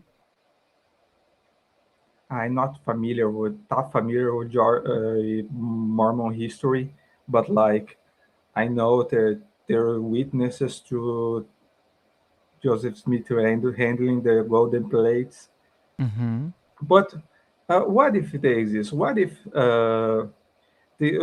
I'll simply go to someone in my religion, I'll simply go to the part of myself that still believes in God and say, well, Joseph Smith saw a demon, and that's how he got the golden plates. No. So There this are God is no true. golden plates.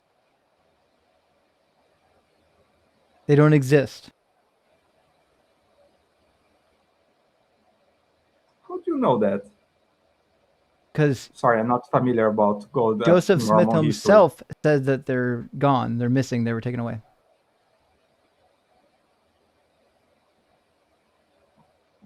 Uh, yeah, but you don't know if they never existed and if there were eyewitnesses that swear they existed. Okay, so you're Mormon now, just to be clear. No, I believe. No, if I go to the part of me that still believes in God, I am a misotheist. I believe in God, but I don't want anything to do with it, not anymore. Since I think doesn't make sense to call God evil, but I think he's Non-existent. damaging. I think he's damaging I think he's humanity. He's a non-existent. danger to humanity. He is a danger to humanity, that's for sure. But we're not questioning whether or not he's evil tonight. We're questioning whether or not he exists. And I have no reason to believe that your God exists because the book that demonstrates or claims the validity of your God is full of errors scientifically and historically, and it's full of contradictions, and it's full of prophecies and predictions that don't come true either. And Jesus himself is 100% a liar and a fraud as a Messiah. So, I mean, while there might be a God, the Christian God absolutely doesn't exist. Well, I would be way comfortable. It would be amazing if he didn't exist. I Well, it's not believe so. even hard to demonstrate. You believe in the Trinity, don't you? Yes. Right. So Christianity fails right out of the gate because you have to accept the Trinity. The Trinity is logically absurd. It says that Jesus is God and also not God. You can't be God and not God at the same time. Well, Jesus is God, the Father is God, and the Holy Spirit is God. So then And they there's are three all one gods. God. Nope, three gods. So,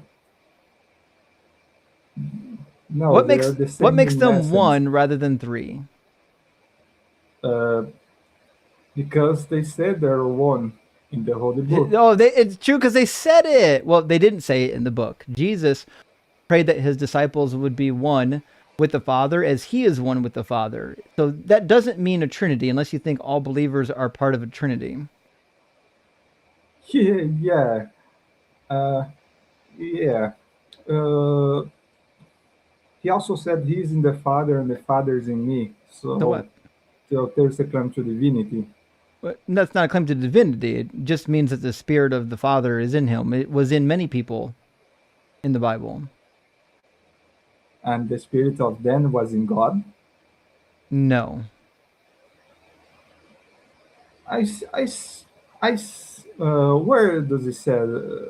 Because Jesus implies a familiarity, a connection between him and the Father that are way close when he says that.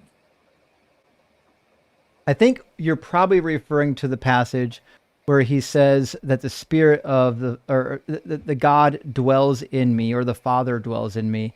I don't think it says the second part where he dwells in the Father. Unless I'm forgetting it. It might say it somewhere. Yeah, he said. Yeah, is it in John? Because if it's in John, I'd it. believe it. He says it. Believe that the Father's in me and I'm in the Father. Fair enough. He also says I mean, you didn't quote me the verse, but I trust that you're quoting it. Yeah. He does also say in John that if you've seen me, you've seen the Father. And that's a pretty interesting quote. But I think this is probably because, like, what are we going to call it? The divine name, the authority of God has been given to Jesus, which he says on multiple occasions that all authority in heaven and earth has been granted to me. Which is how, divine eminence typically works in the ancient world. So somebody who's a divine emissary gets to take on the characteristics and roles of the divine person in place of the divine person. The same language would apply. That being said, that doesn't solve the problem, even if I granted you that Jesus thought he was God. It still only gets you to 3 different gods. Now, you're going to say that it's one God because they share a divine essence. And that's where we actually get to the meat of the conversation, which is that's going to cook you when you say that. What do you think essence is? Well, I'm not familiar with philosophy. It's philosophy and theology, but like it means that they're one in mission, objective, and being. No. What's the definition of essence? Yeah, the definition of essence, that's going to be a tough one. I'm not a philosopher, I'm not a philosopher. It's what the thing fundamentally is about.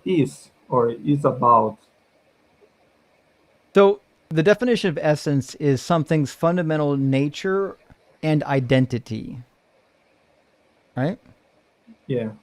Okay.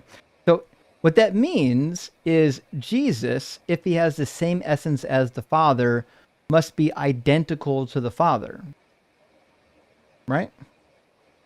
No, not according to Trinitarianism. We're talking about just doing basic definitions, okay? If essence is the fundamental nature and identity of something, then in order to share that same essence, you must be identical to the indispensable qualities defined in that essence. Things can be shared the same essence without being the same thing, exactly the same thing. I didn't say exactly the same thing. I'm saying you must share all the fundamental parts of the nature in that identity. Meaning, if I'm talking about cheese, it's fundamental in the nature of cheese to include dairy. You can't have cheese without dairy. So when we're talking about the essence of God, there are fundamental, indispensable qualities that they must have to be considered God. Yeah. Okay. And those characteristics are typically like the omni properties, right? So, for example, God is benevolent, omnipresent, omniscient. That might be true, but Jesus is neither of those. He's not omniscient. He's not omnipresent.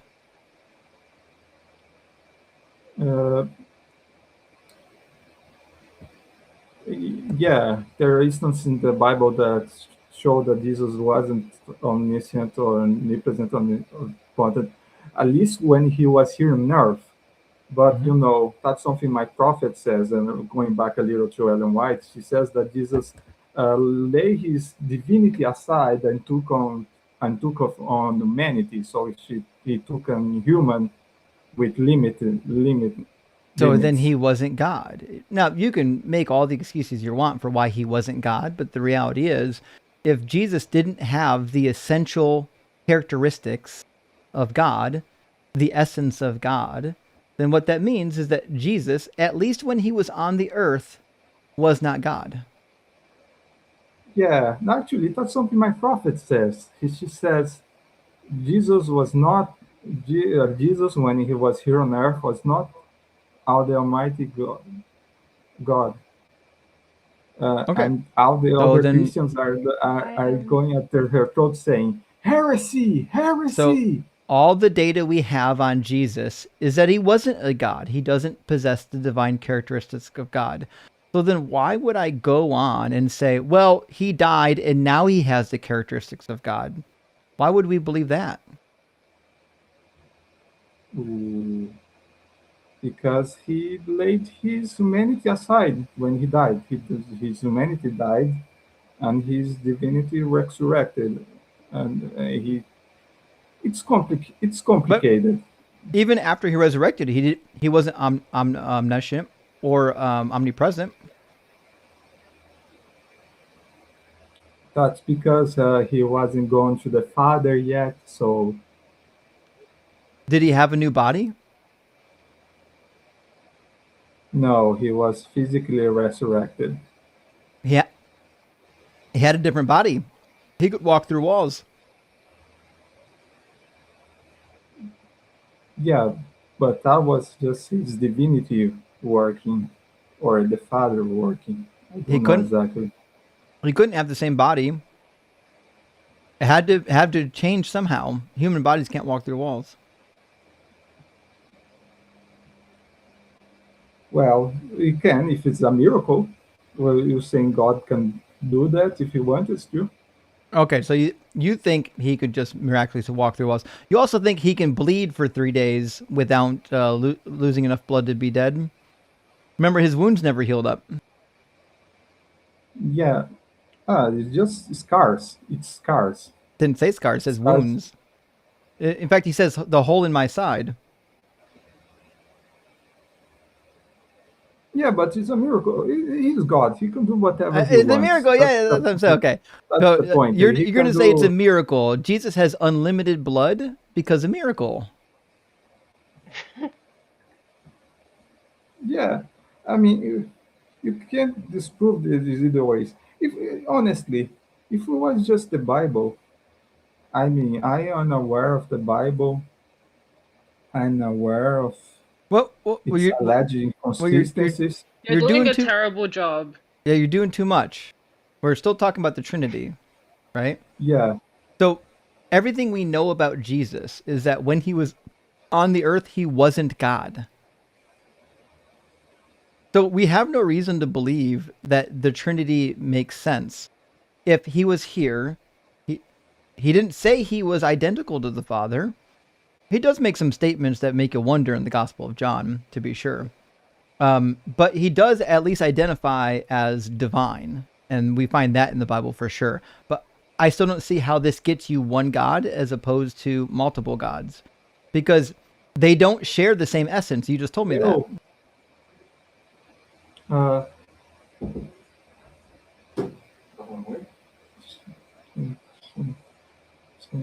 Uh, wait a minute. So if Jesus came to earth and his nature changed so he can come to earth, that means God's nature can change. But according to classical thinking, God's nature can't change. And according to James. Mm-hmm. Yeah. God's So are you gonna God's keep like nature changes pretending to what? like you're not? Are you gonna keep pretending like you're not getting cooked? First, you said you're not a 7-day Adventist, and then you keep calling her your prophet, which is completely weird. I don't know why you keep bringing her Yeah, up. Like we're it's talking to part you, of me. not this It's random old white. Yeah, but she's not you. You're you, and she clearly believes yeah, something different. So why are you doing this? Just like stop doing that. yeah. I don't really care I about. say a prophet Look, I don't because really look. I don't look. I don't really care about this random old white lady, right? That she's not relevant here. You have to demonstrate to us that you can somehow be God without having any characteristics of this God, any necessary ones. How are you going to do that?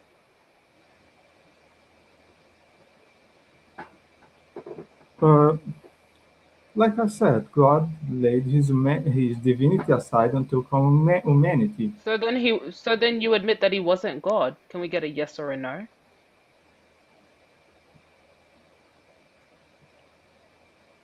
He wasn't Hello? Almighty God. Okay, so he wasn't God then. Well, there's no, is there a different kind of God other than Almighty God? Uh, Yeah, that doesn't make sense. So you're either God or you're not God. There's no Almighty or all weak kind of gods. That doesn't make any sense. You're either God or you're not. Was Jesus God or not? he was God. He was God, but he laid it aside for a moment, So and then, okay, so was he Jesus before he was born? he was Jesus. Yes, he was before So he he was was born. Jesus in heaven. So Jesus always existed. He just wasn't in a body, right? Yes, Okay, so then he went into a but body and threw away his divinity, became not God, went into a body, then died and resurrected and became God again. yeah, kind of. Okay, It's so so Jesus, what did he lose when he died on the cross? well, he went through stream. I don't like Well, talking the about the problem is cross. when you say stuff like this, you undo the whole point of sacrifice. When you pretend like Jesus has always been Jesus and always was and will be Jesus, then you nullify the whole sacrifice. Yeah, but he went through extreme pain and separation That's from his actually a father. really good point, Venus. If Jesus is not God, that his blood is now meaningless as a sacrifice to atone. Uh, the majority of Christians think that just Jesus' humanity died on the cross, not Why his would we divinity. care? But why would we care about what they think though? Christians say all sorts of different things depending on what denomination you're from. Well, you kind of did solve the Trinity by removing Jesus temporarily, I guess, by saying he threw away his God properties and resurrected and got them back. But now you have another problem. He doesn't lose anything. He can't die. So there's no sacrifice. You know, also, Venus, I don't think that's true what he just said, that most Christians don't believe his divinity died. When I was a Christian, I believe he died. Anything apart him, a part of him was on that cross and died at least for 3 days. I don't believe that part of him was living somewhere while his physical body was dead. I believed he was Like, dead.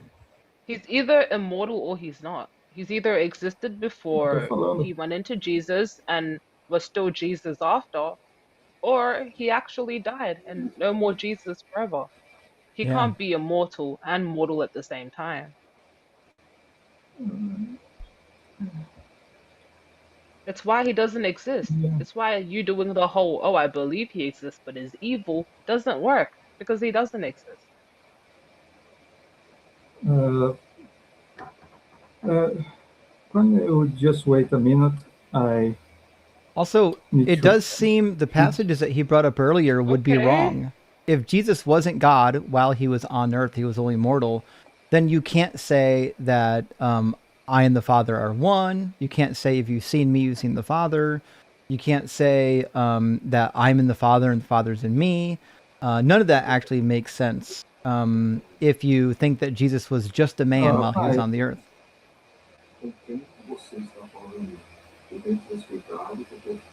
Wait, who's he? What's I he? think we've broken him. What's he watching right now? Is he watching a YouTube video? An apologetic video, probably. Oh boy. Oh, wait a minute. Okay. He's got to go watch an apologetics video. Justin, you're so nice to these guys. You're so nice to them. I Justin. try. I try to be nice to him. I realize it's boring for the audience sometimes if you're too nice to him, but you know, like, they're still people, right? It's good. I'm just like, cut the shit. Like, he's way too old to be acting like that.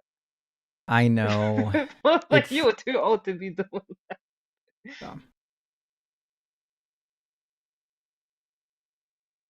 Is he gonna watch the whole video? What's happening right now?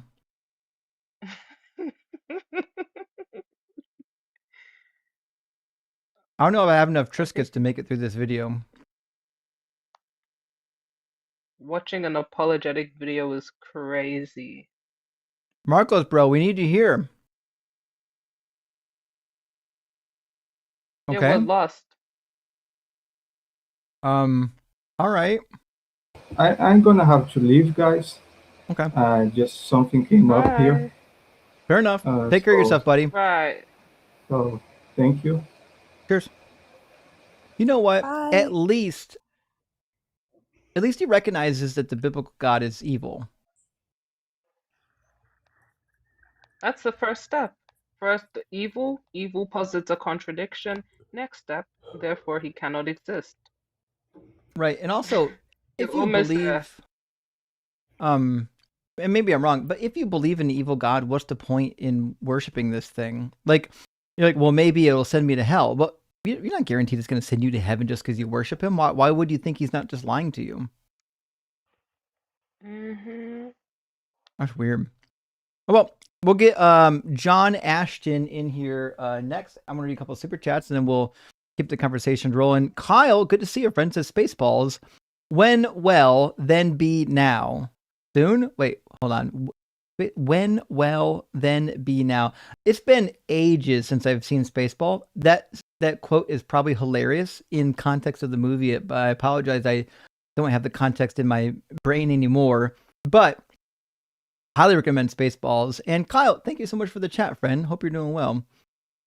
Carl Grimes, thank you for the $10 super. It says, Venus is a blast. We agree.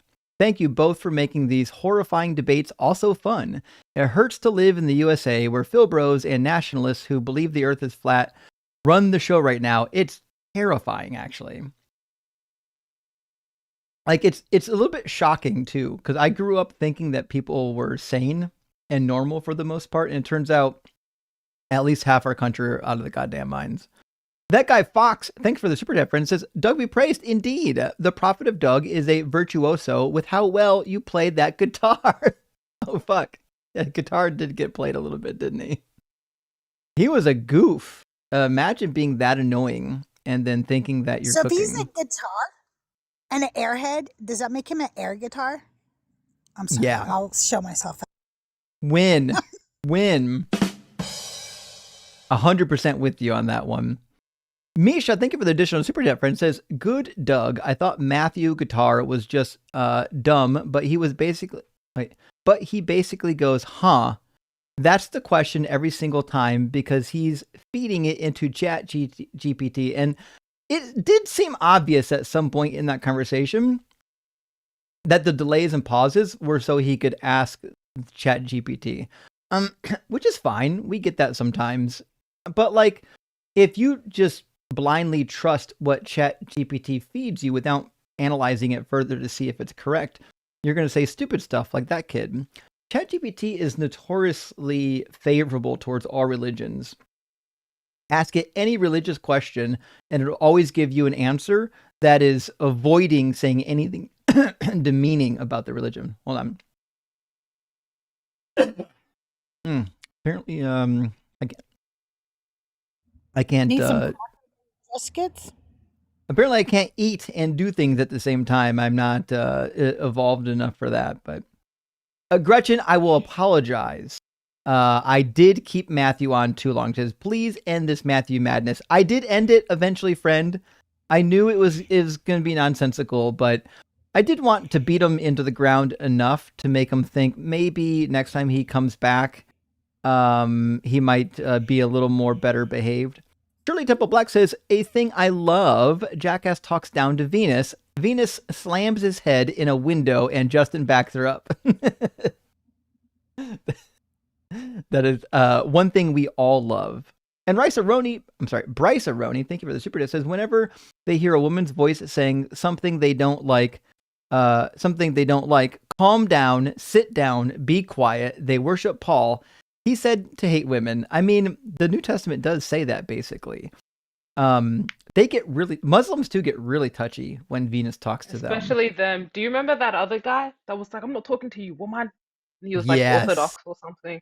It's either the Orthodox Christians or the Muslims that absolutely don't like us. Every time. Yikes. I'm actually really excited to clip that video when it comes time to clip videos. That's going to be hilarious.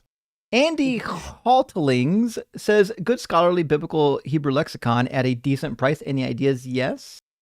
You can use the Klein's lexicon on the Sefaria website for free. You can get a copy of the Brown Driver Briggs for free on the internet. That's the most used one. And if you've got money, you can get a copy of the Hebrew Aramaic lexicon of the Old Testament, which is currently, it's got to be cheaper than what I paid for it nowadays. But let me see what it's priced at nowadays. Lexicon. And while he's looking that up, Crystal, Venus, how are you two doing?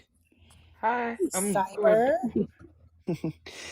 And also, I just want to come up real quick. I can't spend too much time on here, but one thing that I've always found goofy when it comes to the Trinitarian idea is I always ask, like, let's say we're in heaven, I'm at a party, I'm talking to Jesus, I'm talking to the Son, we end our conversation, but now I want to talk to the Father. Do I stay there and keep talking to Jesus, or do I need to walk like across the room to go find the Father? Like, Right. how does this work? Because they'll say like they're different persons. So how do I talk to a different person? And I don't know. It's just something that's always been goofy to me. And it's hypothetical I like to pose to Trinitarians, and they lose their mind. They never know how to answer it, and they'll crash out.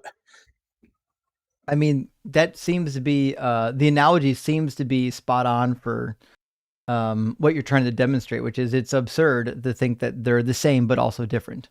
It doesn't make any sense. Yeah. But anyways, I'm going to hop down and keep on listening, keep on cooking. Hey, good to see you, buddy. Thanks for popping up.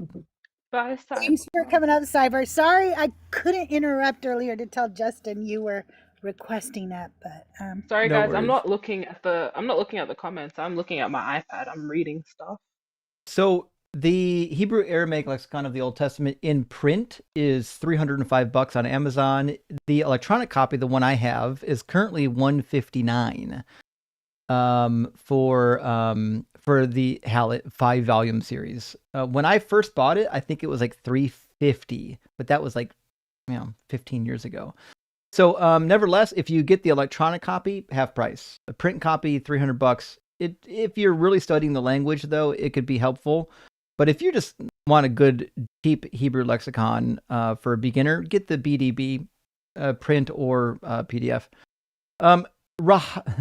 Rahavika says, the teachings of Doug were lost since the Stone Age, but then the prophet Justin found the Doug Z scrolls and now preaches the word of Doug to all of us. And that is the case. They were found right next to the Red Sea scrolls, as were found by El Oso Rey. They're now on their way to a museum near you. David Ismay says, lots of love from Brazil. You're doing the Lord's work. No pun intended. Well, thank you, David. I appreciate that, friend. I'm going to grab just 2 more super chats, and we're going to get John Ashton in here. After that, I'm going to grab Mr. Anderson. Good question. Good to see you. Says, men offended by women speaking can be disregarded as nutless brutes. It tickles me how self-righteous these proto-humans be. Yes, self-righteous indeed. Proto-humans is a good word for them, perhaps, I think. And Sneak says, the holy bile of Christianity has an extra N, is bile.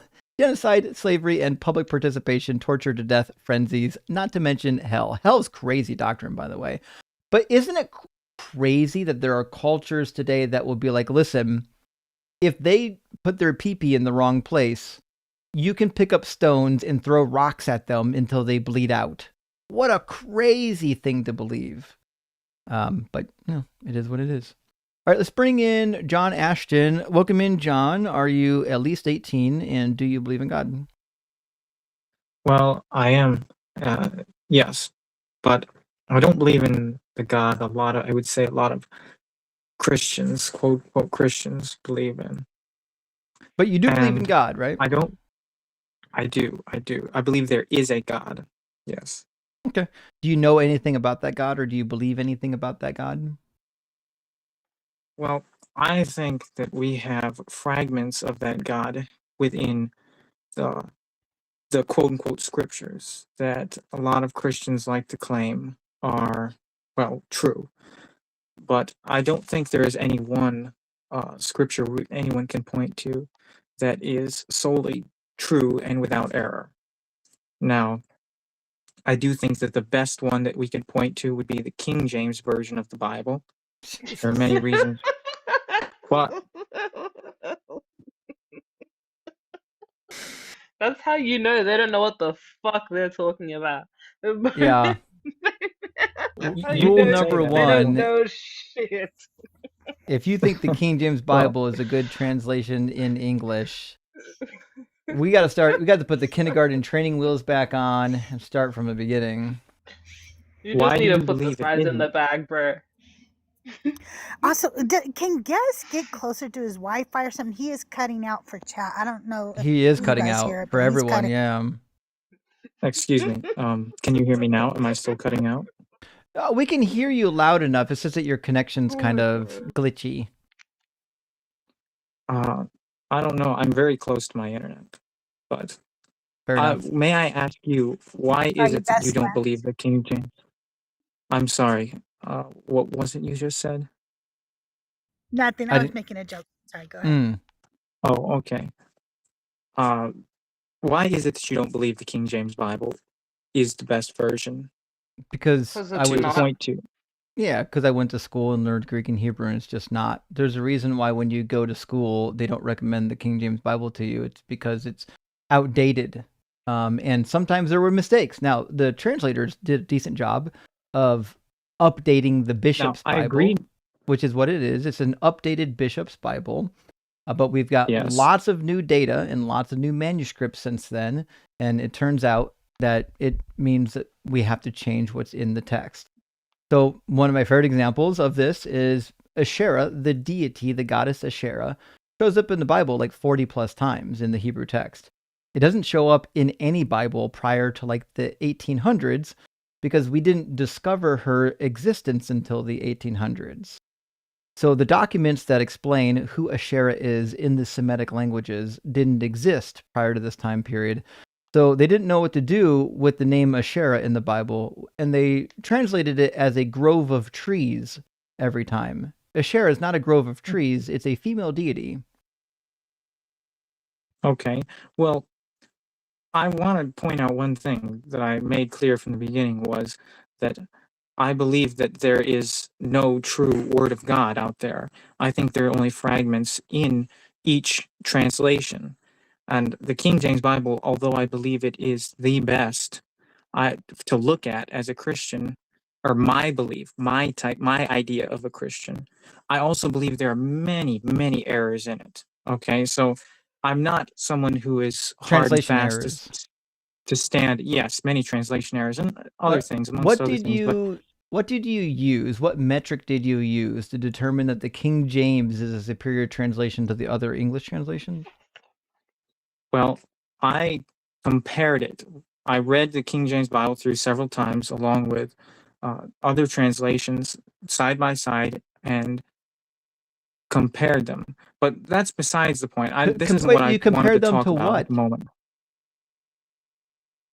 To each other, to how sentences are phrased. How does comparing multiple English translations tell you which one is a better translation? I'm sorry, I didn't catch that. What was that? How does comparing multiple English translations tell you which one is a better translation? Because of my belief. Now I need to finish. No. I need a tool here. What I'm saying is, if you put three English, if you put three English translations, really want to discuss. Well, we're almost done. If you would actually just engage. So if you put three English translations of any text side by side, how would you know which one of them is superior? I just told you it's all based on belief. Nothing I can prove. Okay, I was just stating what I believe. Oh, we know what you believe. I'm trying to tell you that it's not a good thing to believe. It's a silly thing to believe, because the way you determine if a text is a superior translation is you compare the translated text to their text that it came from, and you just ask the question, did they translate this correctly, given the information we have now? And the information we have now is that it's not always a great translation. I understand that, and I have done that, but not to the extent that I have to other English translations. But I'd like to put that aside. That is something I'm still personally iffy about. What I came here to mainly say was, while I cannot prove whether or not God is real, I'll admit that. I have no proof I could bring to a court and say, well, look here, this proves God is real and is true. I have no way of doing that. I also don't believe there is any way for you to prove that God doesn't exist. Whoa, mic drop. Holy shit. Atheism debunked. Whoa. I thought that's what we were here for. I'm so confused. We got to pack it up. How would you go about? We're done, Venus. How would you go about proving? How would you go about proving God doesn't exist? I need to delete my fucking account now. Yeah, we got to go. Holy shit. Well, would you please answer the question? Quick. Take down the stream. I will answer the question, but I'm going to ask you one question first, and it's only to illustrate something. Can you prove that the tooth fairy doesn't exist? No. Oh, I just cannot. check him. So your God is equally as plausible as the tooth fairy? Technically, yes. Fair enough. Okay, so my favorite argument for the God not existing is typically God is like something outside of space and time that created the universe, which I think is preposterous. There's no reason to think that the universe... Why do you think it's preposterous? Because there's no evidence to suggest that the universe once didn't exist. And all the evidence we have says that if you exist outside of space and time, you don't exist.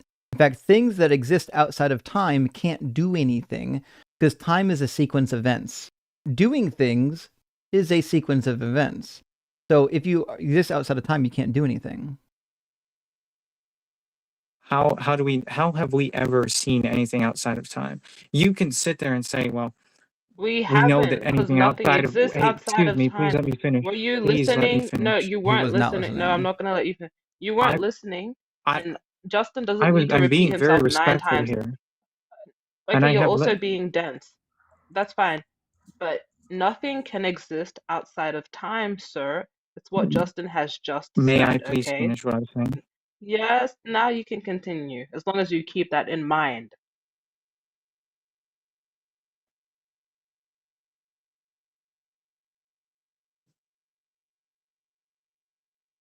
Hello, are you still there? Yeah, we're still here.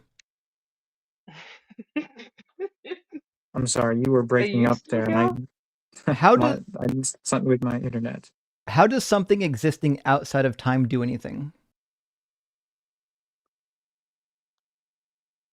Well, I'm not. That wasn't the question that you said before. That I It had a literally question that I was, asked you, and that okay. question was, have what? Can you please let me finish? I keep getting interrupted over here. Because you didn't just Stop engage in crying. the Whether point. Christian or not, So I it's Christian or not, provided it's you disrespectful to. I provided you a reason Yes, why I don't believe God can exist, and I'm and it was trying to counter that, but because I can't because I keep getting interrupted. I'm not You're doing interrupting a you. bad job. I'm bringing you back to She my interrupted question me. so that you can't dodge it. So I I told didn't you the dodge it. I got reason interrupted. why I don't believe God can exist is because God can't do anything if it exists outside of time, which is why I'm asking you, how can something do anything without time? If God exists outside of time, if there is, This is why I if there truly interrupted is a him. God, if there Just truly continue. is, I'm talking. If there truly is a God that is infinite and all powerful, and it can exist outside of time and space, that if we go off that belief, if we decided to believe that, we could say Even though God we could wouldn't. have an infinite being would have control over everything. Now, my question Not to you without time. was, No, not without my, time. Doesn't if infinite God, doesn't you're mean outside of restricting, time. if Something can God be is truly infinite and be in existed, time. if God truly existed and was infinite and all powerful and created everything, he clearly wouldn't need time to exist. No, When you he Why would he confine would, need God, and when time you I to confine God to human, Holy when you shit. confine God okay. to So human John, rules, just pay you are attention. We're you're not taking defining away the God using infinite from human God, the all rules. powerful. We're explaining to you how time works. So in order to do anything, you need a sequence of events. You don't get sequencings of events without time. Meaning, if God wanted to create, he would need time to already exist. Creation is a sequence of events. If God wants to have a thought, God needs time. Thoughts are a sequencing of events inside of the mind. So, in order for God to do anything, even to think or to have a feeling, time must already exist. That is not true, because Then time is explain to only me. something. Explain to me how I'm you can. trying to. Explain to me, and don't just say God's magic. Explain to me the process I didn't for just say that, but you're. doing a sequence of events when there's no time. Of course, I wouldn't be able to. Now, please don't interrupt me. I wouldn't be able to explain that to you because it's something that we cannot comprehend. Let There, me it's ask you this magic. question: There Do you you go. believe? You can't do it. Do you believe humans are perfect and all knowing? No, but it's irrelevant. We know how time Okay, works. And if you don't have time, Just you can't please, have a just sequence of answer the events. question, please. You don't believe humans are perfect and all knowing. That's a given. There is no human that is perfect and all knowing.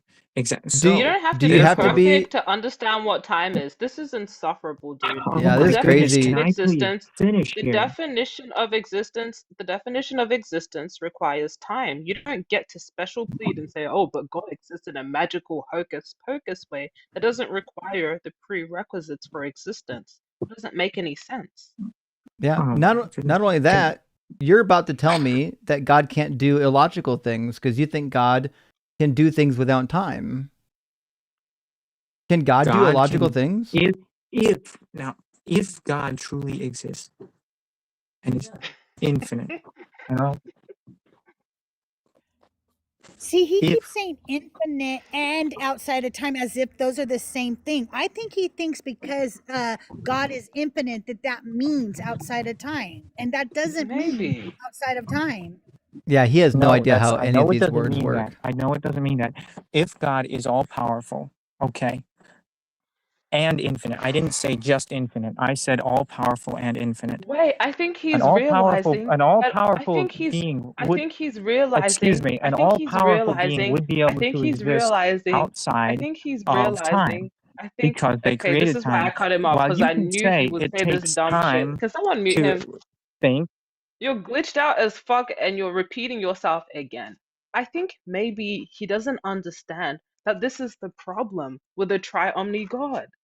You can't be all powerful yet be restricted by logic. And if he's all powerful and all knowing, then the tools that he gives us restricts himself. So he gives us tools that restricts his own omniscience. This is the problem with the tri-omni God, and you run face first into it.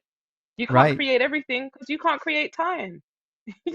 So Like maybe it's worthwhile to at least make a show of him by asking him Gina, please just some stop basic interrupting me logical and paradoxes. let me finish what I'm saying. Well, does you he didn't not have realize he's anything been of muted? value to say. He had no idea. So, John, it's actually really easy. We'll demonstrate that God, your God that you believe in, has to abide by logic. No, I right? never So got. I have not, still not gotten to finish what I was saying. I it's still not. have. No one needs to hear it. It's not worthwhile. It's not going to get anywhere. We agree. God is great if he exists. Cool. We need to demonstrate whether or not he can or cannot violate logic. So in order to ask this, it's going to be really simple. Can God make a rock so heavy that he cannot lift it? Yes or no?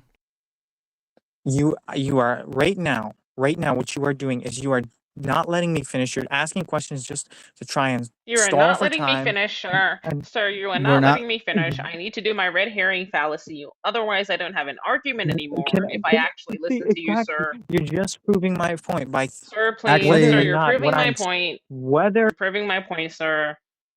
we'll just put it. I'm going to put it on the board. I'll make a notepad to keep track of your argument so you can see why this is happening. So you're saying God can do illogical things like actions without time. That's your claim. So I'm giving you a test example. I'm testing whether or not you think God can actually do things that are clearly illogical. And the first one I want you to answer is whether or not God can make a rock so large that he can't lift it.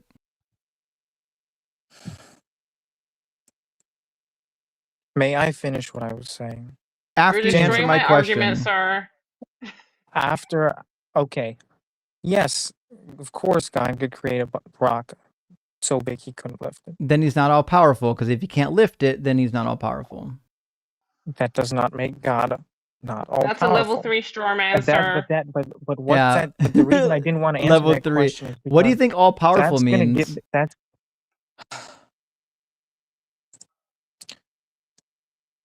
May I finish what I Level was 3 trying to straw say from man, the sir. beginning? No, I'm helping you Why understand the not? stupidity of your statement. If God can't do something, Oh it my means he's goodness. not all powerful. That's what Level that In the 3 straw means. land, man, in sir. the land of make believe, anything is possible. Okay, so Not in the No, it's anything. land of not. anything, no matter how illogical it may be to the This guy really is to in the the land of make actual believe. existing Buddy. laws of physics, no matter how fake it actually is in reality, if you decide something, if you want to make up a world to write a book, that world may not become existent. Logic It may not come applies into to existence, every. but it will not apply in that fantasy because it's a fantasy, okay? You Because can't it's conceive of not something bound by illogical. reality. Okay, Okay. okay, I get it. But See, you can't conceive of no, you something that don't is. get it You because you're can't not conceive listening of. because you Yeah, I can't. do, and I'm about to tell you. I'm about to tell you. Everyone knows what you're gonna say. It's pretty apparent.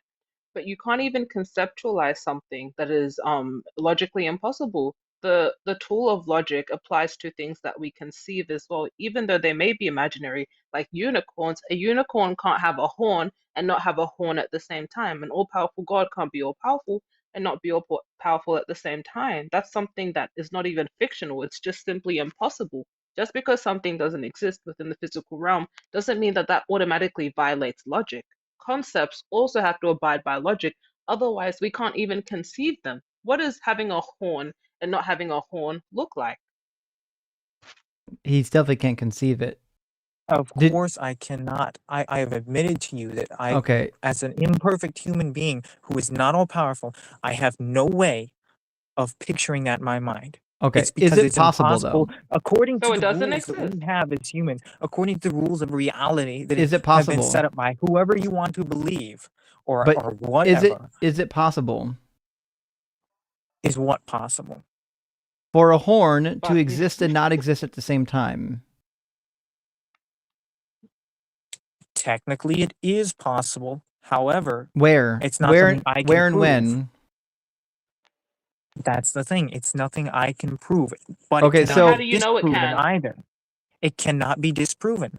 It can only Yes, it be can. quote unquote. It can only be quote unquote disproven by the laws that we Anything that's have not that we know about. parsimonious, anything that's not parsimonious already debunks itself, buddy. So the fact on the basis that you Because you're can't demonstrate this confining thing to yourself be to it. no, You're it's not confining yourself to a confining. It's called finite logic. world, It's called to the logic. It's finite called world we logic. live It's in. called logic. That's why. And you can't prove no, first of all, the universe isn't finite. We actually don't know the bounds of the universe, so most people seem to believe it's infinite. Either way, that can't be substantiated, just like your claim that this God can totally violate logic. I just can't prove it. Then how the fuck do you know that he can?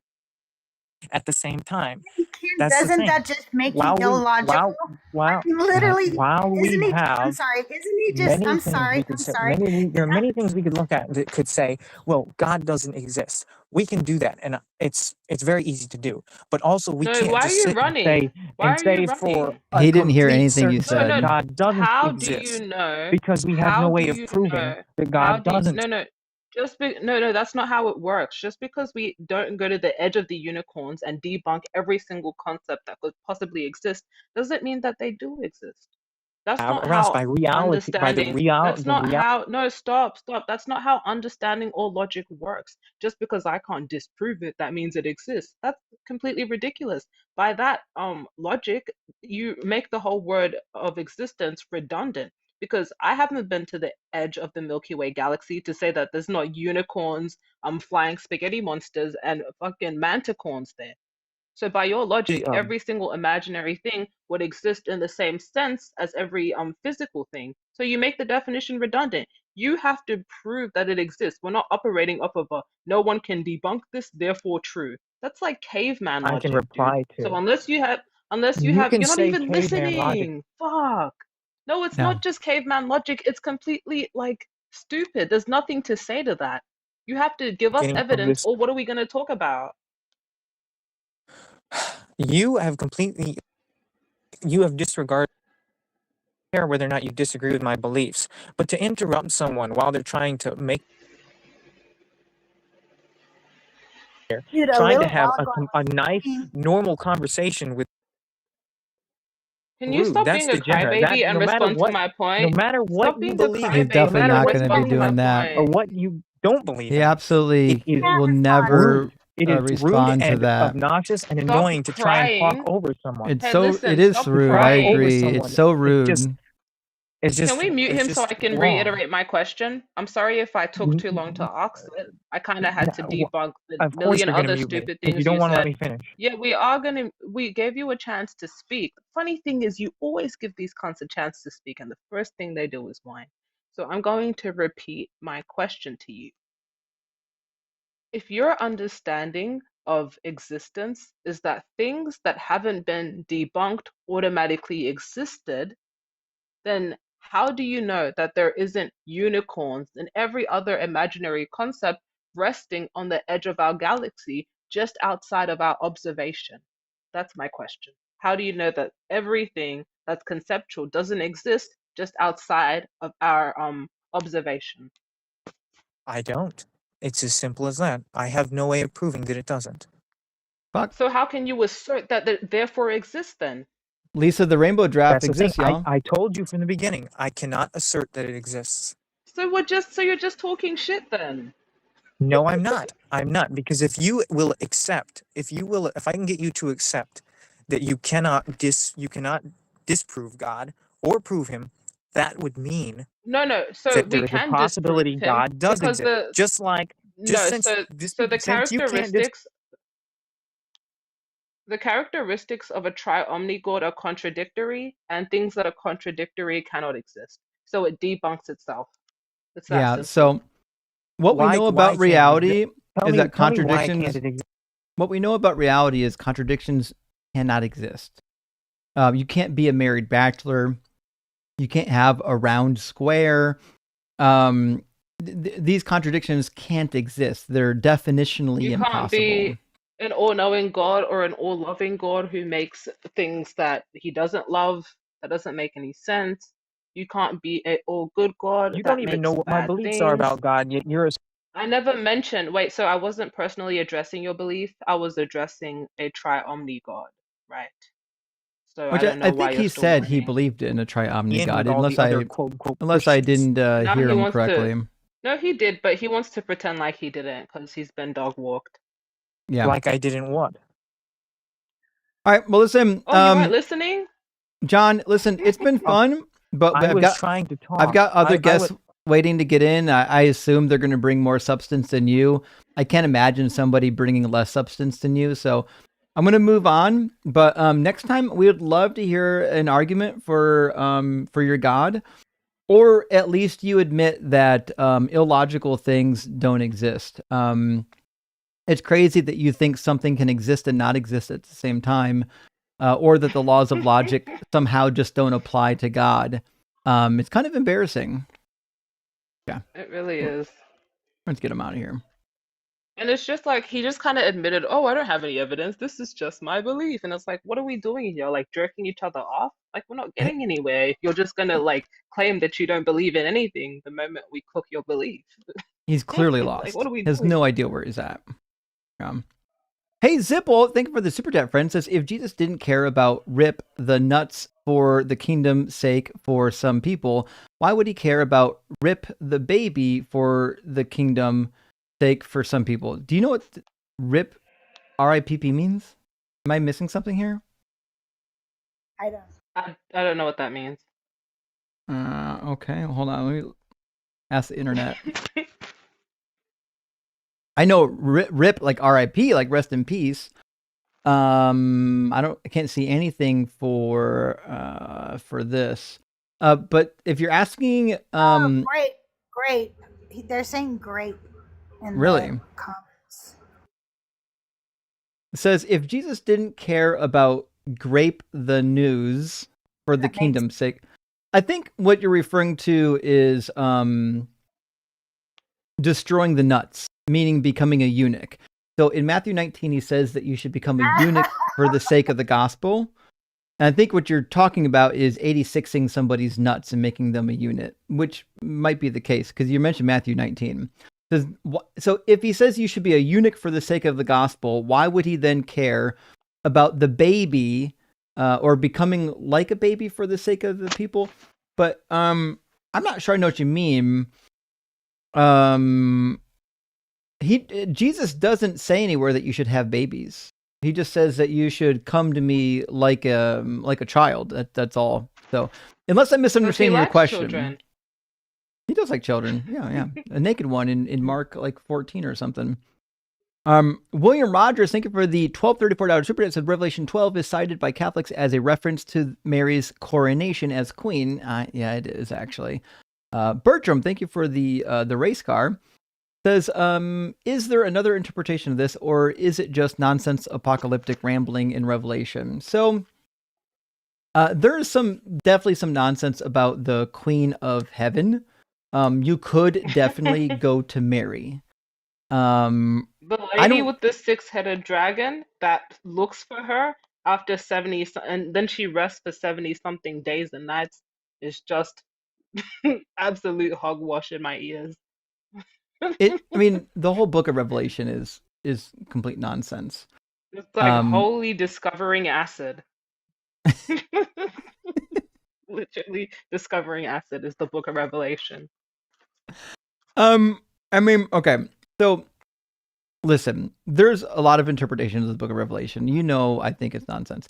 However, Mary seems to be the reference to the Queen of Heaven. That's always been my impersonation.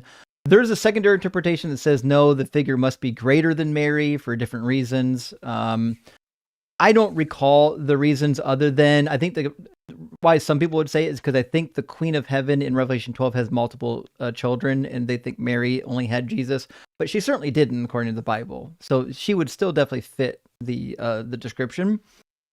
But I mean, that's a fair question, William. I haven't dug super deep into some of these interpretations of Revelation because it's meaningless, right? Even when I was a Christian, I was like, reading Revelation's meaningless.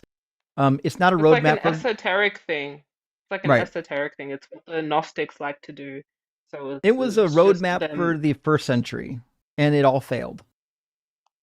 So I guess it really doesn't matter what it means. Alien says, Matthew being unable to read Matthew was more painful than my most painful dentist appointment ever. It was more painful than my armpit Botox, which I was crying during. Yep, so bad. Wait, why are you getting armpit Botox? Is that a thing happening now? You don't want hyperhidrosis. It's for hyperhidrosis. It's like a treatment, and it sucks. Okay, makes sense. Know that. I had that when I was younger. Yeah, I had that when I was younger, and they wanted to do an operation, and I was like, I don't want an operation. Like, I was literally crying, and I told the doctor after that I hated him. Fair enough. Elliot says, I hope you at least had some anesthetic. There we go. If not, here's some money to get some for future use. Rock hard for Doug. Well, thank you, Alien. And I don't have any anesthetic, but I can definitely get some Advil and Tylenol. And thank you for the follow-up. Super Chat says, listening to callers today, it seems that if you want to be a Christian, you have to abandon reason, logic, and reality. I don't think I'm ready to do that. This religion really rots people's brains away. And that's my point. Listen, if you have to abandon logic and reality to participate in the religion, I'm pretty much out there, friends. Sand Sensibility, good to see you again. Thank you for the super chat. Says, thought of a fun age verification question for you. If I told you to star 69 someone, what am I asking you to do? Yeah, making an anonymous phone call to somebody back in the day when caller ID was fucking everybody up. Rock hard for Doug. Good question, Sands. But there might be some people outside of the Americas that might not know that. I don't know what it was like outside of the Americas. Peace, Loving Cake, thank you for the $20 super chat. Says 3 shall be the number. Thou shalt pivot, and the number of the pivoting shall be 3. 4 shalt thou not pivot, nor pivot thou 2, except thou then proceed to 3. Once the number 3 being reached, then lobbest thou apologetics and snuff thy foe. Amazing quote from Monty Python. And remember, 5 is right out. Absolutely not 5. Do love a Monty Python quote. Thank you for that. I appreciate that. All right, now we said we're going to get Mr. Anderson in here next, so let me get Mr. Anderson, and then we'll keep the conversation rolling. I think Truth Teller comes after Mr. Anderson. Welcome in, Mr. Anderson. Are you at least 18, and do you believe in God? I am over 18. Full disclosure with respect to the belief in God thing, I have my doubts, but treat me as if I fully believe in God. We're not going to play devil's advocate with you, though. Like, we're not. If you believe, you believe. If you don't, you don't. I'm not open for a game of devil's advocate. Look, I mean, waste of time. I have my doubts. So, if you don't want to talk because I'm being frank with you in terms of like my level of belief, then. But do you believe or not, though?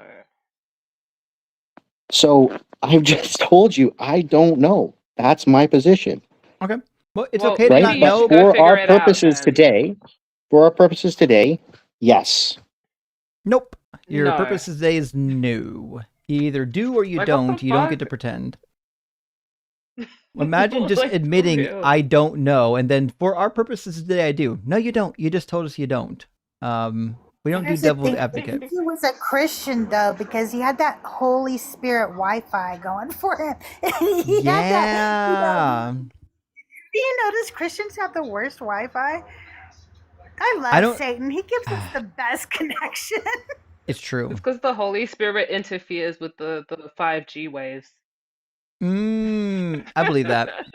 Yeah, it's the Holy Spirit is the supposed ether, and it's slowing down their signal right now. It's really lagging. Well, let's try Truth Teller 61 and see how far that gets us. Hey guys, let me Welcome in. just make a here. Can you hear me? Well, yeah, we can hear you. How you doing, Truth Teller? I am doing pretty good. How about Good to hear. yourselves? I hope you guys are doing good tonight. Well, Yeah, I'm right doing all away, right.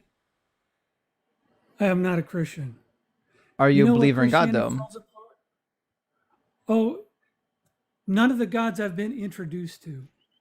But do you believe in a God? So, no, I do not. Oh, okay. Well, you're an atheist just like us, so congratulations. But we're just doing debates.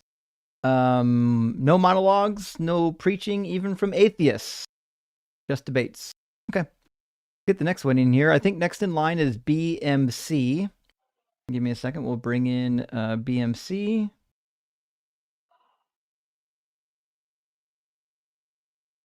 Oh, and BMC ran.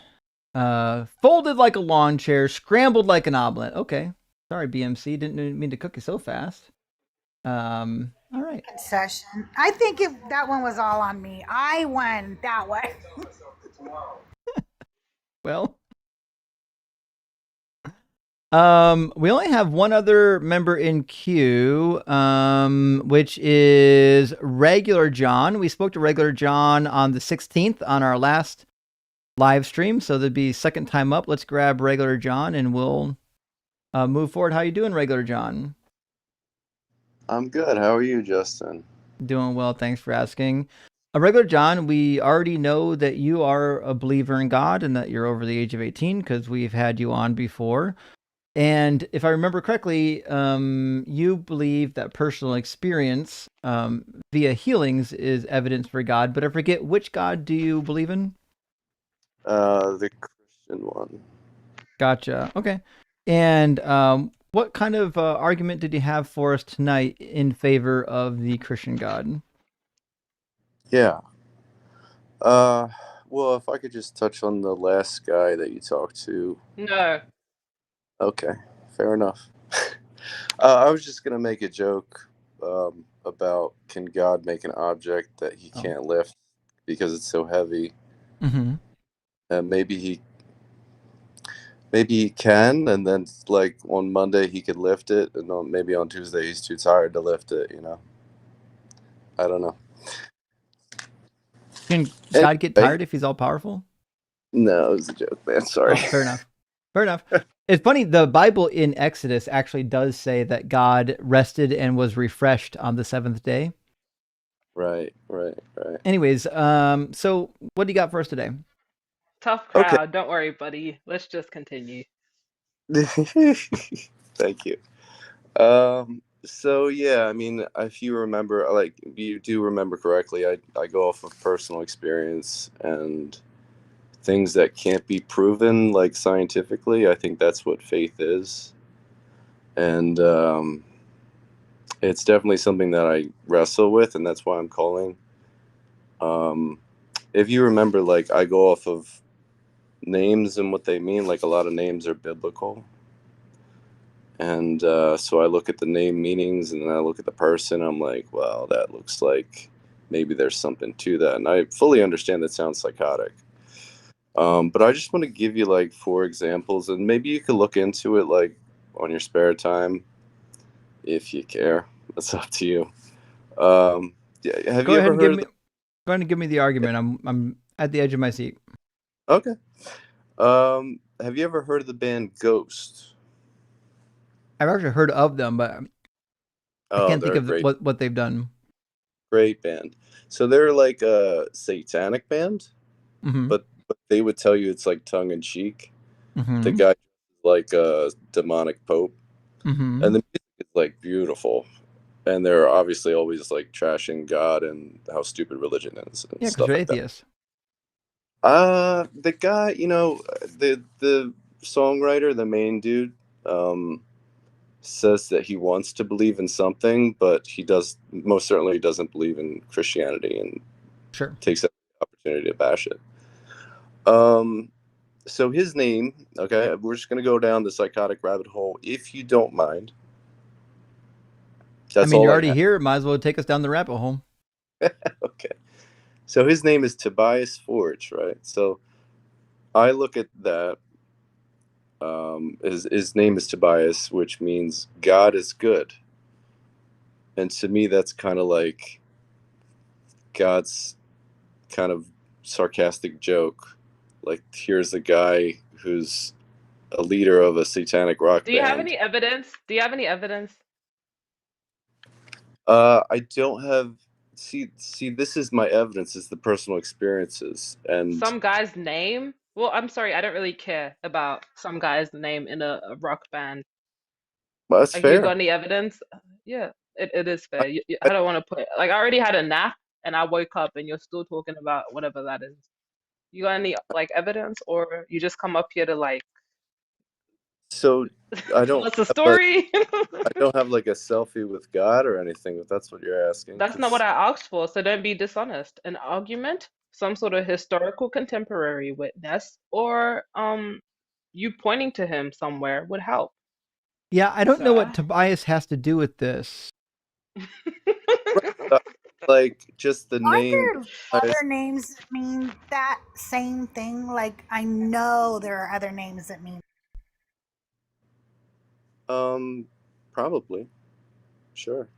Great. What's So the it's evidence? actually something that a lot of Christian people did was name their children names that had something to do with God and Jesus, and then eventually people didn't even know it meant that, and they still named their kids that. So any name that has a Christian reference doesn't really mean anything. Well, that's certainly a logical take that you have there, but I mean, Okay, it, great. Do you have any evidence? You got uh, cooked. There's nothing you can say. You've got cooked. Like, why the fuck does someone's name matter? Christians name their kids all sorts of things. And just give us the right. evidence. So what I'm saying is like you have to kind of buy into a spiritual aspect of things, What's the and evidence of a spirit? What's the evidence of spirits? um, well, I mean, there's the logical way of how Great. Let's take it. human beings think is they think with their logical brain. Okay, There's a what part of that is spiritual? well, a lot of people go down that path and then they find What themselves part of in that is spiritual? What part of the human body is spiritual? I don't know if anything like Okay, has to so do don't with talk about spirits then. So don't talk about spirits if you don't think they exist. What's the evidence of your God?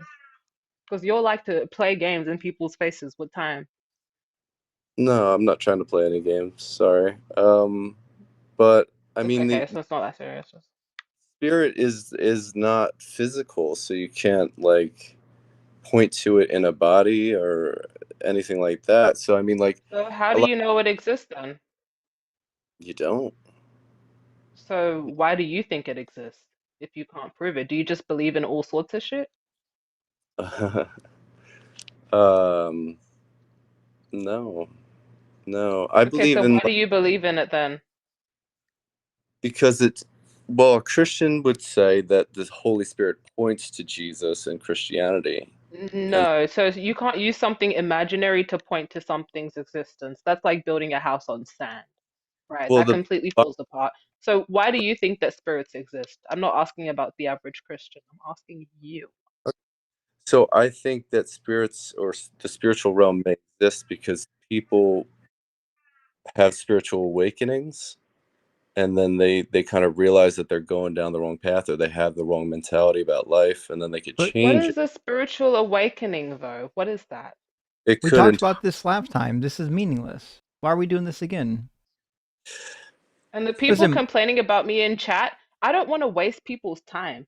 If you want to hear some stories, watch YouTube. We're here to hear the truth, to hear interactions, to get evidence. If you think I'm rude for cutting people off before they monologue for hours and waste people's time, then you can go watch some stories on YouTube. But some people want to get straight to the point and not have their time wasted by very, very long stories. You'll know I'm not rude to people for no reason.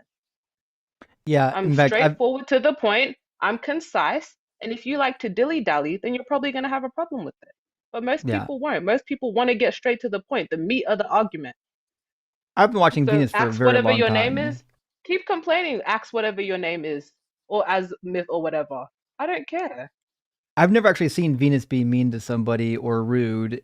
She just keeps you on task. And it's okay. Your teacher in class would do the same thing when you were children.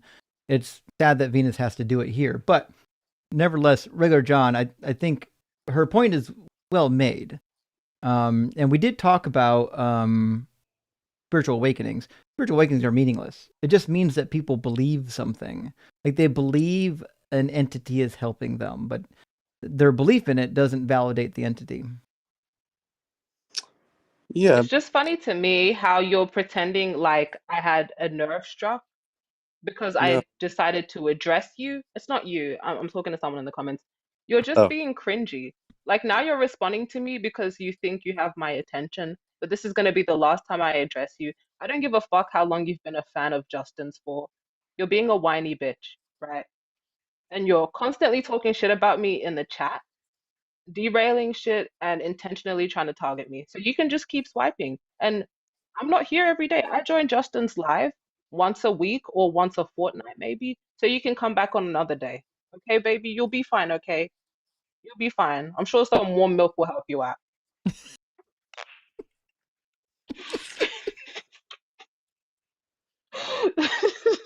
Love you, Venus.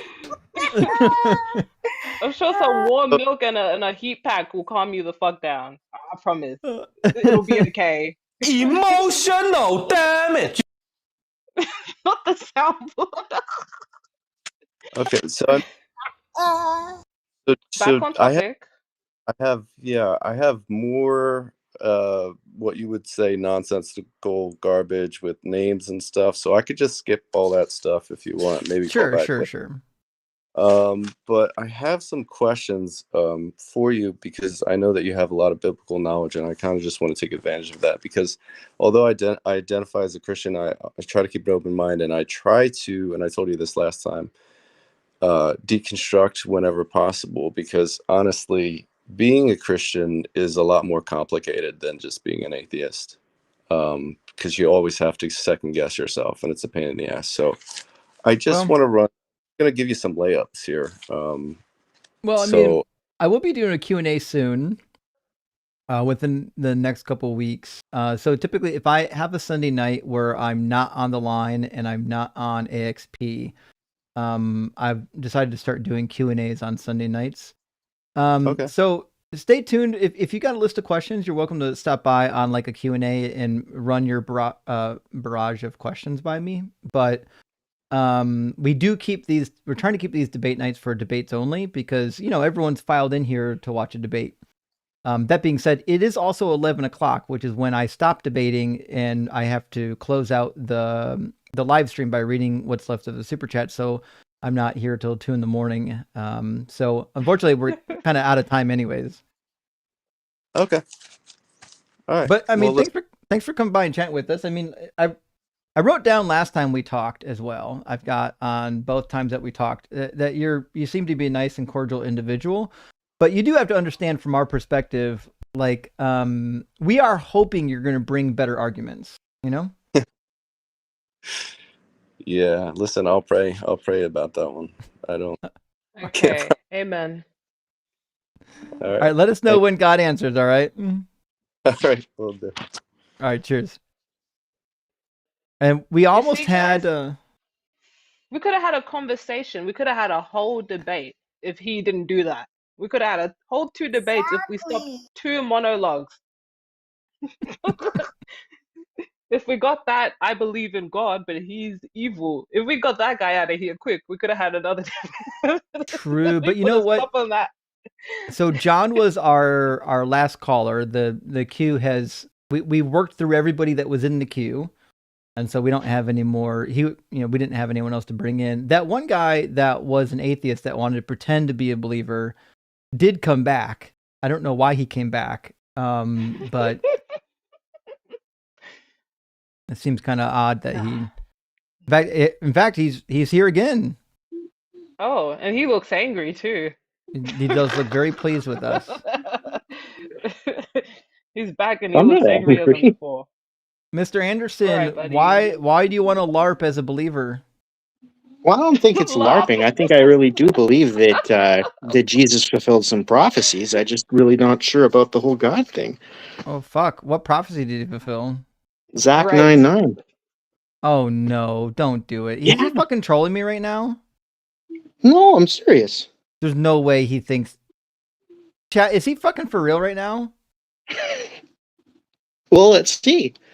This motherfucker. He cannot believe that he's gonna pull Zechariah 9:9 out on me. Okay. We'll find out I know you shortly. know it. I know your whole Bible better than me. I certainly do know about Zechariah 9. This can't be for real. He's got to be trolling. All right, have you bothered to read the very next verse? Yeah, no, I read like a few like before and a few back. Sure, yeah. Rejoice greatly, O daughter Zion. Shout aloud, O daughter Jerusalem. See, your king comes to you, triumphant and victorious is he, humble, riding on a donkey, on a colt, the foal of a donkey. He will cut off the chariot from Ephraim and the war horse from Jerusalem, and the battle bow shall be cut off, and he shall command peace to the nations. His dominion will be from sea to sea, from the rivers to the ends of the earth. What part of this did he do other than riding a donkey? The king part, the ruling part. Sure. Oh, sure. Show me a passage where he was a king. So, would you say that? I mean, okay. First, let's talk about what's a king. Would you say that like the emperor of Rome was a king? I mean, technically he's an emperor, but like, would you give me that one? A king is someone who rules and reigns over a physical domain, like a territory, a land. Right. So, would the emperor of Rome be a king? I would. They didn't use the word emperor, but you can use the word king in place of that. Yeah. Sure. What about somebody who is the ruler? What about like a boy king, like Edward VI, who was king of England for, I don't know, like 8 or 9 years, but like there was a regency that was I'm sorry to interrupt you. ruling in his name. No, I don't want you to interrupt me. Kick me if you have to. I'm talking to Justin. This fucking my guy. God. What a crybaby. Now I'm starting to believe he is a believer. I want to talk It's about your microphone, Big sir. Justin. It's about your microphone anyway, sir. The audience is saying it's too loud, and I was trying to tell Justin, so you can keep your misogyny and your attitude to yourself. Oh, I'm not misogynistic. I want to talk to Justin. I It was want to talk to Big misogynistic for Justin. you I to don't want say to that talk to to me. women. Yeah, My we mommy hope says you. women are scary. I want to talk to Justin. We hope you don't become an atheist because we don't want you on the side if this is the way you are. Thank you for that, Crystal. I wasn't looking at the volumes. I can definitely turn his volume down to even it out. Not a problem. I want to talk to Justin. So a king is somebody I'll who stop carrying on. who exercises authority over both people and land. I do understand there were some kings in history that had their land stripped from them and people still considered them a king. But when we talk about what a king actually is, they had to at least have the title of a king granted to them by people who actually had a dominion. Right. Right. And they could still be a king even if they weren't personally the ones exercising power, so long as they had a people who had a dominion who granted them that power. Is that fair?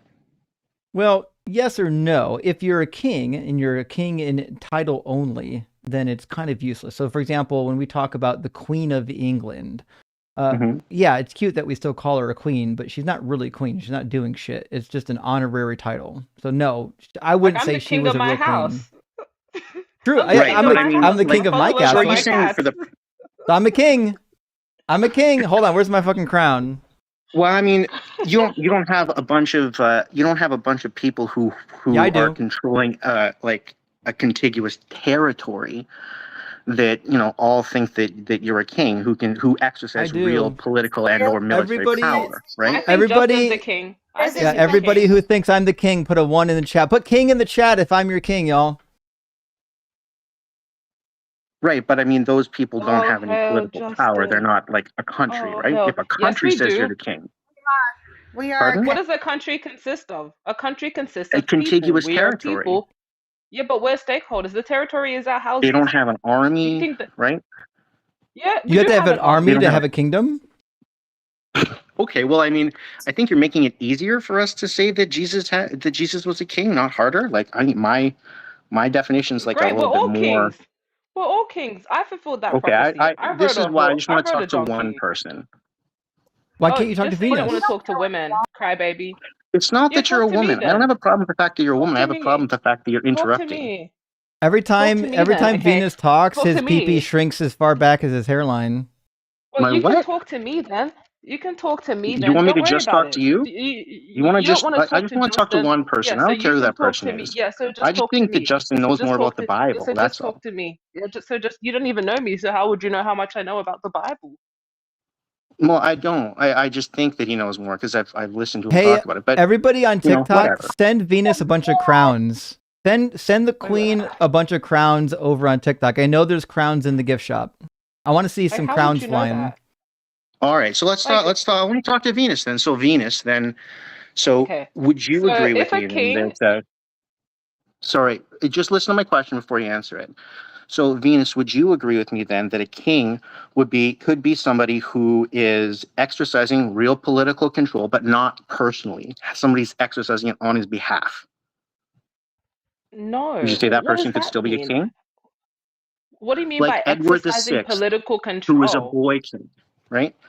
He was the king. He was recognized as the king of England, but he ruled through a regency, right? His uncle was the one who exercised power on his behalf because he was still underage. He was like 9, but he was still the Jesus king, right?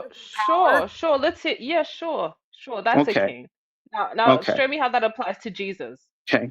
Have you ever heard of the Holy Roman Empire? And was Jesus ruling over that, or what? I just asked you if you've heard of it. You've heard of it. I'm sure you have. Yeah. Was Jesus ruling Yeah. over that, sir? Yeah. So have you ever heard that the emperors of the Holy Roman Empire said that they were vice regents for Jesus? That they were Well, that's exercising something earthly they. power in his name and that they And can recognized you him as the demonstrate king? that they? Yeah, so they can claim that. Some Yeah. people claim the sky is green. Do they have any evidence that they're actually speaking on behalf of Jesus? Well, so that's not really the point. The point is, Oh, well, that is really are the you point because that's aware? the whole No, here's criteria my for being the question. king. So here's my You've asked a question, couple of Venus. questions. Yeah, no, Okay. I know, and I just want an answer So to I some just of want to them. make So sure we understand Yeah, I've given you an answer to argument. all your yeah, questions. So we're not okay. gonna So be like, answer it I just want again, an just so I answer. can I've understand it, given because you I'm a little okay, so slow, let and me remember, my hairline is okay. receding faster than my Yeah, penis, so that affects yeah, my so hearing. No, yeah, so actually, I if did you say that. I so said if your you penis is receding faster than your hairline. Go ahead, Venus. So the whole point of this is, in case you forgot, was that you're trying to apply this notion of a king to Jesus. And the reason why you brought up the Holy Roman Empire is because you're saying that they're sort of vicars of Christ, the same way they are sort of political representatives that would somehow make Jesus a king. But there's plenty of other criteria that Jesus did not fulfill. And aside from that, these people are simply claiming that they are messengers for Christ when they all say different things. There's many different councils of Rome and many different people who supposedly represented Christ with many different opinions. So when you can demonstrate that they are actually messengers for Jesus, which you have to demonstrate is God, by the way, then I can agree that he's a king. Demonstrate that at all. All I have to demonstrate is that he fulfilled the prophecy. He could Well, not be Jesus is a God and physical still fulfill the person. prophecy. Jesus You is were a muted physical that whole time. person.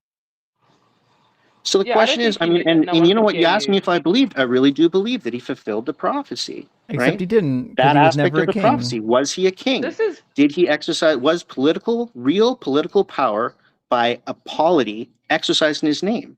I mean, I think He was Justin, dead. I don't know if you even know you're this. going to have to admit that he did. Dead people don't get to be kings, idiot. Oh, dead people don't get to be kings? I don't know if you know this. When the Holy Roman Empire was on the earth, he was dead. He's been dead for 2,000 years. That's true. That's true. No, you're quite it's right. why I So told what you're him it's saying, why I told him that Jesus has to be God in order for this to work. He has to still exist in the form of God. It's why I told you that. But no, you insisted, no, he existed. So we'll take it there. Yeah. So no, so what you're saying, if I understand you correctly, is that if he were acknowledged as king by the Romans, while he was alive, then that would be different. But since he was only acknowledged as king by the Romans when he was dead, No. it doesn't count. He would Is that have what to be you're saying? acknowledged by the Romans and the leadership of the Romans. So the Romans had a governmental structure. The governmental structure would have to recognize him in some way as being an actual king of that particular empire or some other empire, but that never Right. happened. So Well, you don't it did get to happen. We know that. It did. didn't happen. He was dead, you dumb motherfucker. You don't get to be king once you're dead. So just because somebody comes along later and no one can hear you, just because someone comes along later and says, oh, he's my king, that doesn't mean that he was a king. He's dead. And if Until we you want to can call demonstrate... Jesus a king as well, Muhammad is also a king. He rode a donkey. He had people who he supposedly spoke for a god. He had people speaking for him. He had territory. So by this definition, Muhammad is a king. Everyone who had a group of people, every single tribal leader is now a king. Like this completely makes the definition of king redundant again. It's true. I've ridden a king. Well, I mean, you've ridden a donkey, but you've never I'm sorry. I've ridden a donkey. Sorry, I've not ridden a king.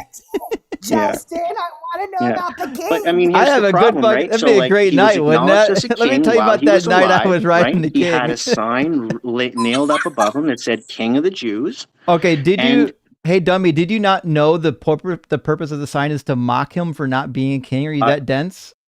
Oh no, I was aware. It was a joke at first, and then it became real. When somebody mocks you for not being a king, that doesn't make you a king.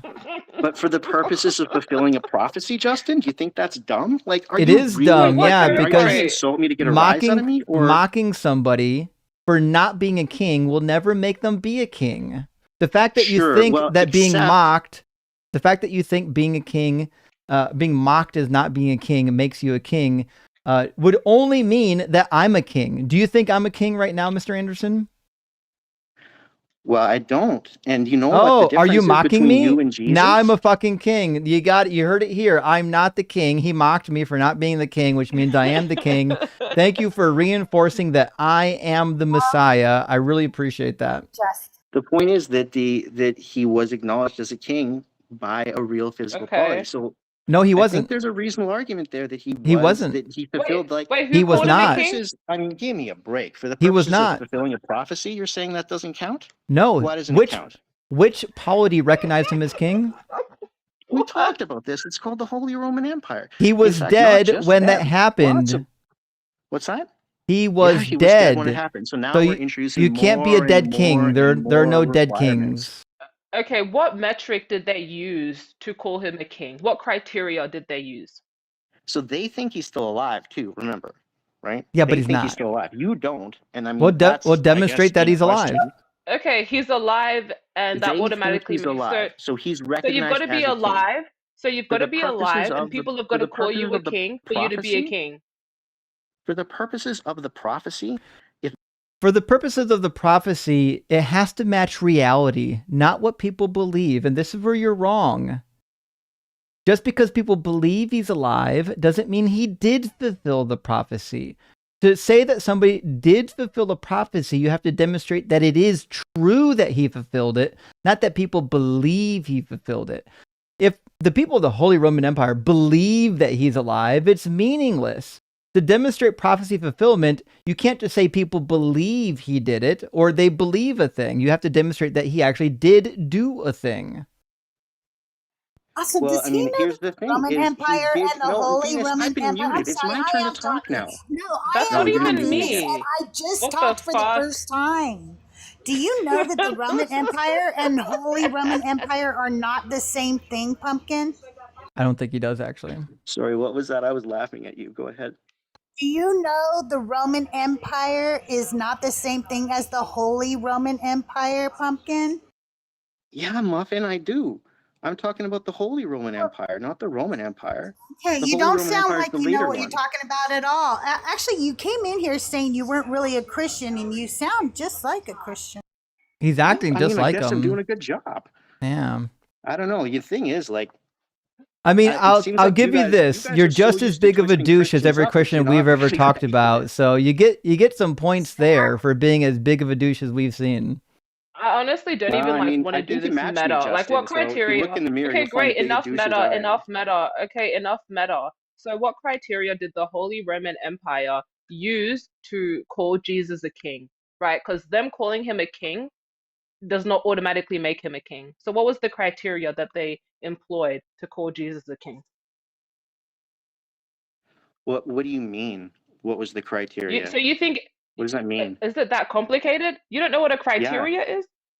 sure. I know what a criteria is, but it doesn't make sense in this context. Like you're using words that have meanings and they don't I'm fit together asking, in a way well, that what makes the? sense. This is so. Maybe not in I your pea honestly, brain.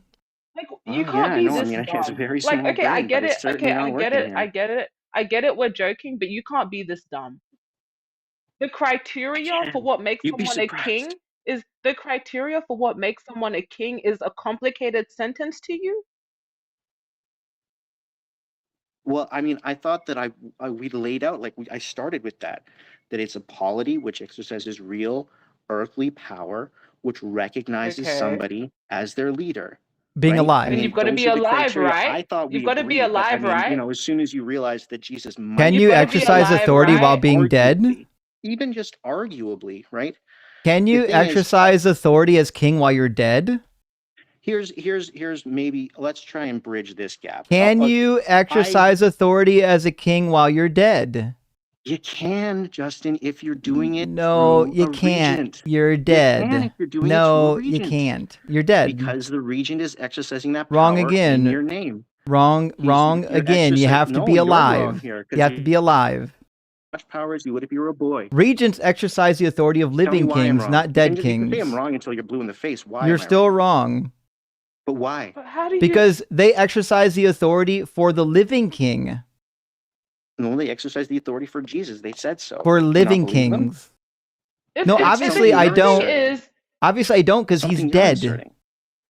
The thing is, I know historically, you think he's if dead. kings could if kings could execute authority while dead, there would be no need for us to ever have any new kings in history. This is completely stupid. All This is throughout the dumbest thing I've Mesopotamia, ever heard. if it's possible for kings to exercise authority and be kings while they're dead, then every king would fucking the kingship tablet would say infinite. It would have the infinity symbol. If you could be a king No, after you were dead, no, it the wouldn't. I mean, Mesopotamian no, it kingship wouldn't, tab. because you can Well, exercise then you authority can't on be a behalf of king. something that can't exercise authority itself. We do it all the time. Look at Yeah, the thing democracies, has to right? be Are alive. The thing has to democracies be alive? No, it alive. doesn't. Are The democracies people, alive? Yeah, it does. bro. Can you be a president if you're dead? Can you exercise the Stupid. power of Can a you be a presidency fucking through a president if you're regent, through a dead? representative? We have Yeah, a and representative who are they democracy. representing? Can you The represent a polity itself corpse? is not Can you alive. represent a It's an corpse? ephemeral Can you concept. represent a corpse in parliament? Are you an attorney? Sorry? Yeah, she said you're an attorney, and I'm having a hard time believing that you're Nah, an he's not an attorney. Are attorney. you an He's not an attorney? attorney. He's not. I hear this one all the time when people are losing. Go ahead. He's not an attorney. Let's just there's no way he's an attorney. Yeah, You imagine can't just represent someone who's dead. Go You on. can't. imagine just asserting that you're winning as you're getting your ass handed to you because you don't understand basic definitions. Basic definitions. Kings are alive. Kings don't get to be kings when they're dead. You could be a dead king. You could be a king that has been dead. That's a thing. But you don't get to be a dude that then dies and then gets to be a king because you're dead. So the point of drop off here is you can't actually demonstrate that Jesus was alive. You don't even believe that he was alive. You believe that he was dead.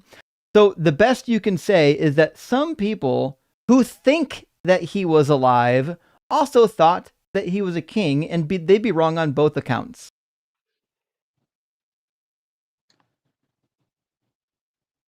I don't know, man. I know you don't know. Not only does it not $100 like you promised people. Not only does it not fulfill the prophecy, you also ignored the entire 10th verse. He will cut off the chariot from Ephraim and the war horse from Jerusalem, and the battle bow shall be cut off, and he shall command peace to the nations. Let me guess, he's going to do that at his second coming? No, I wouldn't do that. That would be too easy for you. Then tell me, when did he do this? Peace of the peace of the nations. Have you heard of the Pax Romanus? The Pax Romanus is not about Jesus. Well, I mean, if he's the king during it, He wasn't. Well, they say he is. He They say wasn't. they're You ruling said in he his was name. king during the Holy Roman Empire, and that's not the Pax Romana. They say he is. You Was must there believe peace? them, Was there Justin. peace These was there random peace men in the claiming Levant? things. Yeah, the Was Pax there peace Romana in the was Levant during was the time of the Holy Roman Empire? Was no, there peace in the Levant there during the wasn't. rule of Justinian? There was not. There wasn't peace during the Holy Roman Empire. The Holy Roman Empire wasn't even in the Levantine region. It was in Germany. It was centered in Germany. No, that's not right. I'm going to show you. No, the Holy Roman Empire extended from during the rule of Justinian. The Holy Roman Empire extended well through the The Holy Roman Empire started with Charlemagne in 962. Sorry, I'm talking about the Eastern Orthodox, like I'm talking about The Byzantine Empire? Maybe I'm using the wrong term. I'm talking about when Rome was split and and they were ruling from Constantinople, Constantine, whoever it was, and then Justinian and those guys. That's the period. And in that polity, whatever you want to call it, what's it called? If I'm wrong, what's it called? The Roman Kingdom? No, I don't think it's the Roman Empire, Kingdom. just like I said to you I'm talking about the earlier. Byzantine Empire. Shall we Yeah. say the Byzantine Empire? Is that better? She nailed We it, know which one I'm actually. talking She about, called right? this out like Byzantine 10 Empire? minutes ago. Yeah, and I got mocked by this clown. Wait, did You're you right. I'm actually wrong. debate I Kent apologize. Hovind? I apologize. I owe you an apology. I was wrong. You owe everyone an apology for being like a dickhead. No, not you. But Her. that's Yeah, fine. you do. Okay. No, I'm talking You about do, the but that's Byzantine Empire. okay. Okay. And Justin said that too. Like, where the fuck are we going? Yeah. Can we? Jesus didn't fulfill the prophecy. He Yeah. didn't And lead then a and then war if you want to horse say or that it intercept extended from the river anything. to the ends of the earth, then Yeah, I mean when did arguably he it fulfills that too. when right? did Jesus cut off the chariot from Ephraim and the war horse from Jerusalem? Well, I mean those ones we're gonna say are metaphorical. Ah, of course, they're metaphor. Yeah, because you're I gotta just give you as some dishonest as the metaphors. Come on. Christians. Yeah, obviously. You're doing pretty good so Obviously, far. the parts that I don't like are metaphorical. All right, no, I mean, I listen. You've can't been doing I'm a not perfect, terrible Justin. job. You've been doing Yeah. a terrible job. Not a single point you have landed. You can't be a king after you're fucking dead. Jesus didn't have territory that he ruled over, right? Actually, He didn't do any of that. I'll But we do can him grant one him favor, that he had Venus. Israel. That he had Israel. We can grant him that, right? Since that's what we've been doing. We've been so generous to him. And then Jesus hasn't done anything else. He didn't come here to command peace. In Matthew, it says the opposite, right? And Can you bring a aside from sword? that, he rode a donkey. So what? Muhammad rode a donkey. Muhammad had territory. By this, and Muhammad was actually a general. So it would make more sense that Muhammad fulfilled this prophecy more than Jesus did. And he's dead, so he can be king too. I do think, though, that we need a second opinion. And the reason why is because Matthew Red's live came back, and I think he's a real Christian who can give us a second opinion. Maybe Mr. Anderson and the real Christian agree. Who knows? Matthew, let me ask you the question. I didn't even know I was in here. What the hell? Who do you think? Hello? Who do you think fulfilled this prophecy? Did Jesus fulfill this prophecy? Hey, do you know the Septuagint LXX is older than the Hebrew Get Masoretic him out of text? here! Get him out of here! Fuck out of Oh, here, wait, you no, idiot! let's not. It's just not you, drop- dumb motherfucker. Oh my god! The Septuagint is a Tweedledee, translation Tweedledum. of the Hebrew text, you moron. Fuck. Oh well. We got Tweedledee and Tweedledum off. Fuck. It's all right. Well, listen, it's way past quitting time for me, and I think I've had enough of the LARPer. Yeah. I'd hate to It's be just in not- whatever like law courtroom he's involved in. That'd be terrible. He's definitely not an attorney. Trust. He's not an attorney. Like, he's not even smart enough to know that we've got him muted right now. He's No gonna attorney? this guy did it, and the judge is gonna say that guy's dead, and he's gonna go, yeah, but still, maybe like he did it, like maybe judge. It's not, Judge, he we could need to be lock up defending the. corpses. It's not. Maybe he's an attorney that specializes in defending corpses, but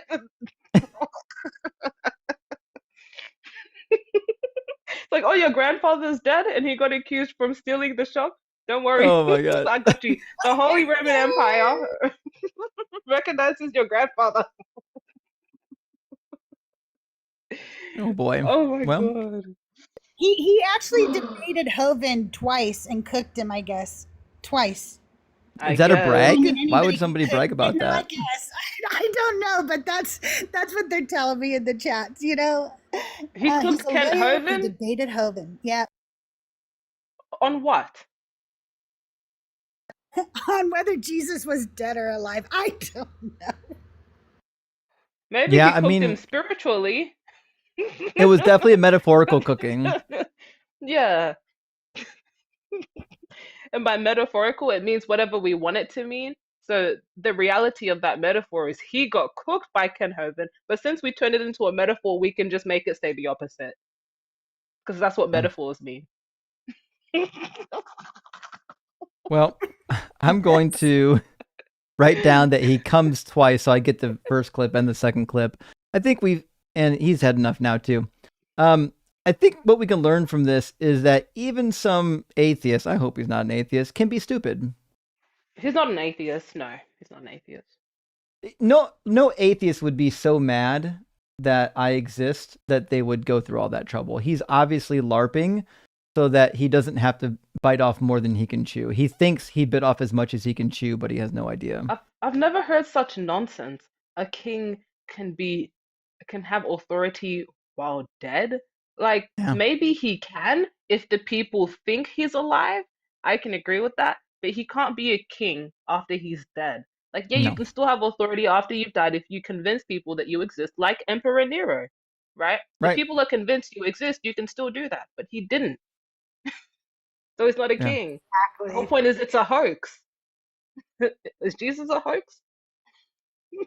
Also, if Jesus was king when the Holy Roman Empire or even the Roman Empire said so, does that mean that he wasn't king until then? Like the whole time they were calling him king, he actually wasn't the king. He only became king once the Roman Empire formed under just like Charlemagne, Justinian, I forget. It's a nonsensical idea. Oh well. Anyways, friends, it's 11:30. I'm going to read what's left of our super chats, and before I do that, thank you, Venus and Crystal, for hanging out with me. Always a blast. Well, thank you for having me. And before you read your super chats, if you guys are over on the YouTubes, you please go subscribe to my YouTube. I'm close to 1,000 right now, and I'd like to hit that mark. I am Crystal, CrystalJae, and I'm going to plug one more thing. I have a podcast called Anti Sermons, AUNTIE, and it is about every single woman, named or unnamed, in the Bible, chronologically and methodically. So if you haven't had a chance to check that out, go check that out wherever you stream podcasts. Absolutely. And I've got a website right here. Check her out. It's Critically Crystal J's lives. Are your lives going to be on the same channel as your podcast? Yes. Okay, good. So the channel is Critically Crystal. Actually, this is from the Deconstruction Junction. Hold on. Yeah. There we go. My podcast is actually not on my YouTube. It's wherever you stream podcasts, but that's my YouTube channel. Okay, YouTube channel at 945 followers for I Am Crystal J. No reason why we can't get that thing over 1,000. We've got like 1,500 people in here still watching. We absolutely should be able to bump her YouTube page up over 1,000. I Am Crystal J on YouTube. Goes by the handle Critically, or by the title Critically Crystal. She's been streaming with us for a long time. She's been in our community. She mods on the Discord. She's been a huge help to everybody in the community. Please do drop her a follow. And Venus as well. Venus took a streaming hiatus, but she's back now. And so please make sure we're getting her in the mix as well. Boogit, my friend. Thank you for the $2 super chat. Says, how can your I'm gonna sins be watching, but I've got to drop. Fair enough. Good to see you, friend. Thanks for coming by. Nice to see you too. Thank Venus. you. I love staying for the super chats though. I might be back and watching the I comments. The get it. super chats are the funniest. Dude, we got really funny Bye. supers. Marilyn Look, it says, Monroe wave.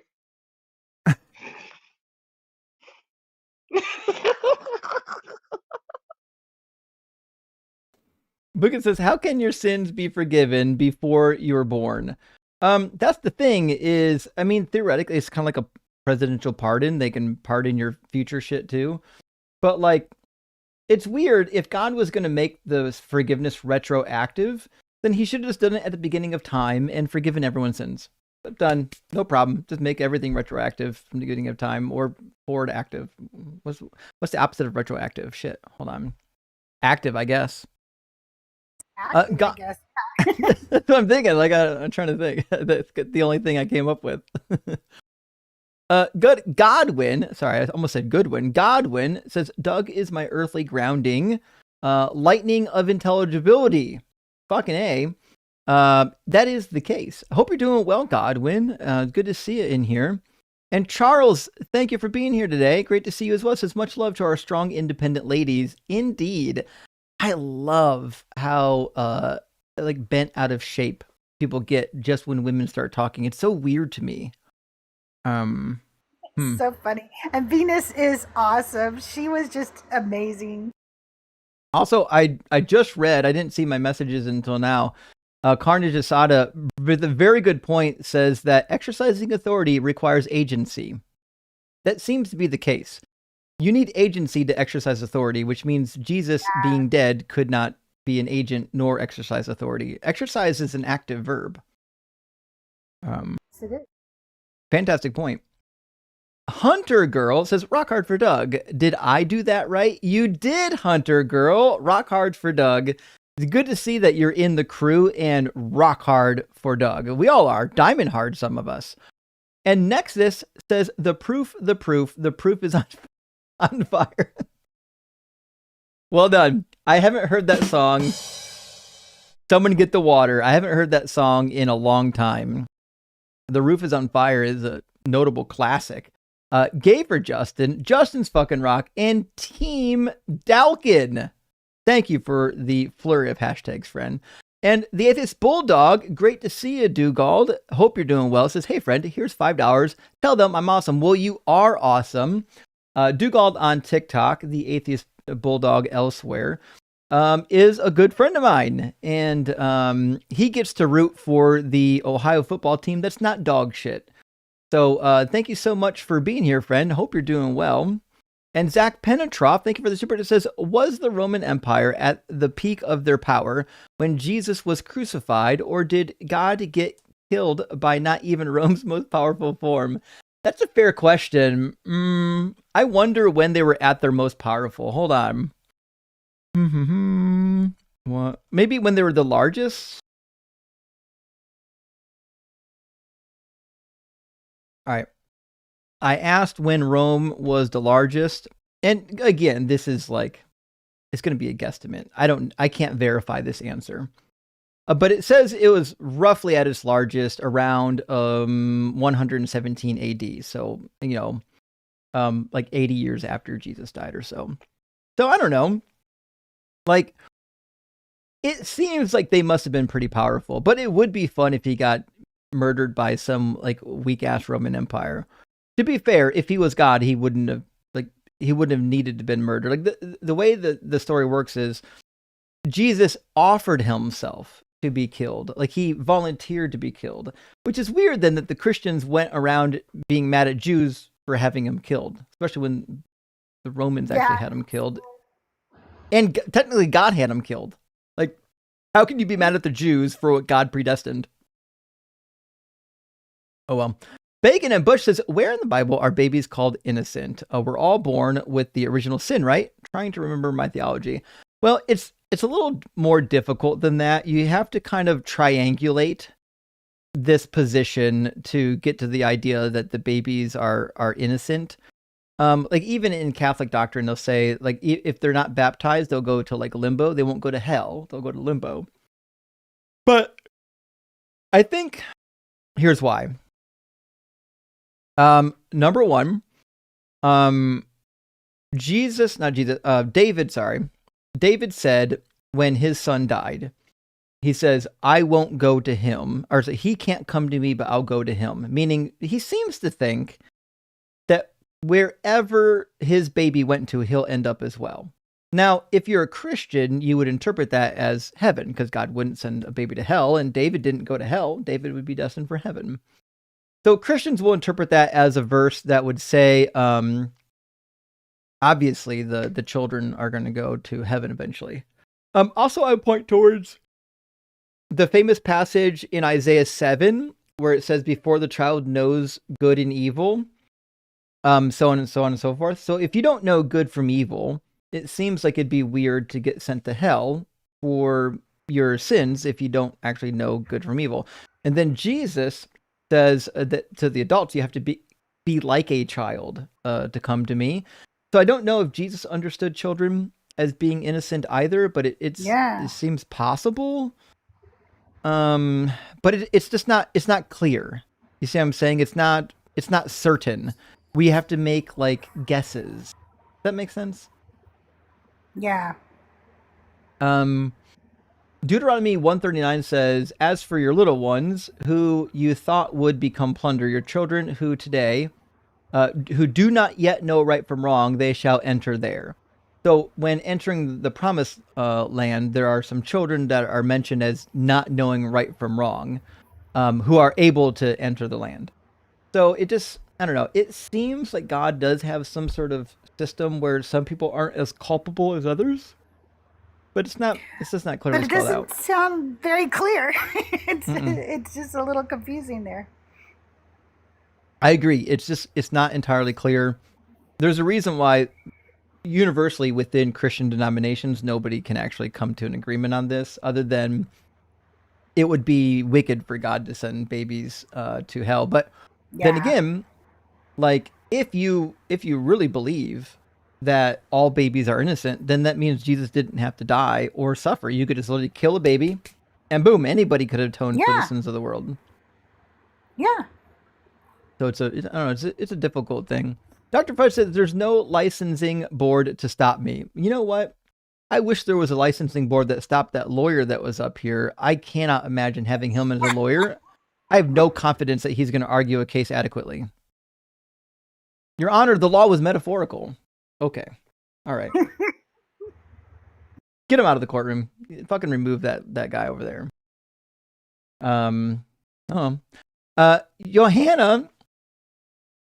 Johanna, thank you for being here. Good to see you. Says, hi, Justin. I'm sorry I've been absent for a while, but I still love and appreciate you. Well, thank you, Johanna. I haven't seen you in a minute, but that's okay. It's I'm live all the time, but I understand you can't watch every live. Eventually, I'm going to get boring and stale, and you got to bounce around to some other really cool creators, and I don't blame you for that. We've got a lot of really cool creators in the community. And Misha, thank you for the $5 super. It says, I would have thought guitar would be the perfect person to make the fine-tuning argument. Oh, fuck. Shit. That was a missed opportunity right there. I cannot believe I missed that. Disappointing that even trolling has gone downhill now. I agree. What does the world come to that we can't even get a good fine-tuning argument from a guitar? I gotta be honest, I'm a little disappointed. Yeah. They don't know. They don't know how to troll. Us old heads, we know how to troll. We did some trolling back in the day. Dusk Frame, good to see you. This guitar guy needs to C sharp, but now he's gonna B flat. Fuck. We've got more music jokes. I did not see music jokes coming, and I'm fucking impressed. Thank you, Dusk Frame. I'm a little sad now. I didn't think of any. And probably another one. It looks like Dracos' guitar stop talking. Also guitar cannot stop talking. It wasn't a joke, but it is true. Rock hard for Doug, simply what for shared, and Justin's fucking rock. Thank you for that, Drago. And you know what? It's interesting how many people want to yap endlessly about nonsense, and then when you're like, listen, I'd love to get to the conclusion, but we have to step through it. And they're like, you don't want to hear me what I have to say. No, I do want to hear what you have to say. I need to hear it in steps so we can demonstrate why it's stupid. Kyle, hey, thanks for the super chat, friend.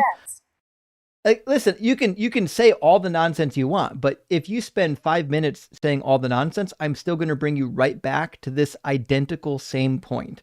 No point in wasting all that time when I'm going to bring you right back here. Kyle, thank you for the spread. It says ROFL Spaceballs. What is happening now? It's happening now. Yes, Lord Helmet. And to be fair, Kyle, I'm sure, just like your last one, this was funny in the context of Spaceballs, which I don't remember anymore, so I apologize. It's been too long since I've seen Spaceballs, but thank you for being here. And Misha says, I love seeing Venus just cook. Venus is fucking amazing.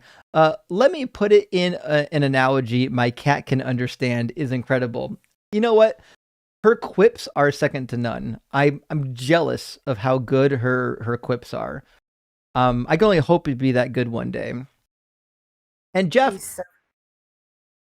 says, how do theists not understand that if they say no one can judge God's morality, that they are conceding that they don't know if God is actually evil? So this is a very good point, and we don't bring it up enough. If somebody says you can't judge God, meaning I can't determine if God's actions are bad, but it also means they can't tell me that God's actions are good. They have no idea. It's true. Like if we can't understand God, neither can you. Bacon and Bush says today is 0, tomorrow is 1, yesterday is -1. Done. Agreed. And if there's infinite number of days, it's not hard to do it. Venus had a really good example with numbers, though. There's infinite numbers, and we can still count from 1 to 2 to 3. Not difficult. Jeff, with another super chat, says 1, he conceded morals are subject by saying he disagrees with what would be God's command. 2, he did not argue God might ask. Oh, true. That's a fair point, actually. Now that you mention it, was that the same guy who had the really bad syllogism about people behave as though morals are objective, which demonstrate that they are objective? Was that the same guy? Because if so, then he ruined his own argument by saying he would disobey.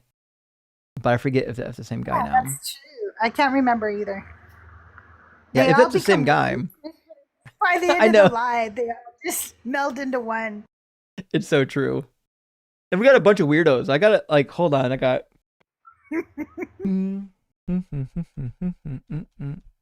I got 10 people to clip from that live stream. That was a crazy live stream. I don't usually get 10 people that actually want to clip, but... Oh, sorry. I didn't mean to go through that one.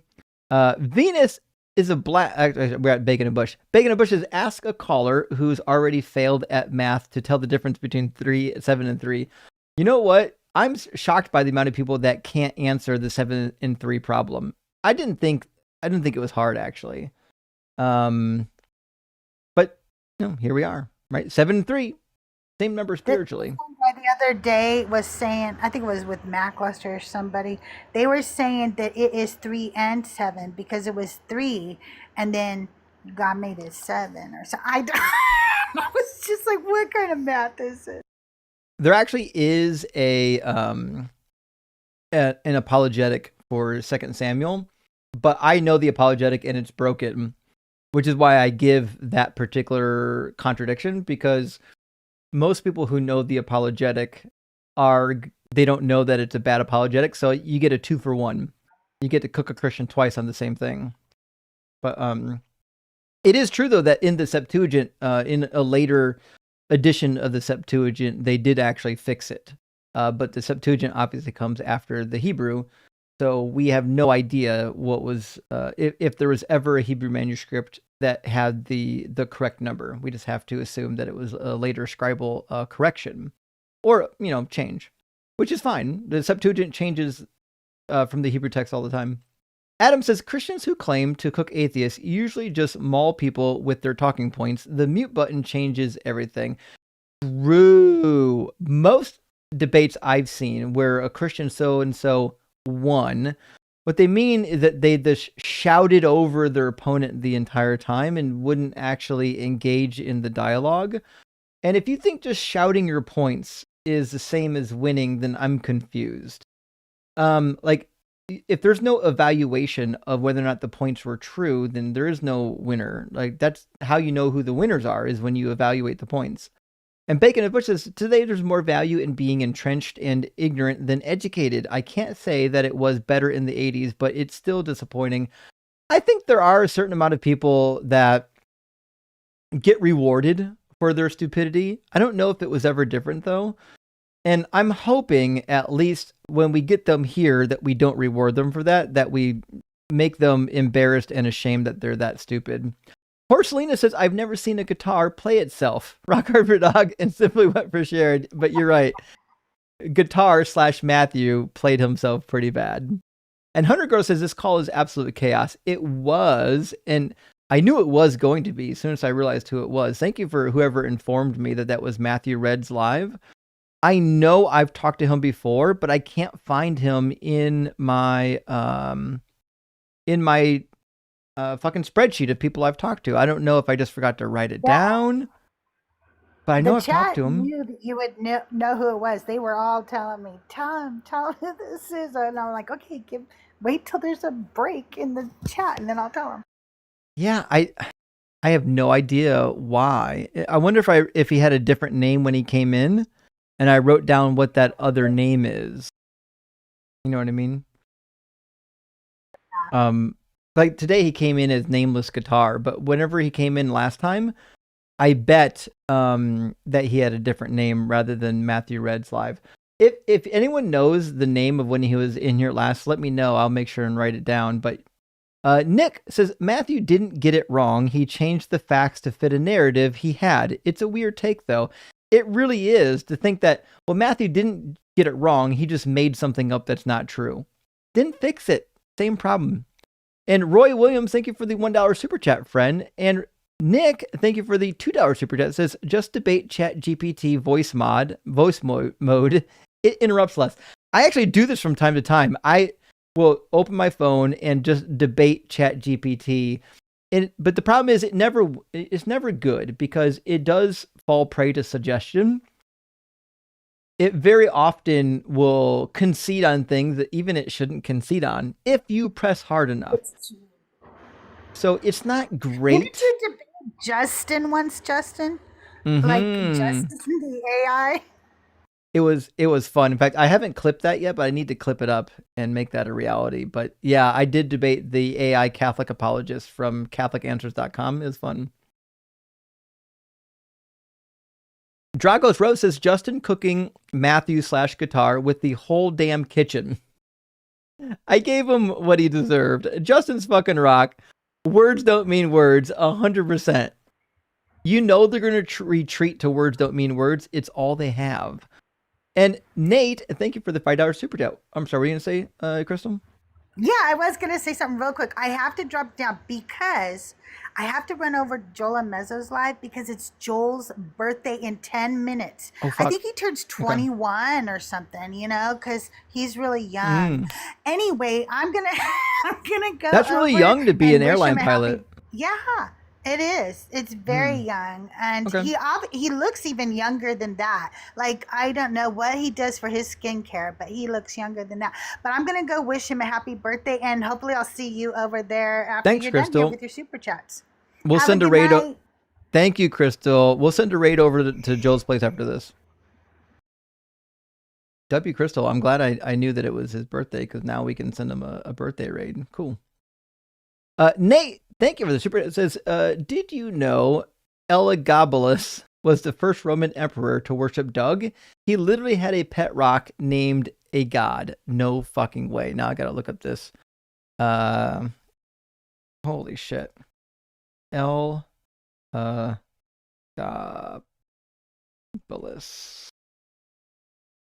That's crazy. Okay, I'm checking it out right now. Nate, thank you for that information. That's wild. Let's see.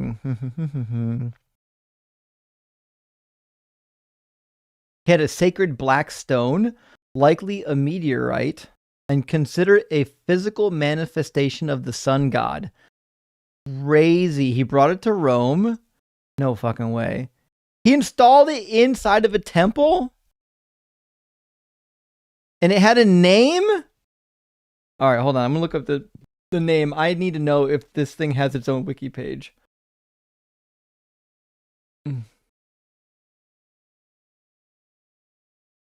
Oh, that seems to be the name of the temple, not the name of the rock. All right, but it does have a wiki page. This is crazy. This is a wild turn of events. Okay. The Elagabalum was a temple built by the Roman Emperor Elagabalus, located on the northeast corner of Palatine Hill. During Elagabalus's reign from 218 to 222, the Elagabalum was the center of the controversial religious cult dedicated to Elagabalus, of which the emperor himself was the high priest. Where's the stone? Hold on. Let's see. Doesn't say. Oh, hold on. Let me try this. Control F. Doesn't say anything about the stone in the wiki page that I can find. Oh, there we go. When Elagabalus became emperor in 218, the temple was expanded and rededicated to the god Elagabal, the patron deity of his home place, Emesa in Syria. Elagabal was personified by a conical black stone, which had been suggested to have been a piece of the meteorite rock. Crazy. All right, I remember this for future streams. This would be really interesting information. Thank you for that. That is crazy. I did not see that coming. All right then. We learn something new every day with the super chats. The channel land says, my first time being in a church, and I thought a little Jesus statue was Brian. Thought they were big Monty Python fans. That's crazy that you thought that. I don't know how old you were. You might not even be serious. Might be joking. But anyways, I do remember my first time in church. I heard a baby cry, and I couldn't see a baby in the church anywhere. And all I knew about Jesus was little baby Jesus Christmas time. And I was like, Mom, is that Jesus? I just expected Jesus to be a perpetual baby. Children should not be indoctrinated in religion. They don't know what the fuck's happening. That's why children, normal, rational children, will think that little baby Jesus is still a baby. A little bit Pain, thank you for the super chat, says, Justin, he's saying you're not smart, which is simply a textual variation that you are smart. True. It's just a textual variant. It's not a contradiction of the claim. And not a robot, I swear. And trust me, I know that you're not. Matt's idiocy hurts worse than my toothache. Rock hard for Doug. And I get you. When people like Matt get up here, I can feel like a tingling pain crawl up my spine all the way to my molars. And Reverend Nate says, check out Rowan Atkinson live. Amazing Jesus. Actually, somebody recently suggested this as well. I'll have to check him out. I don't really know much about Rowan Atkinson, but comes with a lot of fanfare, a lot of recommendations. So I can definitely give Rowan a look. Thank you for that. And Joanna, thank you for the additional super chat. Says, girl power to you, Venus. Indeed. Venus is a fucking rock star. In fact, she might be more famous than I am on my own live stream soon. Mostly Gizzards, thank you for the 666W Satan and Nero. Says, bro compared the KJV to the Message and was sold instantly. That's exactly what happened. These clowns are like, I got a KJV. Let me compare it to some bullshit New World Translation or the Message or the Message Remix. The Message Remix is wild with what they did with Jesus's teachings. In fact, I wonder what they did in Luke 16 with Lazarus and the rich man. Let me find that real quick. I want to know how they told that story. Or the picking up snakes story is in Mark 16. The story of the crooked manager, Luke 15. God sees behind appearances. Lazarus and the rich man. There was once a rich man, expensively dressed in the latest fashions, wasting his days in conspicuous consumption. A poor man named Lazarus, covered with sores, had been dumped on his doorstep. All he lived for was to get a meal from scraps off the rich man's table. His best friends were the dogs who came and licked his sores. Okay, blah, blah, blah. He died. Have mercy. Send Lazarus to dip his finger in water to cool my tongue. I am in agony in this fire. But Abraham said, child, remember that in your lifetime you got the good things and Lazarus had the bad things. It's not like that here. Okay, so he didn't do much changing with it. I'll have to put some tabs in that one for the most ridiculous of the translations. I suspect, as we saw with some others, like Matthew 5:17, some of the translations are going to be absolutely off the wall, and some of them are going to be more or less tolerable, I would say. I'm curious, though, what they say in Mark 16 with the poison and the snakes, though.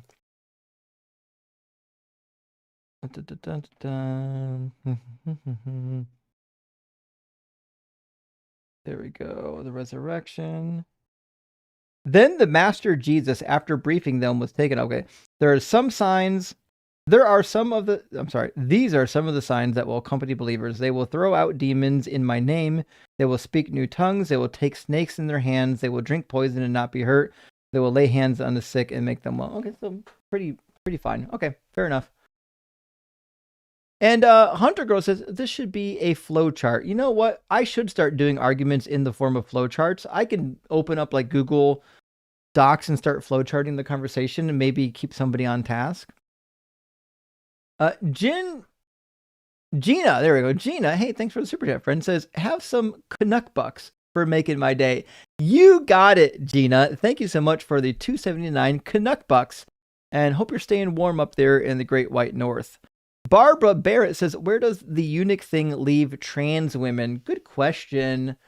Theoretically, if you become a eunuch for the sake of the gospel, you would think he'd be fond of the trans women. That's interesting. Depending on how you read the Bible, Jesus might be in favor of transitioning. Just saying. Design says, you think an all-powerful God could send out just one follower that can give him more credibility than a magical snuffleupagus? True. If God was really good, if he was really powerful, whoever he sent, whether it was Jesus or Muhammad, whoever it is, whoever he sent would be convincing. God could have that power to do that. He's just simply chosen not to, or the dude doesn't exist. And Dr. Fudge says, CW eye injury. Between this stream and Ian's, the callers today have been more painful than my eyeball stab. Wound reopening this morning. That's crazy. And I hope you're fucking okay. That sounds awful. It happened to a human being. And yes, the guests today are particularly out of their minds.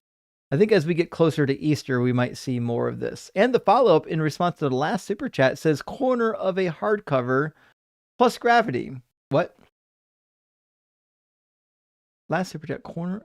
Well, I just read the last super chat. It didn't say anything about those things. Your eye, maybe?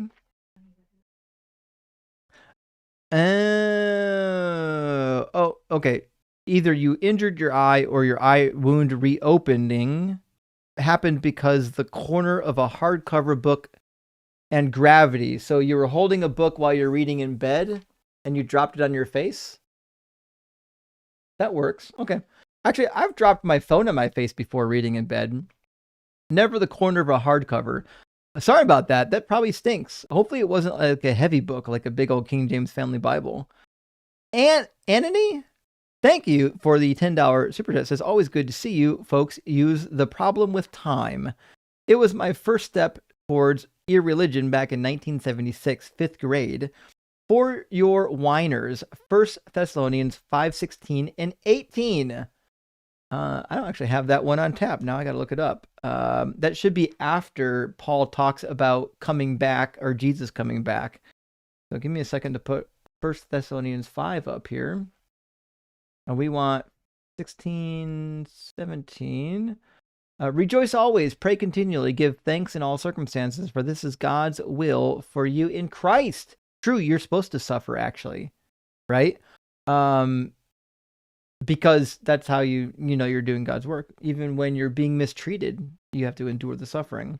But to your point, Anthony, this was actually the thing that brought me from agnostic God belief to atheism. It was one of the biggest steps. Because once you realize that, like, listen, there can't be a God that created everything. Because space-time, like, you can't exist outside of space-time, right? But, like, if space-time existed already, like, there's no reason to believe that matter and other things didn't already exist. Like, why? And fucking, especially if space-time is like emergent, it would need matter to always exist.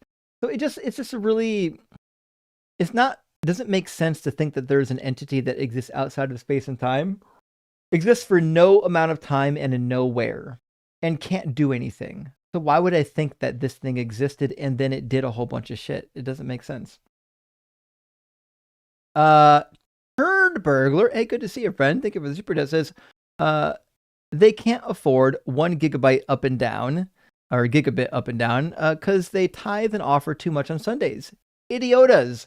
You know what? Actually, Turd Burglar, I've been over a lot of church metrics from back in the day when I was in ministry and I was in seminary and whatnot. You'd be surprised. Most people don't give in church. In fact, it's like an 80-20 rule. Like 80% of the funds in any church comes from 20% of the people. In fact, it is at least fairly repeatable. There's like $1 per head count. You can also do a guesstimate and say for every person that's in your church, you can expect an overall giving of between $10 and $17 per head. At least back when I was in ministry. But most of that money isn't coming from those individuals. It's coming from other individuals in the church that are giving large sums of money. Most churches are, believe it or not, funded by a small number of individuals rather than the masses. That just seems to be the case. Now, maybe one day that trend will change, but that doesn't seem to be the case. Also, Dr. Fudge leaving messages for me, apparently in the Discord at the same time. Let me make sure I read this. Oh, you got it. Yeah, the copy of the book. Thank you, Dr. Fudge, for the clarification. A Birdkeeper Mikey, thank you so much for the $10 super chat. Says Venus is savage. No fucking way she's not savage. She's amazing. No wasted time. Got to keep the grill going. Don't want to get backed up in the kitchen. As a very hairy-chested individual, I look forward to the days it comes back out. Rock hard for duck. It will. I promise, friends. I will. When the cold weather passes, you'll get to see my chest hair again. But Venus does not fuck around. When I was just streaming on TikTok, I was a little more aggressive with callers. I think I've toned down as to not be perceived as an asshole, but I love what Venus does. Misha says, regular John is the kind of guy who hears about a Satanist named Christian and thinks it's the funniest thing he's ever heard, I guess. I know, I don't understand the argument. Like, it was a weird argument, and like, if we would have let him go on, I think he was going to say some bullshit about how it's a weird coincidence that somebody who worships Satan has a Christian name. Like it's going to be nonsense. Misha with another super chat, thank you, says another super chat to say Venus is not rude at all. I don't think she's rude. Just literally shortcutting to the point when guest is just talking about absolute nonsense. Praise Doug. And I mean, anyone who watched the whole live stream knows she wasn't doing that the whole live stream. It was literally just when the guest was losing their mind by ignoring what was actually happening in front of them. She was just trying to rein them in. Matthew Schaefer, thank you for the $5 super chat, friend, says you need prayer to find a better argument than this band that I like has a singer whose name means a thing. Yikes. It's hard to stomach some of these arguments, and especially because I've talked to that guest previously, and he is trying to be nice. So, like, I try to be nice to people that are nice to me, but, like, it's hard. It's hard to hear people give these really terrible arguments. Like, a singer was named something, you know? Germ Solina, good to see you tonight, says, so close. We had a Matthew, Mark, and John tonight. Oh, fuck, we didn't get a Luke. Could you imagine if we got a Matthew, Mark, Luke, and John all in one live stream and they all got obliterated? I would definitely say that I cooked Matthew, Mark, Luke, and John. I would use that phrase as much as humanly possible just to brag about it. Maz, good to see you, friend. Thank you for the super chat. Says you should debate Glenn Scrivener. Don't even know who it is. He's been debating atheists recently, and I think you take him by surprise with your Bible knowledge. Well, let me look him up. I don't know who this Glenn Scrivener is.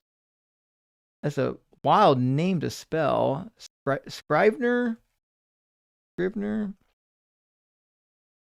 All right, let's see.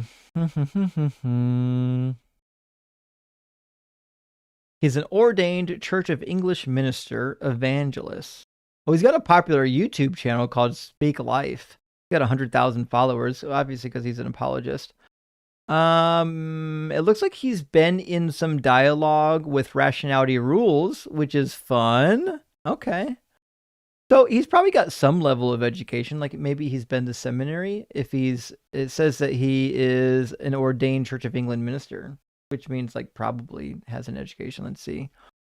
It doesn't say anything about his education in his bio.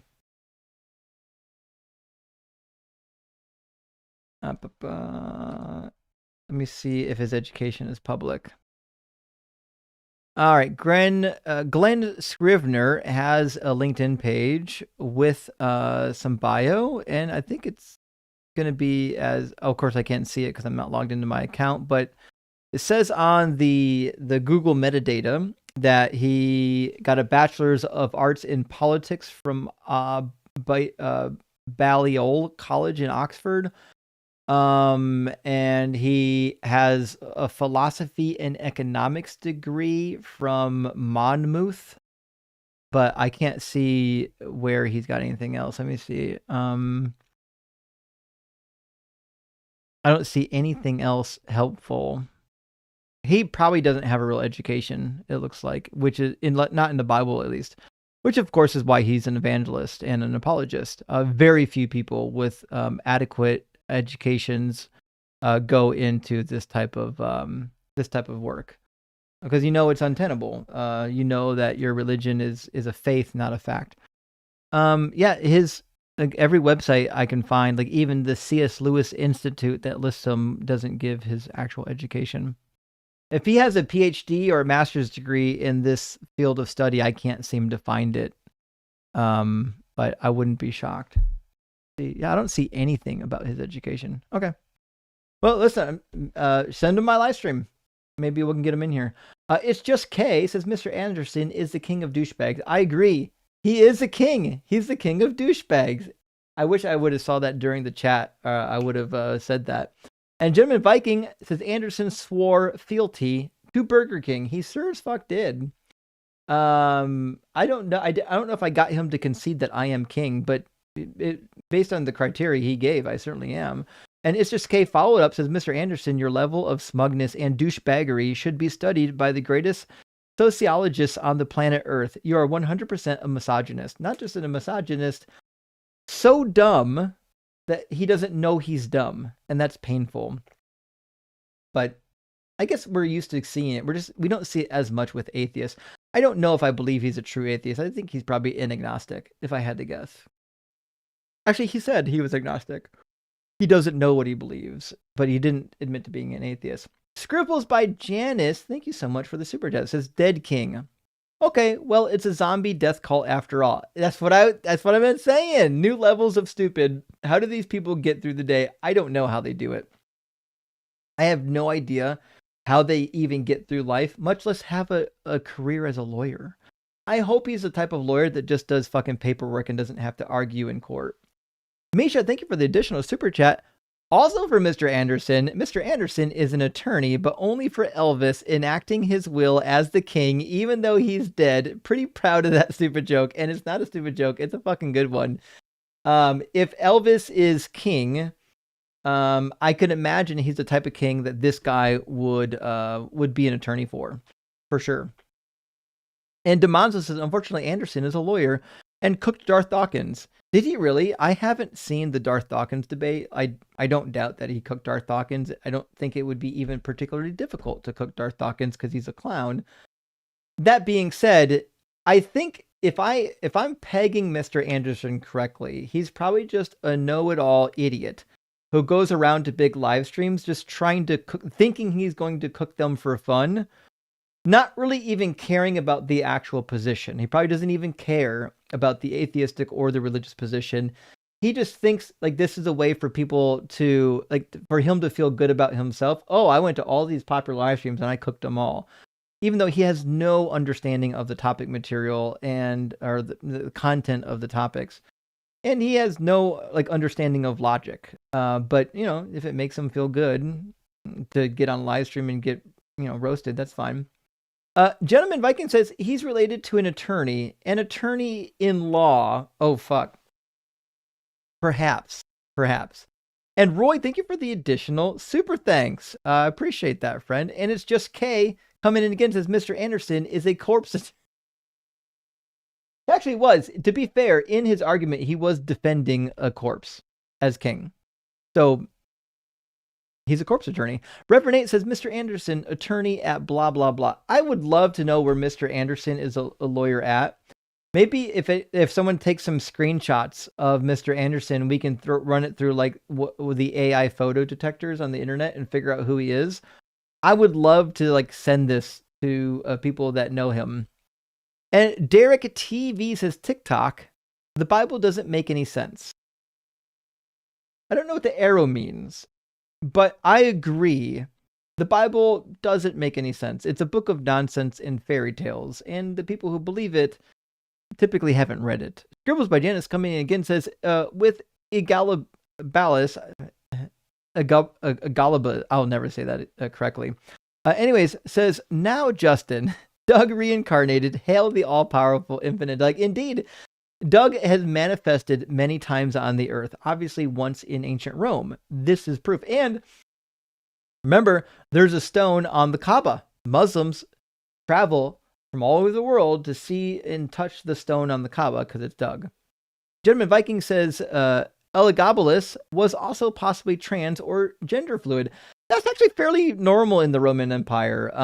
They didn't really have a lot of hang-ups over that kind of a thing. That seems to be an issue for other cultures, but it wasn't an issue for Rome. Really not even that much for the ancient Greeks. The ancient Greeks would have, like if a man transitioned to a woman, would have saw that as a bad thing because you're like, you're losing your status as a man. But transitioning the other way around, they might not have cared all that much. But the Roman Empire didn't seem to give a damn. In fact, they had a pretty big habit of making eunuchs themselves. So, not just making eunuchs, I mean cutting people's entire members off. Like we know people would crush testicles or cut testicles off to make eunuchs. Sometimes in Rome, they would cut everything off. Boom, gone. Completely gone. Ashley says, topic suggestion, Jesus/God doesn't love you. Oh, that's interesting. Okay. All right, hold on.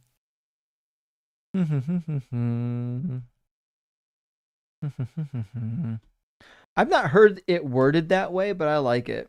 We could say Jesus/God does not love you. I like that. I think it'd be a slam dunk easy topic as well. Just based on the easy definition of love, he can't. It doesn't happen. In fact, I'll write down 1 Corinthians 13 for my notes. Okay, cool. Thank you for that. That's a really good suggestion. And Sheriff, thank you for the $9.99 super chat. Says, was curious about Leviticus 25:42. I'm taking notes from the previous live, and you mentioned servant being the same as slave. Why don't the translators just say slave instead? Love the content. Rock hard for Doug. Very good question, Sheriff. The reason why they do that is because it would be inconvenient for them. That's it. There's no good reason to pick slave or servant over the other. In fact, you could literally just say servant the entire time or slave the entire time. Now, some Bible translations will try to be nuanced. They're like, listen, if it's a servant who doesn't get paid, then we're going to call it a slave. If it's a servant who does get paid, we'll call it a servant, or could get paid, we'll call it a servant. Because that's the distinction in modern English. But to be fair, there's a lot of passages like Leviticus 25 where it's certainly not clear that Eved in Hebrew would be considered a servant rather than a slave because God is not paying them. They're not getting anything. It's just, hey, I need you to serve me. It's a one-way contract. He's got a suzerain vassal treaty with these people. And suzerain vassal treaties, the vassal state doesn't get shit. The suzerain receives all the benefits, which means it should be translated as slave, not as a servant, according to me. And Super Bowl Joel says Joel abruptly left as soon as his B-Day hit, then Mezzo ended, stream soon after. Classic Joel. Fuck, I didn't know that. So it hit midnight, his birthday came, and he quit. He must be going out to get a drink. So what that means is I've got one more super chat and I don't know where I'm going to send people. Everyone check TikTok and YouTube. Let me know who's live right now where we can go send people. and we'll get these people properly rated. And collapsalism, good to see your friend, says bunch of donations to Casa Cornelia the other day. Thanks, bud. Hell yeah. Thank you, collapsalism. We did bring it up during the live stream as you prompted. And I'm super thrilled that some people were able to donate to your work, your pro bono work, for people who need representation from, I'm going to call it unsubstantiated, maybe illegal deportations. So people who don't know, collapsalism is doing pro bono work representing people who are going through these immigration issues because of what's happening with ICE. And so definitely, if you have funds to spare, check out Casa Cornelia and help support the ministry that he and his friends are, co-workers are running, helping people get representation who couldn't otherwise afford it so that they don't get fucking deported. Big W. All right. Now, let's see who's live right now. I do see right now on YouTube. I don't see. Oh, I got to actually get logged in with my right profile. Hold on. Is anyone live on YouTube that we can send people to? Maybe. We'll see. I don't see anyone live right now on YouTube. Literally just TikTok right now. If someone's live on YouTube, I don't know about it. Let's see who is live on TikTok that we can send people to.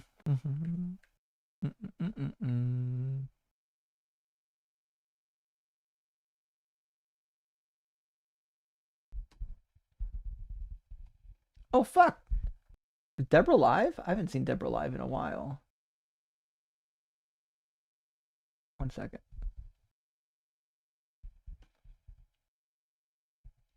It's not loading for some reason. Deborah is wicked smart, Deborah Grace. If she's live right now, I'd love to send some people over there, but I don't see anything loading right now when I look at her live stream for some reason. I don't know why that is. Maybe it's not actually live anymore. No, it looks to be. Oh, there we go. I don't know why it didn't pop up before. All right, I'm going to send y'all friends over to Deborah Grace's page. Deborah Grace, really good friend of mine. She's wicked smart, wicked fun, super, super cool. I don't think we've ever sent Deborah a raid, but Deborah Grace AU is live right now. The topic is biblical marriage different than trafficking or slavery? And you guys know my answer on this. No, it's fucking not. Deborah also knows the Bible inside and out. She's very fucking good. Also, she wrote a book, a really good book called Crucifying the Bible. Highly recommend it. Let's send a whole shitload of people over here to Deborah Grace's page, Deborah Grace AU. In fact, I'll get the exact handle and make sure everyone is following Deborah's page. I need to zoom in on this though. There we go. See, Deborah's already at, she got over 6,000, she's almost at 10,000 followers, y'all. Let's get her up over 10,000 followers. Holy shit. And let's get her live stream pumping tonight. She's got a dynamite panel with her, by the way. I see Zach is up in there. Who else is in here? I can't see because the text is too small. What are they talking about? Now I want to watch. Easy shit at 4 o'clock in the morning. I'm with the pantheist on this one. Justin raid. Oh, shit, no way. Raid? Oh, fuck, yeah, there we go. Justin. Yeah, baby. What's up, Justin Peeps? Oh, fuck, Zach. You know they're only coming in here because of the two deep voices. Dante, welcome to the live. Are you over 18? Oh, hell yeah. All right. Yeah, and they got the wine going. Fucking A. All right, that settles it. Listen, I don't know if y'all are going anywhere after this, but I'm getting the fuck out of here, and I'm going to see what's going on in Deborah's live stream. Thank you for being here, friends. Really appreciate y'all. Love y'all. I really appreciate all the support that you show the channel and the community. Please, if you need community, join the Discord. It's a great place to build community, and we'll see you again on Friday night, friends.